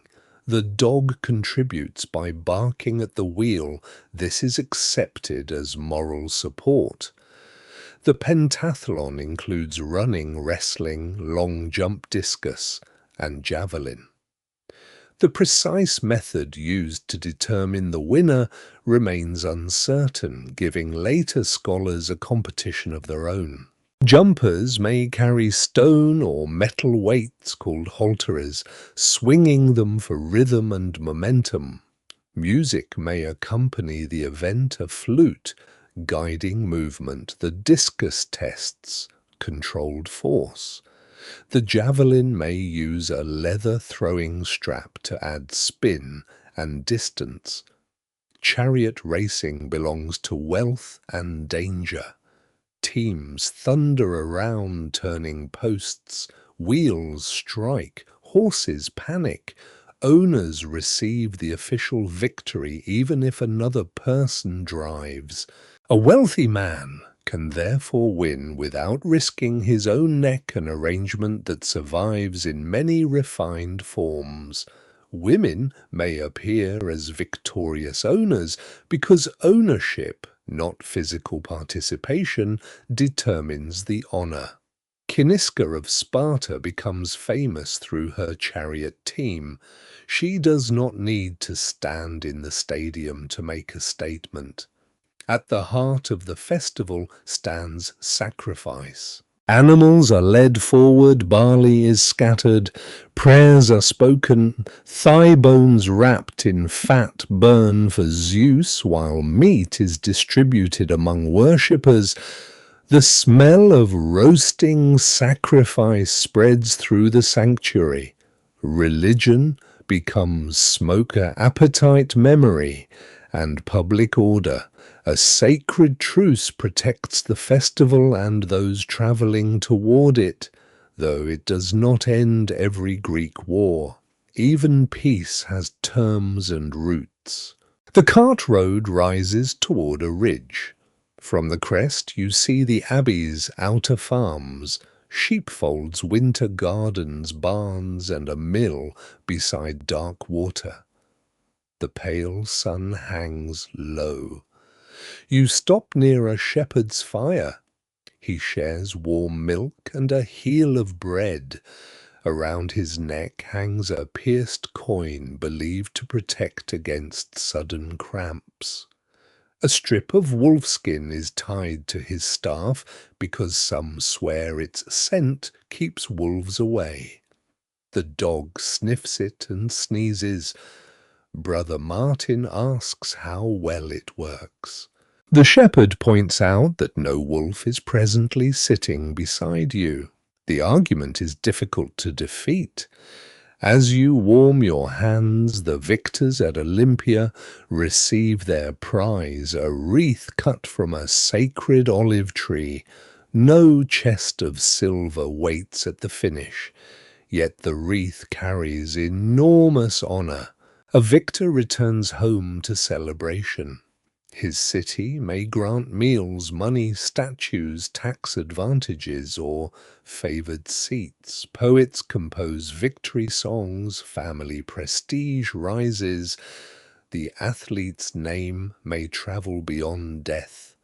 Some cities are even said to break part of a wall to welcome a champion, declaring that a city producing such men needs no complete defense. No one can quite agree how often this occurs, but it is exactly the sort of repair later poets assign to enthusiasm. Victory belongs partly to the individual and partly to the city. Defeat remains less visible. Most athletes return without wreaths. Years of training end in dust, one bad turn, one stronger opponent, or one disputed judgment. Their shoulders still ache. Their names rarely reach stone. The sacred games celebrate excellence, but excellence produces only one winner at a time. The rest carry silence home. You leave the shepherd's fire and follow the cart downhill. Abbey bells sound across the fields gathering road, weather hunger and thought into measured time. For a troubled mind, athletic routine can be comforting. Physical exertion may quiet restless thought, training may restore sleep, companionship may ease isolation. Ancient physicians sometimes recommend walking. Exercise, massage, bathing, and changes in daily habit for melancholy.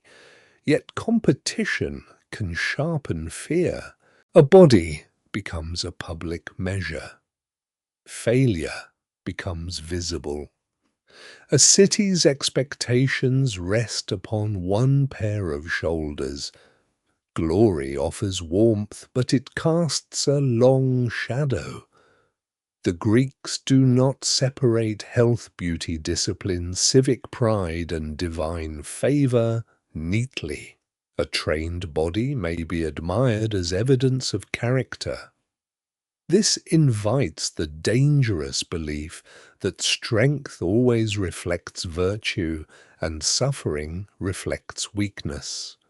Bodies are less obedient than moral theories.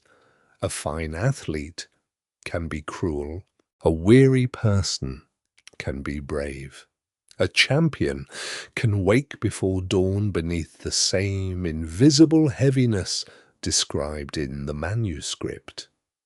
You enter the abbey's outer gate as light fades.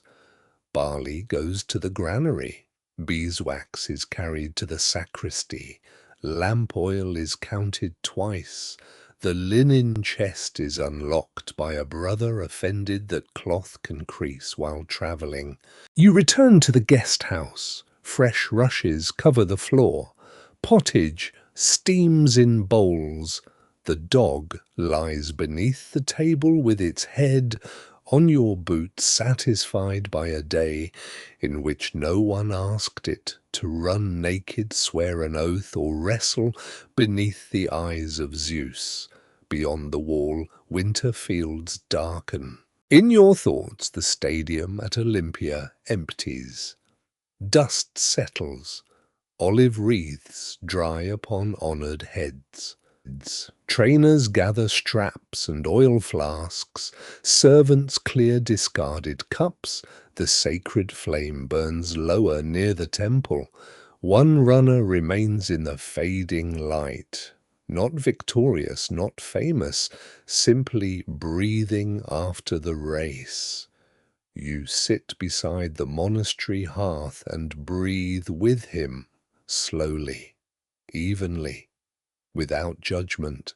The bell sounds once more, and the ancient crowd fades into the quiet scrape of wooden spoons, the warmth of pottage, and the soft weight of the dog asleep across your feet. The runner in your thoughts disappears when the guest house door opens and a gust of evening air pushes smoke sideways across the hearth. Brother Martin stands in the doorway with his hood raised. Behind him waits the suspicious lay brother from the first monastery, or at least a man so much like him that you begin to suspect every abbey keeps one for inventory. He carries an iron lantern and a message from the abbot. The Greek manuscript must continue south. A fortified priory farther south keeps Latin books copied from Roman sources, one of which may match the damaged pages. An escort leaves at dawn with grain, salt, and church plate. You finish your pottage, wrap the wool blanket more tightly around your shoulders, and look at the dog beneath the table. The dog looks back with the resigned patience of a pilgrim who has learned that every warm room is temporary.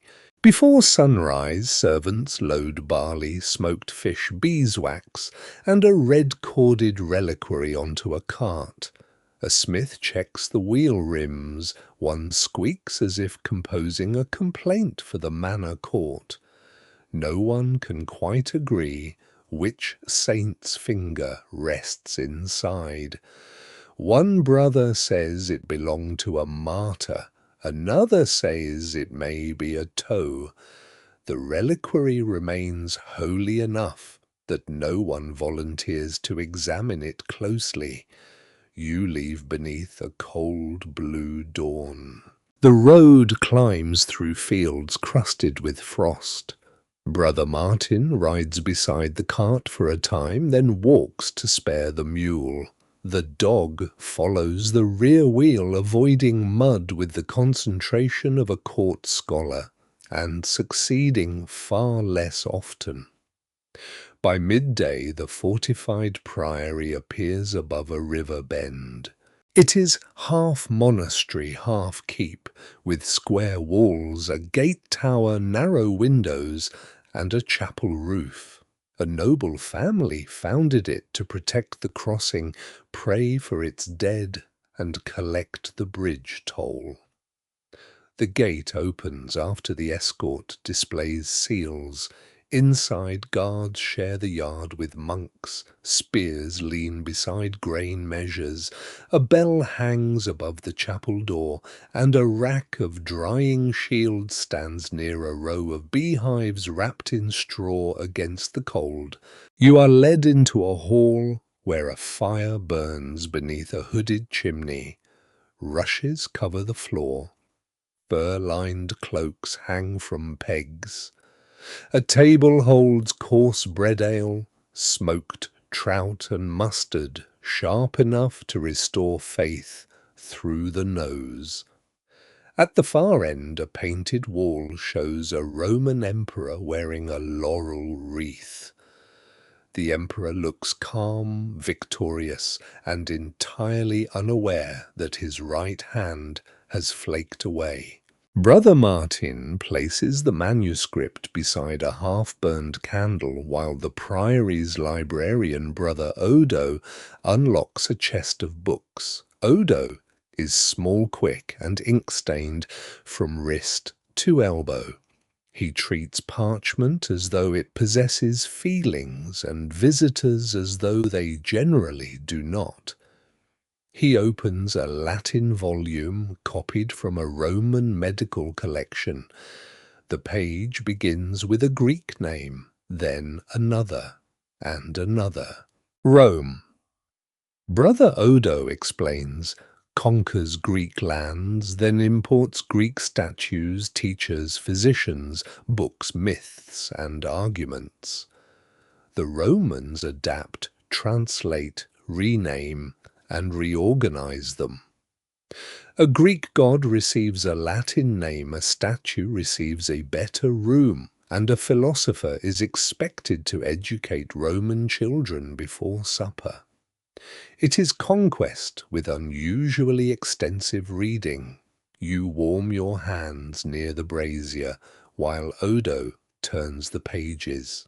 Roman religion already has its own old powers, rites, household spirits, and agricultural gods. Yet contact with Greek cities reshapes how many deities are imagined and represented. Zeus becomes closely identified with Jupiter Hera, with Juno Athena, with Minerva Aphrodite, with Venus Ares, with Mars Hermes, with Mercury, Poseidon with Neptune, and Artemis with Diana. The matches are not perfect. Roman gods retain older local meanings. Mars is not merely Ares in a new cloak, he carries Roman ties to ancestry, farming, and war. Venus becomes a mother of Roman destiny through the story of Aeneas. Cultures do not borrow like scribes copying one clean line.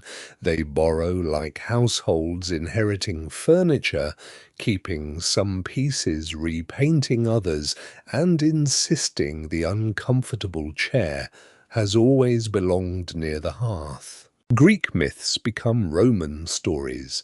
Roman poets retell the old tales in Latin, changing emphasis, tone, politics, and character. Heroes travel through a Roman moral landscape. The gods continue quarreling, loving, deceiving, punishing, and interfering with mortals, but their stories now help explain Roman origins and power.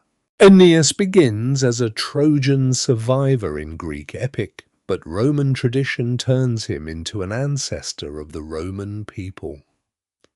Carrying household gods from ruined Troy toward Italy, he joins private suffering to imperial destiny. No one can quite agree how much of the legend predates the Roman poets who shape it. Empires prefer ancestors with good literary connections. A servant brings warm wine, diluted with water and flavored with honey. Brother Odo drinks without looking away from the book. The dog receives a trout skin and settles beneath the table near the reliquary no one trusts. Roman art shows the same hunger for Greece. Wealthy generals return from conquered cities with statues, paintings, metalwork, and carved objects. Temples and villas fill with Greek forms. Roman patrons commission copies of admired sculptures, which is one reason later ages know many Greek works whose originals have vanished. A Roman collector may praise ancestral simplicity, while buying enough marble nymphs to crowd a bathhouse. Greek artists work for Roman patrons, mixing idealized bodies with stern Roman faces. Art becomes admiration, possession, and vanity, yet copying also preserves works whose Greek originals later vanish. Brother Martin opens the damaged Greek manuscript to the little face in the margin. Brother Odo compares it with a Latin volume. Several medical descriptions resemble one another: sleeplessness, fear, without visible cause, withdrawal, disturbances of appetite, and the language of black bile. The Roman author translates, compiles, and arranges Greek medicine for Latin readers. Roman medicine depends heavily upon Greek practitioners and theories. Greek physicians travel through Roman territories, serve households, work in cities, treat soldiers, and sometimes rise to great influence. Yet they may also be mocked as foreigners, distrusted as clever talkers, or blamed when treatment fails. A Roman patient can praise Greek medicine after recovery and condemn Greek medicine before paying the fee. The famous physician Galen, born in the Greek-speaking city of Pergamon under Roman rule, writes extensively on anatomy, humours, diet, drugs, philosophy, and the treatment of disease. He serves elite patients in Rome and builds a system so influential that medieval healers still study it many centuries later. Brother Odo taps the Latin volume. Some of what the infirmary practices, balancing heat and cold, watching urine, regulating food, bloodletting, purging, timing, treatment by season, reaches the monastery through Roman and later Arabic transmission of Greek ideas. The road from an ancient physician to a medieval sickbed passes through translation, argument loss, copying, and the occasional mouse. One corner of the fever remedy has been eaten. Perhaps Odo says the mouse objected to the dosage. Greek influence reaches Roman education just as deeply. Wealthy Roman boys may be taught by Greek-speaking tutors, including educated enslaved men brought from conquered regions. They learn Greek language, literature, rhetoric, poetry, and philosophy. To appear cultivated, a Roman elite must understand a culture Rome has politically defeated. A young Roman recites Homer, studies Greek rhetoric, then uses that training in Roman courts and politics. His tutor may possess more learning than the father who owns him. Knowledge commands respect, while legal status denies freedom. The teacher explains virtue to a boy who may one day inherit him. History contains many rooms where wisdom eats after everyone else. The fortified priory hall grows darker as clouds cover the afternoon sun. Servants light beeswax candles near the books and cheaper tallow dips near the doors. The division of light follows rank even more reliably than seating. Brother Odo opens a second chest. Inside lies a work attributed to Cicero, who reshapes Greek debate in Latin around duty, friendship, grief, public service, and self-command.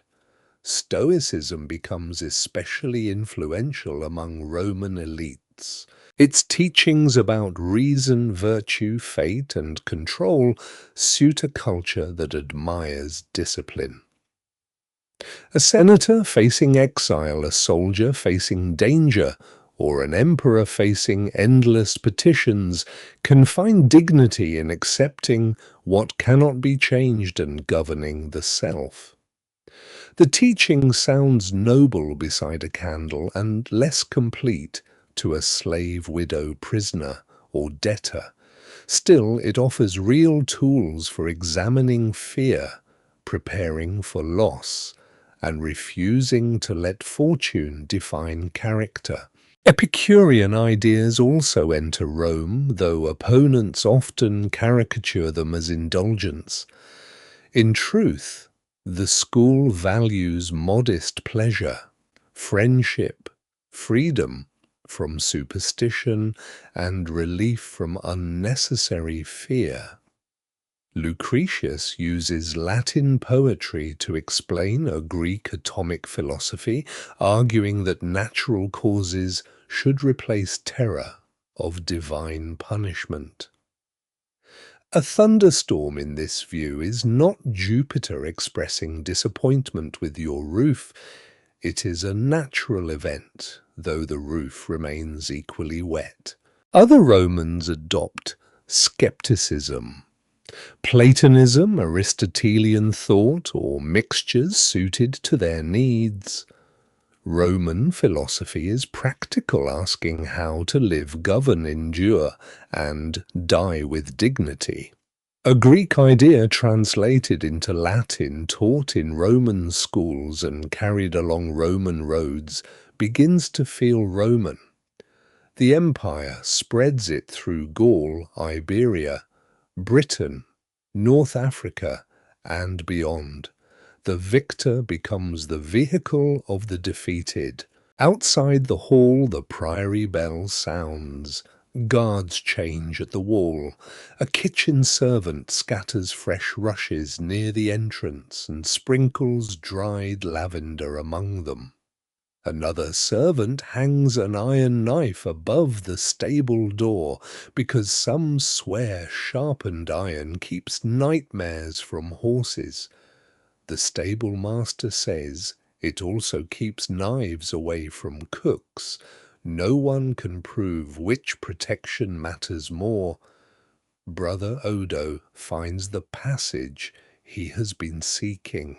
The Latin text describes melancholy as fear and sadness lasting without an obvious cause. The wording is not identical to the Greek manuscript, but the resemblance is close. A chain begins to emerge. Greek observation, Roman collection, medieval copying. The ancient sufferer crosses languages, and so does the uncertainty. Rome can rename gods, copy statues, translate physicians, and debate Greek philosophy beneath Latin ceilings. Yet it still cannot explain why one person wakes beneath an invisible weight while another rises easily. The Romans inherit the question, arrange it, and pass it onward. Night gathers around the fortified priory. The red-corded reliquary is carried toward the chapel, still containing either a martyr's finger, a saint's toe, or the most respected piece of unidentified bone in the building. You eat supper At the lower table barley pottage, coarse bread, smoked trout and ale. The dog lies against your feet, wet wool steams near the fire. Above the hearth, the handless Roman emperor watches the hall with faded confidence. Later, Brother Martin wraps the Greek manuscript beside the Latin volume. Two books rest together beneath the half-burned candle, one born in Greek words, one shaped by Roman inheritance, both preserved by medieval hands inside a keep where monks carry keys and guards answer bells. You settle beneath a wool blanket in the guest chamber. Beyond the oak door, wind moves along the battlements, iron hinges murmur. A horse shifts in straw beneath its protective knife. The dog circles once and lies down. In your thoughts, Greek gods enter Roman temples, Greek statues cross Roman seas, Greek physicians unpack their instruments, Greek tutors open Homer before Roman children. And Greek philosophers find themselves speaking Latin about duty, sorrow, pleasure, fate, and the troubled soul. Rome borrows an entire world. Then, with admirable confidence, it files the world under Roman administration. The Roman emperor, above the hearth, loses the rest of his hand during the night. A flake of painted plaster falls onto the rushes with a sound too soft to wake anyone but the dog. It lifts its head, watches the fragments settle, and returns to sleep. By morning, the emperor points nowhere at all. You wake beneath a wool blanket while wind pushes against the shutters. Brother Martin is already tightening the leather cord around the Greek manuscript. The half-burned candle has gone out, leaving the faint sweetness of beeswax. Brother Odo enters with a bowl of warm water and an expression suggesting that books have behaved well, but people may still disappoint him. He says the priory infirmera wishes to see the Greek medical pages before you leave. The infirmary stands beyond the chapel, close to the herb garden and kitchen. You cross the courtyard beneath a sky pale with snow. Guards stamp their feet beside the gate. A servant empties a bucket into the drain and nearly baptizes the dog, which escapes beneath a bench with its dignity only slightly dampened. The red-corded reliquary rests behind an iron screen. A novice kneels before it. No one has yet settled whether the bone inside is a finger, a toe, or a fragment of something that once lived with admirable holiness. The infirmary door opens onto warmth.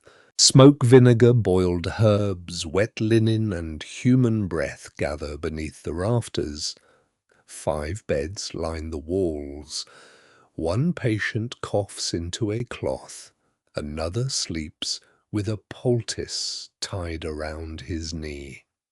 A merchant lies beneath furs and insists that his fever is caused by an innkeeper who watered the wine. The infirmera is Brother Severin. He is narrow-eyed and grey at the temples, with iron keys at his belt and a habit marked by stains of oil-wax wine and remedies better left unnamed.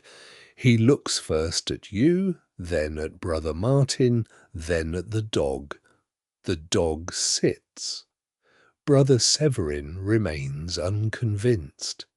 He clears a table beside the brazier. Brother Martin lays down the Greek manuscript. Brother Odo brings the Latin volume, copied from Roman medicine, and Severin washes his hands in wine and water. He says wine cleans better than prayer. Brother Martin says prayer is less expensive. Severin answers that this depends upon the priest. The manuscript opens to passages concerning melancholy, diet, sleep, fear, and bodily balance. Severin recognizes the inheritance. Greek theories passed into Roman collections, then into monastic medicine through generations of copying. The cure begins with order. A patient should eat regularly, sleep neither too much nor too little. Avoid stale air, move gently, keep the bowels open and escape excessive worry if worry has kindly agreed to leave. Warm baths may soothe cold and dry conditions. Massage with oil can relax the limbs. Music, conversation, gardens, mild exercise, and pleasant surroundings may restore spirits. These remedies sound almost gentle. Behind a hanging cloth, a copper cauldron warms bath water over a low fire. Herbs may be added: rosemary, lavender, chamomile, mint, or sage. A bath can clean the skin, soften aching muscles, calm fear, and improve sleep. It can also cause a monastery argument when three ill brothers require warm water, and the kitchen needs the same fire for cabbage. No one can quite agree whether cabbage has ever surrendered willingly. For troubled sleep, Severin keeps lettuce seed, poppy violet, mandrake, and henbane under lock. Some are mild in careful amounts. Others become dangerous when confidence exceeds knowledge. He lifts a dried mandrake root. Its forked form resembles a crude human figure. Stories claim that mandrakes grow beneath gallows, shriek when pulled from the earth, and kill anyone who hears the cry. A dog may be tied to the root and used to pull it free while the collector stops his ears. Those who tell the tale never fully agree whether anyone follows this method or whether it survives, because every medicinal plant improves when accompanied by a dramatic dog. Your dog steps behind you. Severin purchases dried mandrake from an apothecary, which merely transfers the uncertainty to someone with better shelves. In small preparations, mandrake may dull pain or encourage sleep. Too much brings confusion, weakness, frightening visions, or death. The same is true of opium from poppy. A substance that quiets suffering can also quiet breathing. Ancient physicians understand dose through experience rather than exact chemistry. A remedy becomes respectable when enough authorities recommend it, even if those authorities copied one another and the first man was guessing beside a goat. Brother Severin turns to herbs for melancholy. Saffron may brighten mood and warm the body, though it is expensive enough to sadden anyone paying for it. Hellebore is more famous. Black or white hellebore can be used to purge harmful humors from the body. The plant is powerful. The purging is memorable. A person treated with hellebore may spend hours emptying the stomach and bowels, while a physician observes with professional satisfaction. If the patient survives and improves, the humor has been expelled. If the patient worsens, the illness was deeper than expected. Medical theories possess a remarkable talent. For surviving their patience, the feverish merchant asks whether hellebore is being discussed. Severin says no. The merchant pulls the blanket higher. Purging follows the logic of removal. If excess black bile causes melancholy, then the offending matter must leave. Laxatives, emetics, enemas, sweating and bloodletting all offer exits. The infirmary contains a wooden clister syringe, brass cups, a lancet case, and a jar for leeches. The leeches gather against the glass with calm dedication. Bloodletting may be performed from a vein chosen according to the illness, season, age, strength, and body part affected. Charts connect veins with organs. Astrological timing may matter. Some healers avoid bleeding when the moon occupies a sign linked with the body part in question. A manuscript shows a little human figure surrounded by the zodiac. Aries governs the head, Taurus the neck, Gemini the arms, and so downward until Pisces reaches the feet. This means that even the stars may interfere with trimming a toenail. Severin says timing matters, though a man bleeding from an axe wound should not wait for the moon to leave Capricorn. Experience sometimes pushes theory aside with both hands. Cupping uses heated vessels placed upon the skin. As the air cools, suction draws the flesh upward. Cups may be dry or used after small cuts to draw blood. Leeches offer a slower method. They attach, feed, and detach when satisfied. Some swear that leeches prefer sinners. Brother Severin says leeches prefer warmth. This is less morally useful, but easier to observe. He brings you to a shelf of jars. There is honey for wounds and coughs, vinegar for cleaning, rose oil for irritation, goose fat for stiff joints, and pig fat used as a base for salves. Dried figs soften the bowels, mustard warms the skin, fennel aids digestion. Rue is used for many complaints and enjoyed by almost no one. Then the remedies become stranger. Powdered shell, burnt bone deer, antler earthworms, snail slime, animal dung, and pieces of organs appear in recipes. A cure may require bear fat, goat blood, hare liver, or a stone said to have formed inside an animal. Not every remedy is used everywhere.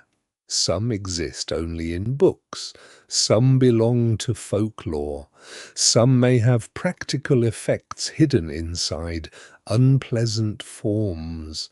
Honey can protect wounds, grease shields skin, wine cleans, salt dries. But the goat does not become a physician merely because one ingredient came from it. Brother Severin opens a box containing a pale object wrapped in linen. It is a bezoar, a hardened mass, said to come from an animal's stomach and protect against poison. Great households prize such stones, placing them in cups or touching them to food. No one can quite agree whether this one is genuine. Severin says it came from a merchant who also sold a feather from an invisible bird. Brother Odo asks why the priory bought it. Severin says the former infirmera had a hopeful nature. The line between medicine and charm is thin. A patient wears a parchment strip around his neck. The words combine a prayer, holy names and symbols Severin cannot identify. The man's sister insists it protects against fever. Severin allows it to remain because it causes no harm. and because the sister brings eggs. Another bed has a knife beneath the mattress to cut pain. A red cord is tied around a swollen wrist. Dried peony seeds hang near a child's cot because some believe they prevent nightmares or fits. Official prayers accompany treatment. Relics may be brought near the sick. Saints associated with particular illnesses receive petitions. The Church condemns forbidden magic and bargains with spirits, yet ordinary healing combines every available hope. Priest, herb, wife, physician, midwife, charm seller, saint, neighbor, and grandmother. A cure does not need a clean lineage when someone is suffering. Brother Severin shows you a toothache remedy. It recommends pressing herbs against the gum while speaking certain words. Another suggests burning henbane seeds so smoke enters the mouth and drives out toothworms. The toothworm is an old explanation for dental pain. People imagine a tiny creature gnawing inside the tooth. Even now it is hard to tell how literally everyone believes it. The image is persuasive because pain feels like biting from within. Removing a rotten tooth may solve the matter more directly, but extraction involves iron tools, strong hands, and an audience suddenly grateful for their own mouths. The feverish merchant groans. Severin examines his urine in a clear glass flask. Color, cloudiness, sediment, smell, and quantity offer clues. A physician may hold the flask toward light, then draw conclusions about digestion, heat humours, and internal organs. The practice contains observation but also performance. A polished flask and thoughtful expression reassure paying patients. The more expensive the consultation, the longer the urine deserves to be admired. Severin says the merchant needs rest water, light broth and time. The merchant asks for something stronger. Severin gives him willow bark tea.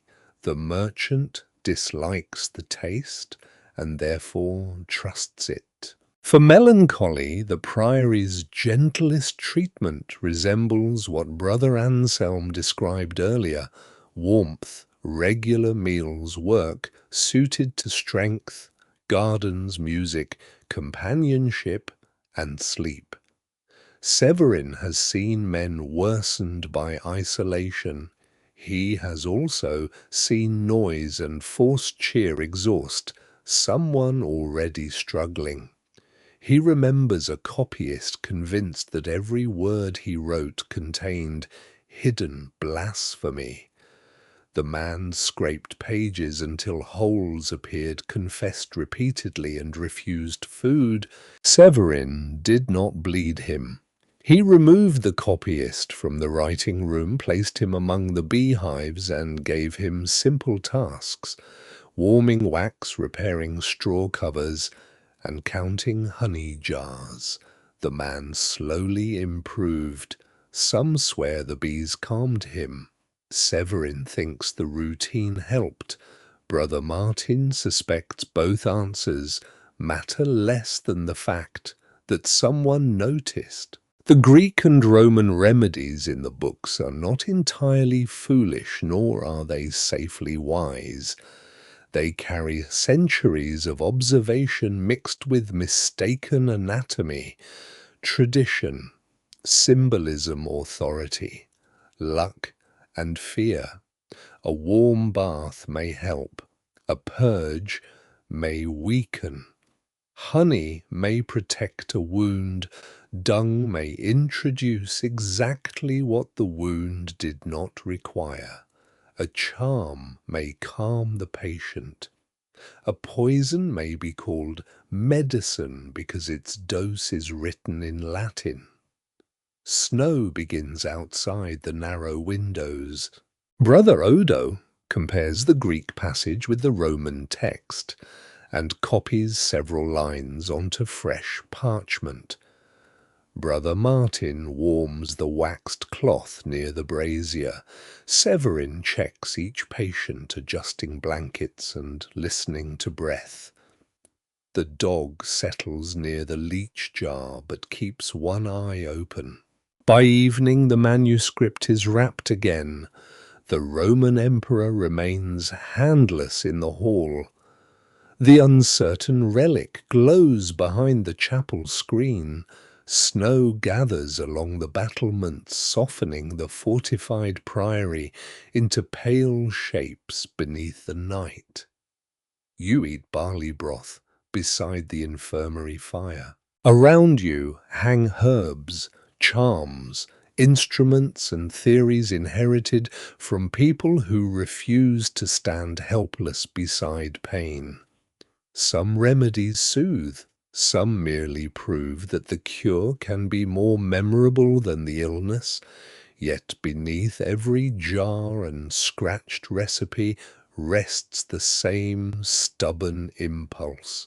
Someone suffers, someone stays, someone warms water, mixes honey, trims a wick, changes a bandage, or sits beside the bed while no explanation is enough. The bell sounds through the snow. You wrap yourself in a wool blanket near the brazier. The dog presses against your legs safely, beyond reach of mandrake roots and medicinal experiments. As the infirmary darkens, the rows of jars fade into shadow, and the stranger cures of Greece, Rome, and the medieval world become quiet objects upon shelves, waiting for morning and another hopeful hand. Snow continues through the night, covering the fortified priory so completely that the battlement's chapel roof, stable yard, and outer ditch seem to belong to one pale, silent shape. You wake near the infirmary brazier beneath a wool blanket that has slipped from one shoulder. The fire is low. Brother Severin moves between the beds with a shaded lamp, checking foreheads and cups before the first bell. The feverish merchant sleeps at last, though his willow bark drink remains untouched, beside him having apparently cured his desire for stronger medicine. The dog lies close to the leech jar. Both parties remain watchful. Brother Martin is seated at the table with the Greek manuscript before him. Beside it rests the Latin medical volume and the fresh parchment upon which Brother Odo copied matching passages the evening before. The beeswax candle between them has burned halfway down. Wax has gathered along one side, shaped by the draught into a pale, frozen curtain. Brother Odo enters, carrying a wooden board cords and a small cloth bag of tools. He says the weather has closed the road. No cart will leave before the snow stops and the lower bridge is inspected. This delays your journey. It also gives the manuscript another day beneath the careful roof. After bread, hot ale, and a bowl of oats, you follow Odo through the cloister toward the priory's writing room. Snowlight shines through narrow windows. Servants scatter sand and ash on the stone passages to reduce slipping. A novice carries a basket of eggs beneath his cloak as though protecting a royal treasure, which in winter may be nearly true. The scriptorium occupies a long upper chamber above the chapter house. Its windows face south to catch the best daylight. Wooden desks stand in a row, each angled beneath a window. Inkhorns rest in fitted holes. Quills, knives, straight edges, pumice chalk thread, and small weights lie arranged with monastic order. The room is not silent, quills scratch, knives scrape, stools creak. A brother coughs, another whispers a difficult phrase, and somewhere near the door a novice drops a penknife and freezes as if he has disturbed the dead. The master scribe looks up, no one speaks. The novice retrieves the knife with the care of a man removing a snake from a bishop's sleeve. You sit near Brother Odo, while he opens the Greek manuscript beneath weighted cords. The warped page rises at the edges, water stains spread across several lines, and one corner has been eaten away. The missing words create small white silences inside the text. Odo examines the parchment against the window. Animal skin preserves marks differently from paper. Scraped thin, stretched, dried, and cut. It can survive for centuries if protected from damp fire. Insects war neglect hungry rodents and readers who believe margins exist for testing pens. This is a demanding list. The manuscript has endured several of them badly. Along one page, tiny holes reveal where the skin was damaged before writing. The original scribe adjusted the lines around them. A later reader added Latin words in the margin. Another hand corrected those words. A third drew the weary little face that first caught your attention. The page is not one voice, it is a crowded room. Brother Odo places a sheet of fresh parchment beside it and begins copying. He does not merely reproduce letters, he must decide what the damaged letters are, where one word ends, whether an abbreviation belongs to Greek or Latin practice, and whether a correction in the margin should enter the main text. Every choice becomes part of the future manuscript. A faded letter can resemble another. A line may be skipped when two sentences end with the same word. A scribe's eye moves from the exemplar to the copy and returns to the wrong place. One phrase disappears, another repeats. Sometimes an unfamiliar word is replaced with a familiar one. Sometimes a correct but strange sentence is repaired into a smooth but false sentence. No one can quite agree whether certain ancient errors begin with tired eyes, poor light, damaged originals, misunderstood language, or scribes who improve authors without permission. Brother Odo says the most dangerous copyist is not the ignorant one, it is the confident one. The ignorant scribe leaves a blank. The confident scribe creates an answer. At the desk behind you, an elderly monk copies a book of sermons. His lips move as he writes, sounding each phrase beneath his breath. Reading aloud helps hold the line in memory, though it fills the room with dozens of half-spoken texts drifting over one another. A saint condemns greed near the window. A Roman historian loses a battle beside the door. A recipe for treating swollen feet waits patiently between them. The writing room smells of ink-scraped skin, wool smoke, and cold stone. Small charcoal braziers warm the space, but they must be kept far from parchment. Scribes wear fingerless gloves or wrap cloth around their hands. One keeps a heated stone beneath his feet. Another has tied a sprig of rue above his desk because some swear it sharpens the eyes. Brother Odo says it discourages flies. In winter, both explanations enjoy equal success. He shows you the ink. Oak galls formed where insects disturb tree tissue can be crushed and mixed with iron salts and gum. The liquid goes down pale, then darkens. Good ink bites slightly into parchment and endures. Poor ink fades, flakes, spreads, or eats through the page after years. Red ink marks headings and important words. Pigments come from minerals, plants, earth, soot, metals, and costly trade.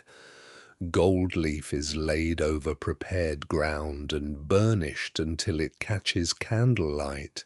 A book can therefore contain sheepskin, insect-made galls, goose feathers, tree gum, copper, lead, gold, soot, glue thread, and the patience of several human lives. You think of the Greek writer whose name may already have been lost before this copy was made. Perhaps the work began on papyrus. Papyrus survives poorly in damp climates. Rolls tear rot, burn and disappear when libraries close or fashions change. Texts endure when someone chooses to copy them onto new material. A book ignored for 1 or 2 generations may vanish even without catastrophe. Great losses do not always require flames. Sometimes no one orders another copy. Ancient authors known only by title become shadows in later quotations. A historian mentions a poet whose work is gone. A physician argues against a rival whose book no longer survives. A philosopher quotes 3 lines from a tragedy lost everywhere else. Entire voices remain inside the criticisms of enemies. Brother Odo turns to a page where the writing beneath the main text seems unusually dark. He wets one finger, then stops before touching it. Instead, he angles the parchment toward the snowlight. Beneath the Greek lines lies another script. The page has been reused. Old writing was once scraped or washed away so the expensive skin could receive new words. Such a manuscript is called a palimpsest. The earlier text may remain faintly visible beneath the later one, especially where ink entered deeply into the skin. Here fragments of a Latin prayer lie beneath the Greek medicine. Or perhaps the prayer came later and the Greek was earlier. The order is difficult to judge from this page alone. Even now it is hard to tell whether the lower writing contains a familiar liturgy, a private devotion, or part of another work entirely. 2 texts occupy the same animal's skin, each trying not to disappear. Brother Odo compares the page to a field ploughed twice. The second crop grows over the first, but old furrows remain beneath the soil. Medieval monks are sometimes blamed for destroying ancient books by scraping them for religious texts. This does happen, yet parchment is costly. Old books may already be damaged or unreadable, and the person reusing a page cannot know what later centuries will value. A faded pagan treatise may seem less urgent than a service book needed every day. A copy of an unknown comedy may surrender its skin to an account of grain rents. History preserves according to need, accident, taste, and weather, not according to a fair judgment made by the future. A bell sounds below. The scribes pause, place weights over pages, cap ink horns, and move toward prayer. You remain with Brother Odo and Martin long enough to cover the Greek manuscript with clean linen. The dog has entered the room unnoticed and sits beneath the table. No one knows how long it has been there.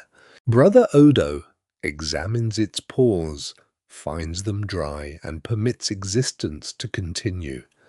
After prayer, a simple meal is served in the refectory pea pottage: coarse bread, smoked herring, and small beer. Monks eat while a reader recites from the life of a saint. Wooden spoons knock softly against bowls. The saint survives imprisonment, hunger storms, and several improbable conversations with lions. The herring proves more difficult. Back in the scriptorium, Odo brings out a chest of fragments. These are not complete books. Some are single leaves used inside bindings. Others are strips cut to strengthen spines. A page of old philosophy wraps a legal register. A piece of a poem supports the hinge of a psalter. Words survive because they become useful as material. One fragment contains only 12 Greek lines. The beginning and ending are missing. A name appears, once perhaps a character in a play. No title remains. Those 12 lines may be the sole survivors of a work once performed before thousands. You imagine the lost play. Actors move beneath an open sky. A chorus sings. Citizens laugh or grow quiet. The poet waits for judgment. Then centuries pass. The theatre falls. Copies vanish. The work shrinks until it fits beneath Brother Odo's hand. He reads one surviving phrase. It concerns a house that remembers grief. Nothing else is clear. The fragment says too little to explain itself and enough to be haunting. Other texts survive outside libraries. In dry lands, papyrus scraps remain in rubbish heaps, graves, abandoned houses, and desert settlements. Letters, tax records, shopping lists, petitions, school exercises, contracts and poems lie buried under sand. A private letter can preserve a person asking for a cloak. A child's writing exercise repeats the same line badly. A soldier complains about money. A woman sends greetings and asks why no one has replied. Buried cities preserve different silences. Volcanic ash seals rooms, streets, bread ovens, walls, and writing tablets. Houses collapse and remain hidden. When later people uncover them, ordinary life returns through cups, lamps, graffiti, food beds, and names scratched into plaster. A city does not survive intact. It survives interrupted. No one can quite agree whether the most valuable discovery is a grand inscription or a careless note on a wall. Grand inscriptions tell you how rulers wish to be remembered. Scratched notes tell you what someone thought while waiting near a doorway. Monasteries preserve yet another part of the ancient world. Scribes copy grammar, medicine, astronomy, philosophy, history, poetry, and law, because these works remain useful, admired, or required for education. They do not preserve everything equally. A text regarded as dangerous may be neglected. A difficult Greek work may vanish in Western lands where fewer readers know the language. A popular handbook survives in many copies while a brilliant but inconvenient original disappears. Books travel east and west through empires, monasteries, cities, court schools, and translation centers. Greek works enter Syriac and Arabic. Commentators preserve, question, and expand them. Latin readers later recover ancient ideas through these routes as well as through their own surviving manuscripts. The path is not one straight road, it is a web of roads, some muddy, some broken, some guarded by toll keepers who charge for rescue, whether or not you fall from the bridge. Brother Odo finishes copying the damaged passage near sunset. He leaves 3 small spaces where the Greek cannot be read. This is honesty made visible. A later reader may compare another manuscript and fill the gaps, or someone may become impatient and write whatever seems reasonable. The future of the sentence depends upon character as much as scholarship. Odo adds a note identifying the source, the location, the date, and the uncertain readings. His hand is small and steady. You watch fresh ink darken. The ancient sufferer described in the manuscript receives another fragile life. The words are not saved forever. Nothing is. But they are carried beyond one damaged page into another copy where fire, damp, war, boredom, insects, and confidence must try again. Night gathers beyond the windows, the snow stops. In the yard below, servants clear the path towards the gate. A guard tests the bridge. The uncertain relic is returned to its chest. The Roman emperor remains without a hand. Brother Martin wraps the original manuscript. Brother Odo wraps the copy separately. The half-burned candle stands between them, its flame reflected faintly in the iron knife used to sharpen quills. You rest your hands upon the desk and listen to the final scratching pens around the room. Each line is slow. Each page is costly. Each mistake may travel farther than its maker, and each careful decision may rescue a voice whose name no one remembers. Outside, darkness settles over the snow. Inside, ink dries. The lost authors do not return whole. Their cities remain broken, their books incomplete, their meanings disputed. Yet, beneath newer prayers, inside reused bindings, under desert sand, behind monastery locks, and within the patient labor of ink-stained hands, they continue speaking in fragments. You lean closer to the candle, for now the old words are still visible.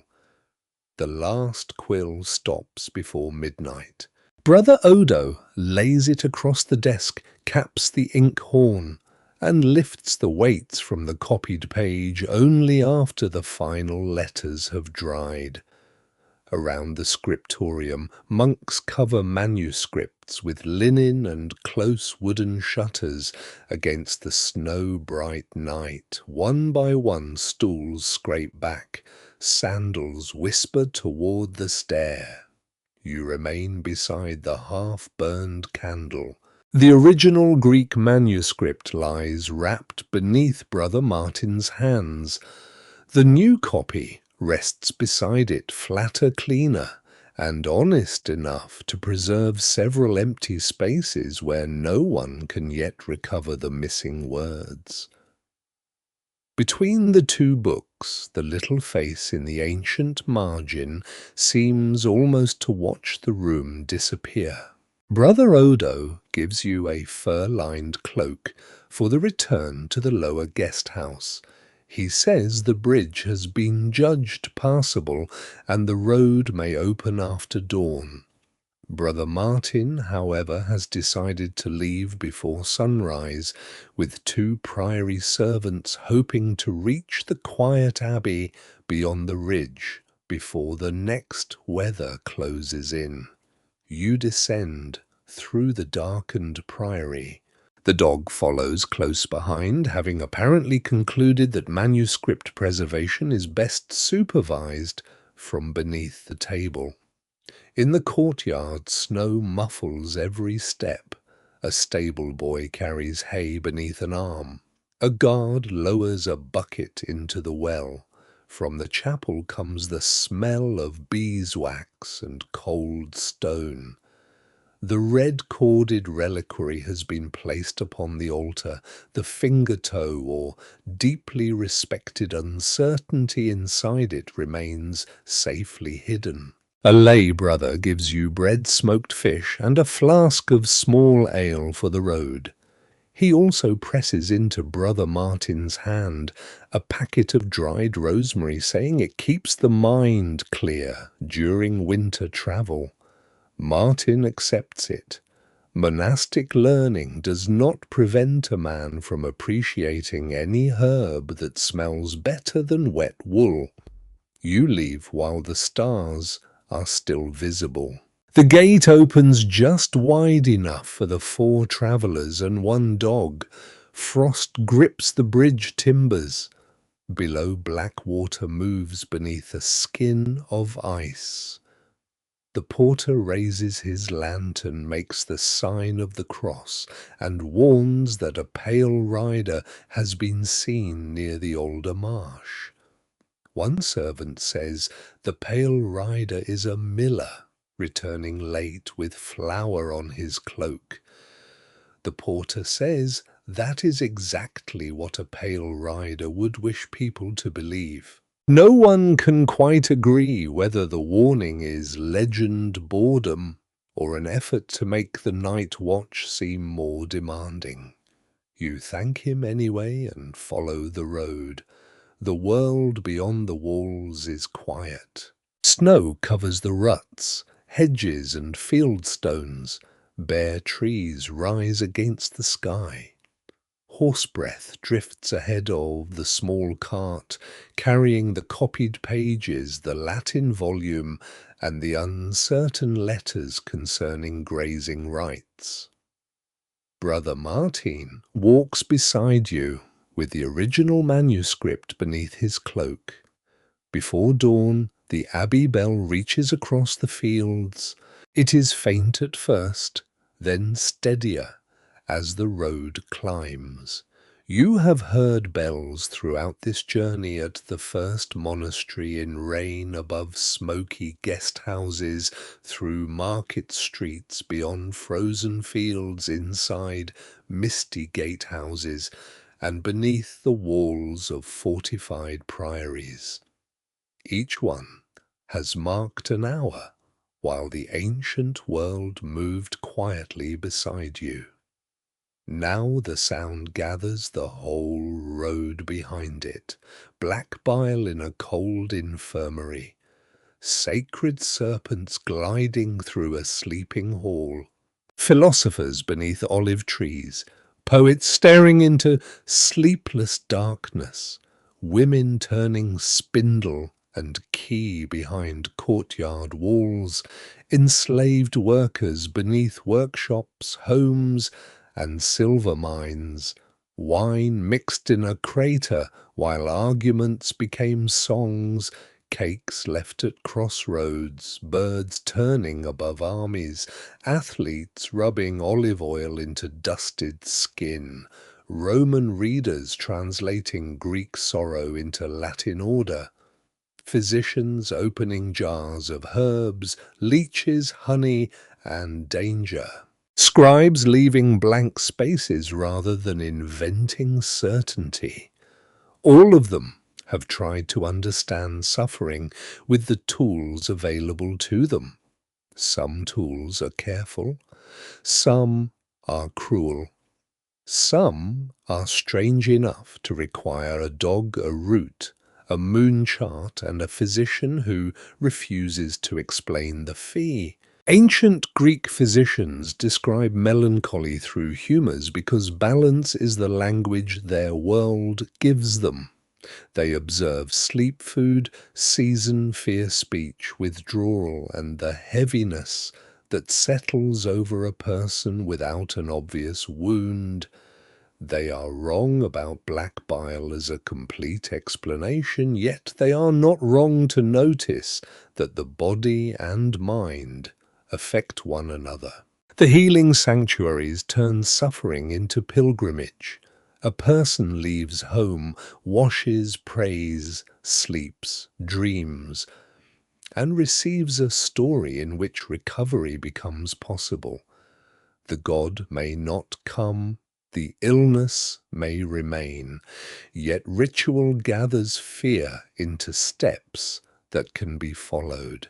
Philosophers offer another path. They speak of reason, desire, habit, friendship, virtue, and the boundary between what can and cannot be controlled. Their teachings sometimes strengthen people. At other times, careless listeners turn them into blame as though sorrow always proves that the sufferer has failed an examination of character. Poets and scholars make melancholy appear noble.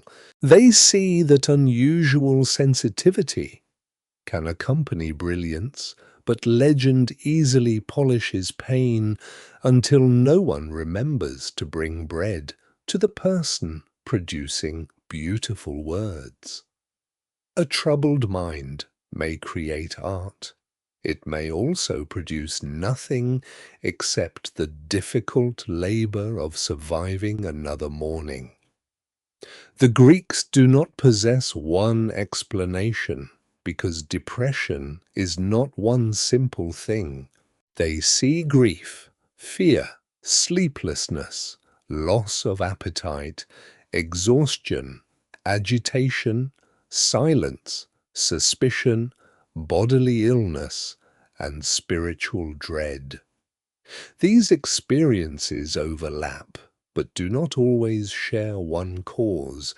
Their language divides them differently from yours, and the modern word cannot be placed neatly over every ancient life. Even now it is hard to tell how an individual described only in fragments would be understood today. The manuscript's sorrowful figure may have suffered what a later age calls depression. The figure may have endured grief trauma, fever, hunger, isolation, or another condition entirely. A few lines cannot become a diagnosis across centuries. They can become recognition. You cross the ridge as the eastern sky begins to pale. Below stands the abbey where the road first promised to lead you. Its walls rise from the mist. Smoke slips from the bakehouse. A lantern moves along the gate walk, and the bell sounds once more. The dog runs ahead.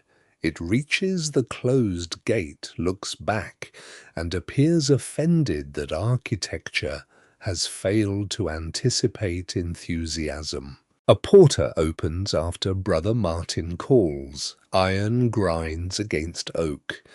You enter the outer yard, where servants carry baskets toward the kitchen, and a novice sweeps snow from the cloister path with a bundle of twigs.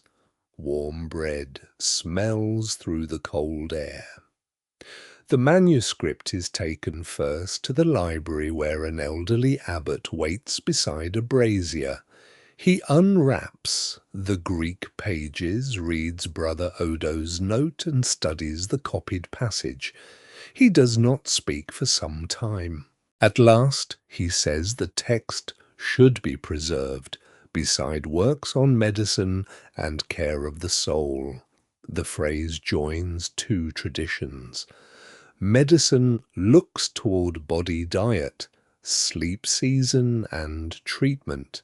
Care of the soul looks toward grief, fear, guilt, hope, prayer, companionship, and meaning. Medieval healers inherit Greek and Roman theories, yet they add the language of sin, temptation, spiritual dryness, despair, and consolation. This can deepen compassion. It can also deepen fear. A monk unable to feel joy in prayer may believe himself abandoned by God. A grieving widow may be told to accept divine will before anyone asks whether she has eaten. A person overwhelmed by despair may fear that the suffering itself is a moral failure. Yet monasteries also preserve traditions of patient attention. Brothers visit the sick. Psalms are sung beside beds. Food is adjusted. Work is lightened.